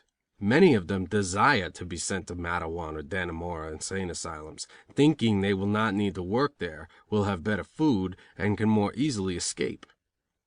They imagine that there are no stool pigeons in the pipe house, and that they can therefore easily make their elegant escape. When they get to the madhouse, they find themselves sadly mistaken. They find many sane stool pigeons there, and their plans for escape are piped off as well there as in stir. And in other ways, as I shall explain, they are disappointed. The reason the cons don't get on to the situation in the madhouse through friends who have been there is that they think those who have been in the insane asylum are really pipes. When I got out of the madhouse and told my friends about it, they were apt to remark laconically, "He's in a terrible state." When they get there themselves, God help them. I will narrate what happened to me, and some of the horrible things I saw there. After my pedigree was taken, I was given the regulation clothes, which, in the madhouse, consist of a blue coat, a pair of gray trousers, a calico shirt, socks, and a pair of slippers. I was then taken to the worst violent ward in the institution, where I had a good chance to observe the real and the fake lunatics. No man or woman, not even an habitual criminal, can conceive, unless he has been there himself, what our state asylums are. My very first experience was a jar. A big lunatic, 6 feet high and giant in physique, came up to me in the ward and said, "I'll kick your head off, you idiot." Idiot. "What the hell did you come here for? Why didn't you stop off at Buffalo?" I thought that if all the loons were the size of this one, I wasn't going to have much show in that violent ward, for I weighed only 115 pounds at the time. But the big lunatic changed his note, smiled, and said, "Say, Charlie, have you got any marbles?"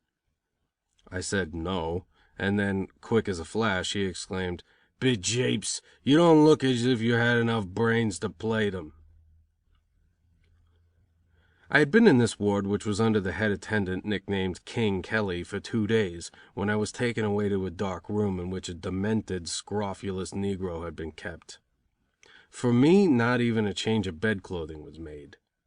In rooms on each side of me were epileptics, and I could hear, especially when I was in the ward, raving maniacs shouting all about me. I was taken back to the first ward, where I stayed for some time. I began to think that prison was heaven in comparison with the pipe house. The food was poor, we were not supposed to do any work, and we were allowed only an hour in the yard. We stayed in our ward from 5:30 in the morning until 6 o'clock at night, when we went to bed. It was then I suffered most, for there was no light and I could not read. In stir I could lie on my cot and read and soothe my nerves. But in the madhouse I was not allowed to read, and lay awake continually at night listening to the idiots bleating and the maniacs raving about me.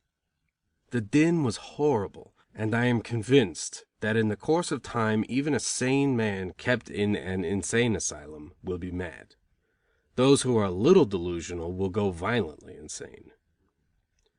My 3 years in an insane asylum convinced me that, beyond doubt, a man contracts a mental ailment just as he contracts a physical disease on the outside.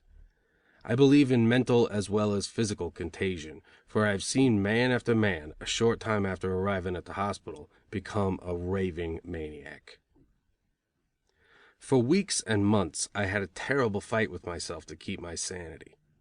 As I had no books to take up my thoughts, I got into the habit of solving an arithmetical problem every day. If it had not been for my persistence in this mental occupation, I have no doubt I should have gone violently insane. It is only the sensitive and intelligent man who, when placed in such a predicament, really knows what torture is. The cries of the poor, demented wretches about me were a terrible lesson. They showed me, more than any other experience I ever passed through, the error of a crooked life. I met many a man in the violent ward who had been a friend of mine, and good fellow on the outside. Now the brains of all of them were gone. They had the most horrible and the most grotesque delusions. But, horrible or grotesque, they were always piteous. If I were to point out the greatest achievement the man has accomplished to distinguish him from the brute, it would be the taking care of the insane. A child is so helpless that when alms is asked for his maintenance it is given willingly, for every man and woman pities and loves a child. A lunatic is as helpless as a child, and often not any more dangerous. The maniac is misrepresented, for in Matteawan and Dannemora taken together, there are very few who are really violent. And now I come to the most terrible part of my narrative, which many people will not believe, and that is the cruelty of the doctors and attendants, cruelty practiced upon these poor, deluded wretches.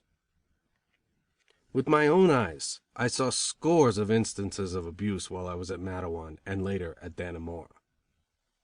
It is, I believe, against the law to strike an insane man, but any man who has ever been in these asylums knows how habitual the practice is.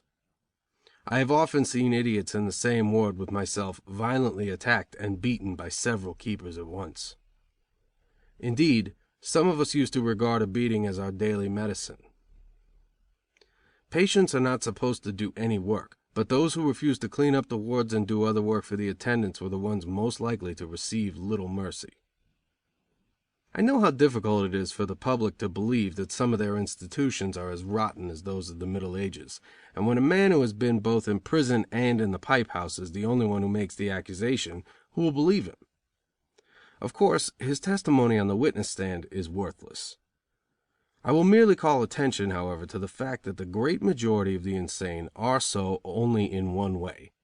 They have some delusion, but are otherwise capable of observation and of telling the truth. I will also add that the editor of this book collected an immense number of instances of brutality from several men besides myself, who had spent years there, and that those instances also pointed to the situation that I describe. Moreover, I can quote the opinion of the writer on criminology, Josiah Flint, as corroborative of my statements. He has said in my presence and in that of the editor of this book, Mr. Hapgood, that his researches have led him to believe that the situation in our state asylums for the criminal insane is horrible in the extreme. Indeed, why shouldn't these attendants be brutal? In the first place, there is very little chance of a comeback, for who will believe men who have ever been shut up in an insane asylum? And very often these attendants themselves are unhinged mentally.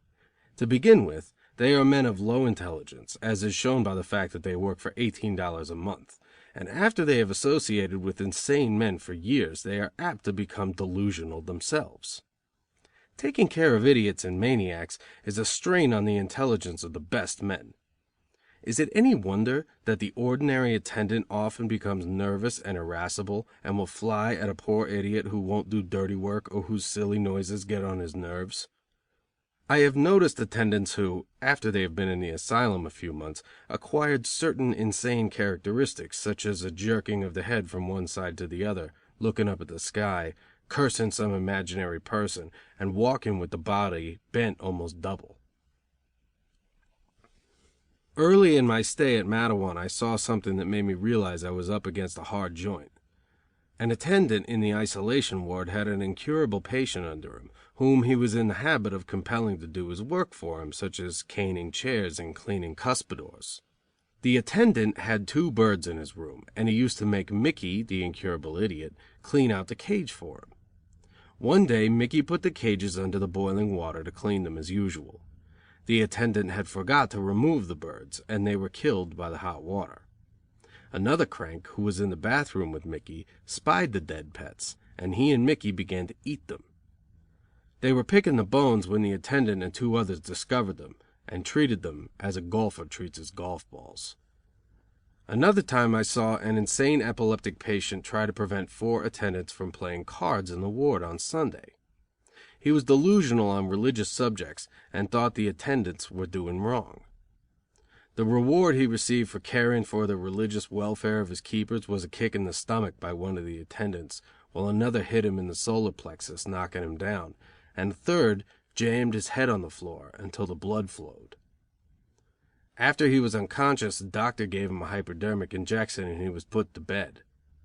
How often, indeed, have I seen men knocked out by strong-arm work, or strung up to the ceiling with a pair of suspenders? How often have I seen them knocked unconscious for a time or for eternity? Yes, for eternity, for insane men sometimes do die if they are treated too brutally. In that case, the doctor reports the patient as having died of consumption or some other disease. I have seen insane men turned into incurable idiots by the beatings they have received from the attendants. I saw an idiot boy knocked down with an iron pot because he insisted on chirping out his delusion.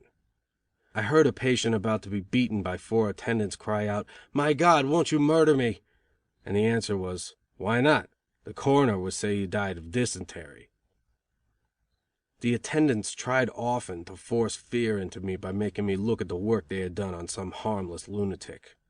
I could multiply instances of this kind.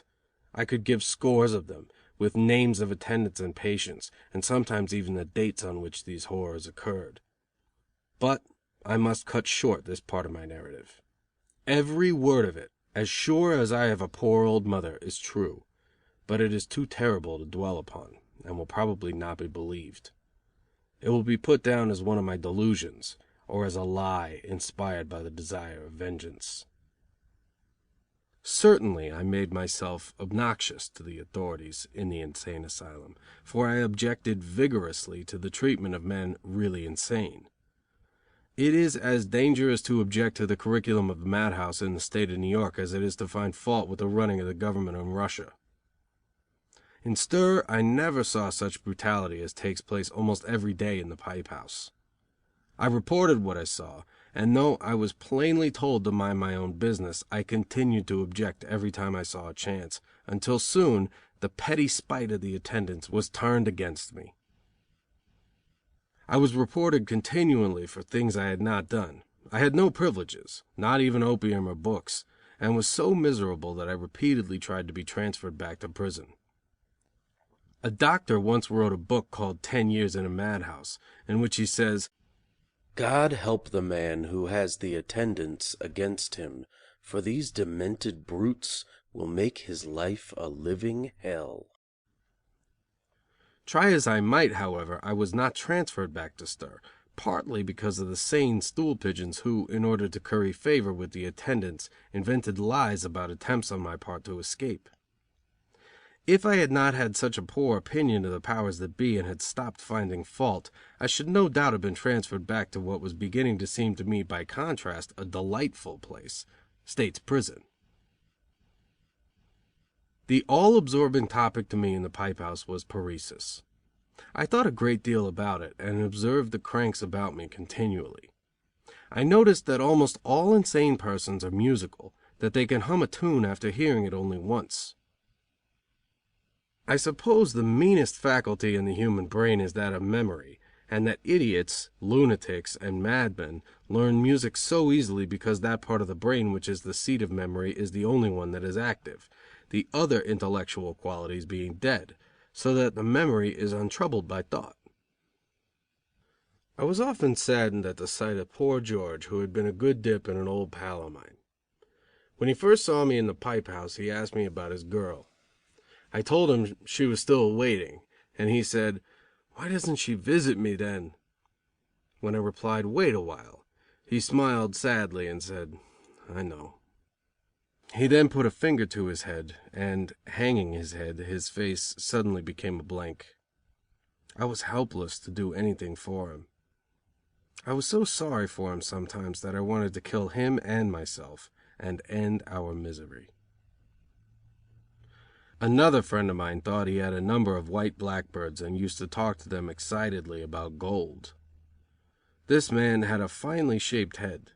I have read in a book of phrenology that a man's intelligence can be estimated by the shape of his head.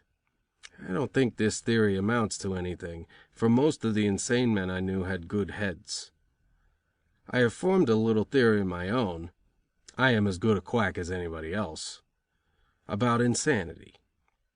I used to compare a well-shaped lunatic's head to a lady's beautiful jewel box from which my lady's maid had stolen the precious stones. The crank's head contained both quantity and quality of brains, but the gray matter was lacking. The jewel box and the lunatic's head were both beautiful receptacles, but the value had flown. Another lunatic, a man named Hogan, thought that girls were continually bothering him. "Now, go away, Liz, and leave me alone," he would say. One day a lady about 50 years old visited the hospital with Superintendent Allison, and came to the violent ward where Hogan and I were. She was not a bit afraid, and went right up to Hogan and questioned him. He exclaimed excitedly, "Go away, Meg. You're disfigured enough without my giving you another sockdologer." She stayed in the ward a long while and asked many questions. She had as much nerve as any lady I ever saw. As she and Allison were leaving the ward, Hogan said, "Allison, chain her up. She's a bad egg." The next day I learned that this refined, delicate and courageous woman had once gone to war with her husband, a German prince, who had been with General Sherman on his memorable march to the sea. She was born an American and belonged to the J family, but was now the Princess Salm. The most amusing crank, if the word amusing can be used of an insane man, in the ward was an Englishman named Alec. He was incurably insane, but a good musician and mathematician. One of his delusions was that he was the sacred camel in the London Zoo.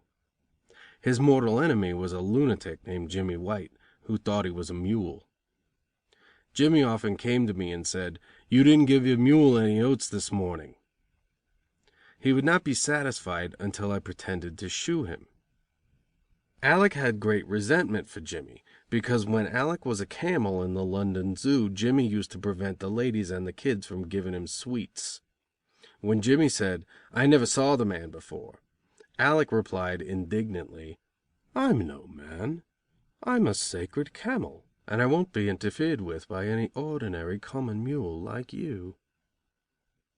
There are diverse sorts of insanity. I had an interview with a doctor, a high officer in the institution, which convinced me, perhaps without reason, that insanity was not limited to the patients and attendants. One day an insane man was struck by an attendant in the solar plexus.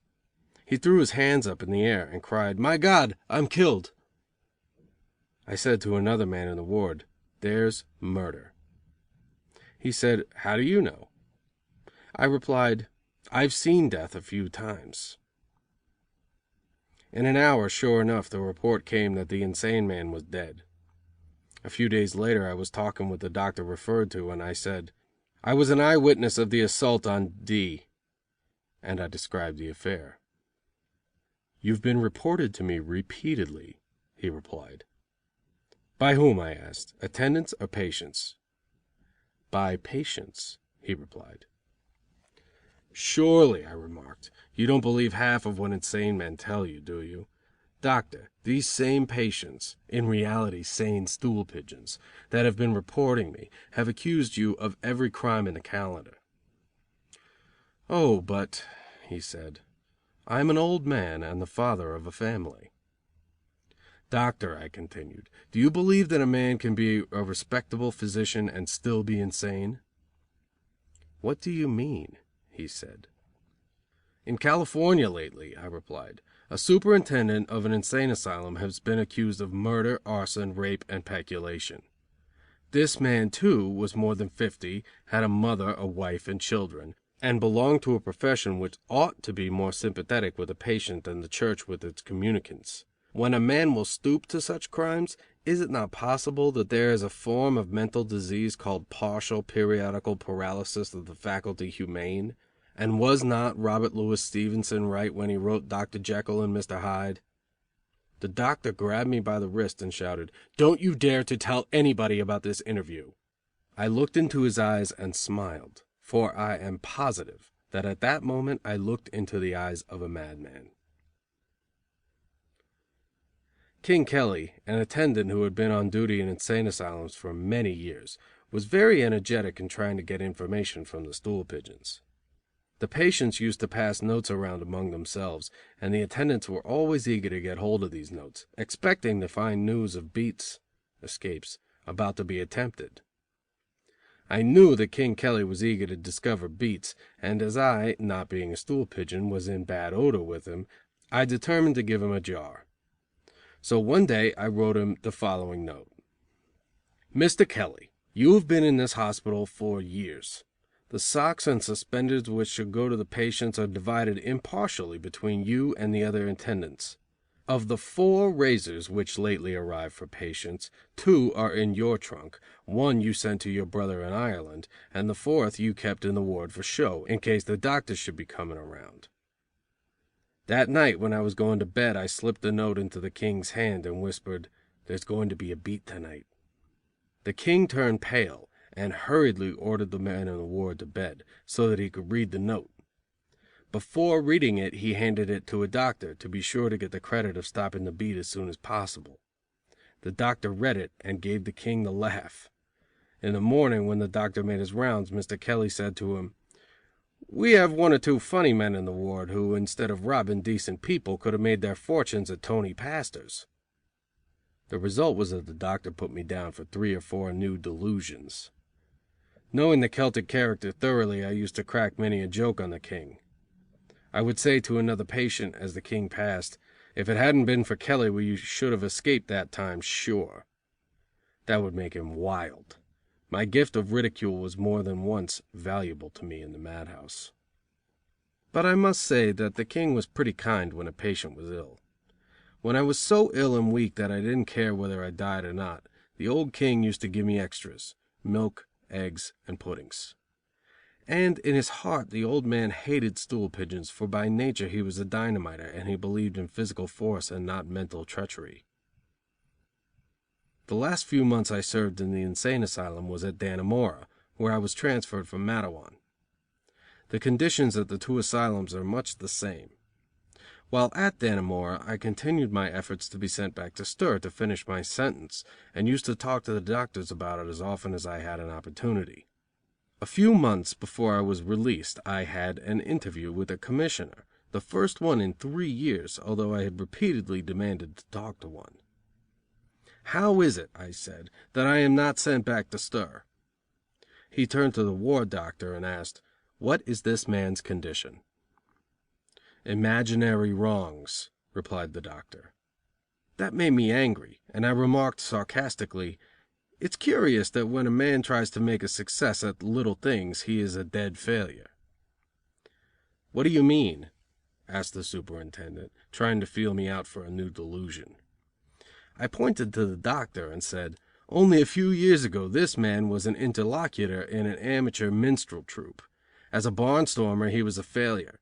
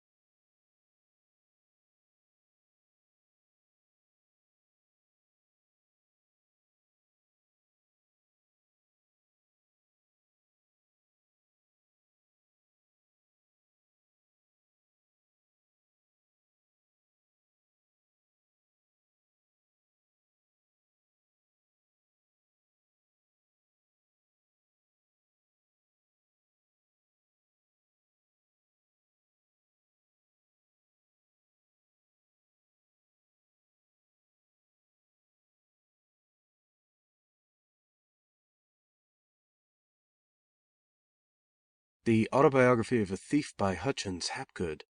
Chapter 14. Out of Hell.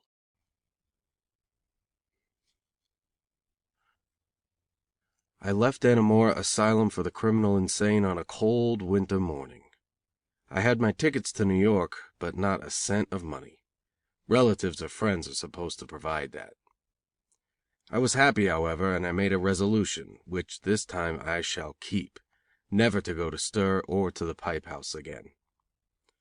I knew very well that I could never repeat such an experience without going mad in reality, or dying. The first term I spent in stir I had my books and a new life of beauty and thought to think about.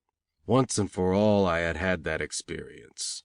The thought of going through prison routine again, the damp cells, the poor food, the habits contracted with the madhouse at the end, no, that could never be for me again. I felt this as I heard the loons yelling goodbye to me from the windows. I looked at the gloomy building and said to myself, I've left hell, and I'll shovel coal before I go back. All the ideas that brought me here I will leave behind. In the future, I will try to get all the good things out of life that I can, the really good things, a glimpse of which I got through my books. I think there is still sufficient gray matter in my brain for that. I took the train for New York, but stopped off at Plattsburgh and Albany to deliver some messages from the poor unfortunates to their relatives. I arrived in New York at 12 o'clock at night, having had nothing to eat all day. My relatives and friends had left the station, but were waiting up for me in my brother's house. This time I went straight to them. My father had died while I was in the pipe house, and now I determined that I would be at last a kind son to the mother who had never deserted me. I think she felt that I had changed, and the tears that flowed from her eyes were not all from unhappiness. She told me about my father's last illness, and how cheerful he had been. I bought him a pair of new shoes a month before he died, she said. He laughed when he saw them and said, "What extravagance, to buy shoes for a dying man." Living right among them, I met again, of course, many of my old companions in crime, and found that many of them had thought I was dead. It was only the other day that I met Al, driving a peddler's wagon. He, like me, had squared it. "I thought you died in the pipe house, Jim," he said. This has happened to me a dozen times since my return. I had spent so much time in stir that the general impression among the guns at home seemed to be that I had gone up the escape. As a general thing, I found that guns who had squared it and become prosperous had never been very successful grafters. Some of the best boxmen and burglars in the business are now bartenders in saloons owned by former small fry among the dips. There are waiters now in saloons and concert halls on the Bowery who are far cleverer thieves than the men who employ them, and who are worth thousands. Hungry Joe is an instance. Once he was king of confidence men, and on account of his great plausibility got in on a noted person on one occasion for several $1,000s, and now he will beg many a favor of men he would not look at in the old days. A grafter is jealous, suspicious, and vindictive. I had always known that, but never realized it so keenly as I have since my return from the madhouse. Above everything else a grafter is suspicious, whether he has squared it or not, suspicious of his pals and of everybody else. When my old pals saw that I was not working with them, they wondered what my private graft was. When I told them I was on the level and was looking for a job, they either laughed or looked at me with suspicion in their eyes. They saw I was looking good, well dressed, and they could not understand it. They put me down, some of them, as a stool pigeon. They all feel instinctively that I am no longer with them, and most of them have given me the frosty mitt. Only the bums who used to be grafters sail up to me in the Bowery. They have not got enough sense left even for suspicion. The dips who hang out in the thieves' resorts are beginning to hate me, not because I want to injure them, for I don't, but because they think I do. I told one of them, an old friend, that I was engaged in some literary work. He was angry in an instant and said, You doormat thief. You couldn't get away with a coal scuttle. One day I was taking the editor of this book through the Bowery, pointing out to him some of my old resorts, when I met an old pal of mine who gave me the glad hand. We had a drink, and I, who was feeling good, started in to jolly him a little. He had told me about an old pal of ours who had just fallen for a book and was confined in a Brooklyn jail. I took out a piece of copy paper and took the address, intending to pay a visit to him, for everybody wants sympathy. What a look went over that grafter's face! I saw him glance quickly at the editor and then at me, and I knew that he had taken alarm and probably thought we were Pinkerton men or something as bad. I tried to carry it off with a laugh, for the place was full of thieves, and told him I would get him a job on a newspaper. He answered hastily that he had a good job in the pool room and was on the level. He started in to try to square it with my companion by saying that he adored a man who had a job. A little while afterwards he added that he hated anybody who would graft after he had got an honest job. Then, to wind up his little game of squaring himself, he ended by declaring that he had recently obtained a very good position. That was one of the incidents that queered me with the more intelligent thieves. He spread the news, and whenever I meet one of that gang on the Bowery I get the cold shoulder. A gun is so mighty quick to grow suspicious. A grafter who follows the business for years is a study in psychology, and his two most prominent characteristics are fear and suspicion. If some stool pigeon tips him off to the police and he is sent to stir, he invariably suspects the wrong person. He tells his friends in stir that Al done him, and pretty soon poor Al, who may be an honest thief, is put down as a rat. If Al goes to stir, very often the result is a cutting match between the two. There are many convicts in prison who lie awake at night concocting stories about other persons, accusing them of the vilest of actions. If the prisoner can get hold of a Sunday newspaper, he invariably reads the society news very carefully. He can tell more about the 400 than the swells will ever know about themselves, and he tells very little good of them. Such stories are fabricated in prison and repeated out of it. When I was in Auburn stir I knew a young fellow named Sterling, as straight a thief as ever did time. He had the courage of a grenadier and objected to everything that was mean and petty. He therefore had many enemies in prison, and they tried to make him unpopular by accusing him of a horrible crime. The story reached my ears, and I tried to put a stop to it, but I only did him the more harm. When Sterling heard the tale he knocked one of his traducers senseless with an iron bar. Tongues wagged louder than ever, and one day he came to me and talked about it, and I saw a wild look in his eyes.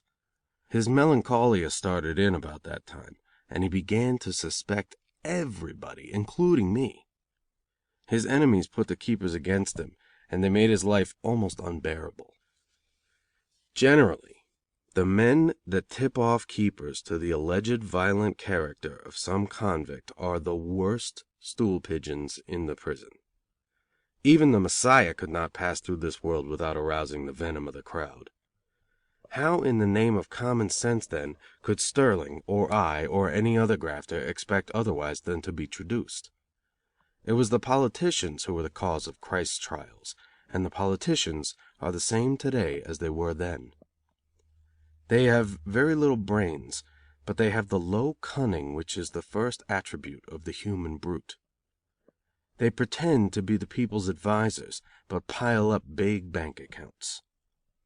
Even the convict scum that come from the lower wards of the city have all the requisites of the successful politician. Nor can one say that these criminals are of low birth, for they trace their ancestors back for centuries. The fact that convicts slander one another with glee and hear with joy of the misfortunes of their fellows is a sign that they come from a very old family, from the wretched human stock that demanded the crucifixion of Christ. This evil trait, suspiciousness, is something I should like to eliminate from my own character. Even now I am afflicted with it. Since my release I often have the old feeling come over me that I am being watched, and sometimes without any reason at all. Only recently I was riding on a Brooklyn car when a man opposite happened to glance at me 2 or 3 times. I gave him an irritated look. Then he stared at me to see what was the matter, I suppose. That was too much, and I asked him, with my nerves on edge, if he had ever seen me before.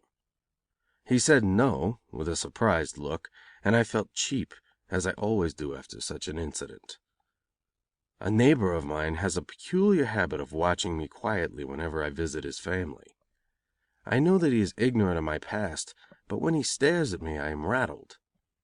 I begin to suspect that he is studying me, wondering who I am. The other day I said to him irritably, "Mr. K, you have a bad habit of watching people." He laughed carelessly, and I, getting hot, said, "Mr. K, when I visit people it is not with the intention of stealing anything." I left the house in a huff, and his sister, as I afterwards found, rebuked him for his bad manners. Indeed, I have lost many a friend by being over-suspicious. I am suspicious even of my family. Sometimes when I sit quietly at home with my mother in the evening, as has grown to be a habit with me, I see her look at me. I begin immediately to think that she is wondering whether I am grafting again. It makes me very nervous, and I sometimes put on my hat and go out for a walk just to be alone. One day when I was in stir, my mother visited me, as she always did when they gave her a chance. In the course of our conversation she told me that on my release I had better leave the city and go to some place where I was not known. "For," she said, "your character, my boy, is bad." I grabbed her by the arm and exclaimed, "Who is it that is circulating these damned stories about me?" My poor mother merely meant, of course, that I was known as a thief, but I thought some of the other convicts had slandered me to her. It was absurd, of course, but the outside world cannot understand how suspicious a grafter is. I have often seen a man, who afterwards became insane, begin being queer through suspiciousness. Well, as I have said, I found the guns suspicious of me when I told them I had squared it, or when I refused to say anything about my doings. Of course I don't care, for I hate the Bowery now and everything in it.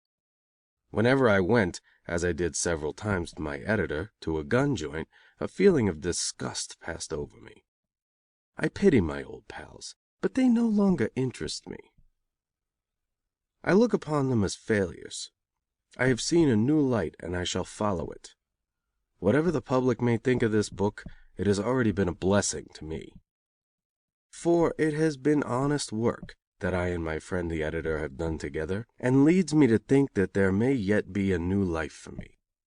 I feel now that I should prefer to talk and associate with the meanest workingmen in this city than with the swellest thief. For a long time I have really despised myself. When old friends and relatives look at me askance, I say to myself, how can I prove to them that I am not the same man as I was in the past? No wonder the authorities thought I was mad. I have spent the best years of my life behind the prison bars. I could have made out of myself almost anything I wanted, for I had the three requisites of success: personal appearance, health, and I think some brains. But what have I done? After ruining my life, I have not even received the proverbial mess of pottage. As I look back upon my life, both introspectively and retrospectively, I do not wonder that society at large despises the criminal. I am not trying to point out a moral or pose as a reformer.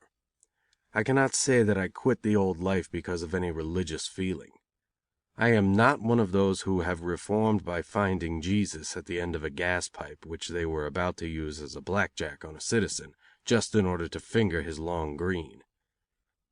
I only saw by painful experience that there is nothing in a life of crime. I ran up against society, and found that I had struck something stronger and harder than a stone wall. But it was not that alone that made me reform. What was it? Was it the terrible years I spent in prison? Was it the confinement in a madhouse where I daily saw old pals of mine become driveling idiots? Was it my reading of the great authors, and my becoming acquainted with the beautiful thoughts of the great men of the world? Was it a combination of these things? Perhaps so, but even that does not entirely explain it, does not go deep enough. I have said that I am not religious, and I'm not. And yet I have experienced something indefinable, which I suppose some people might call an awakening of the soul. What is that, after all, but the realization that your way of life is ruining you even to the very foundation of your nature? Perhaps, after all, I am not entirely lacking in religion, for certainly the character of Christ strongly appeals to me.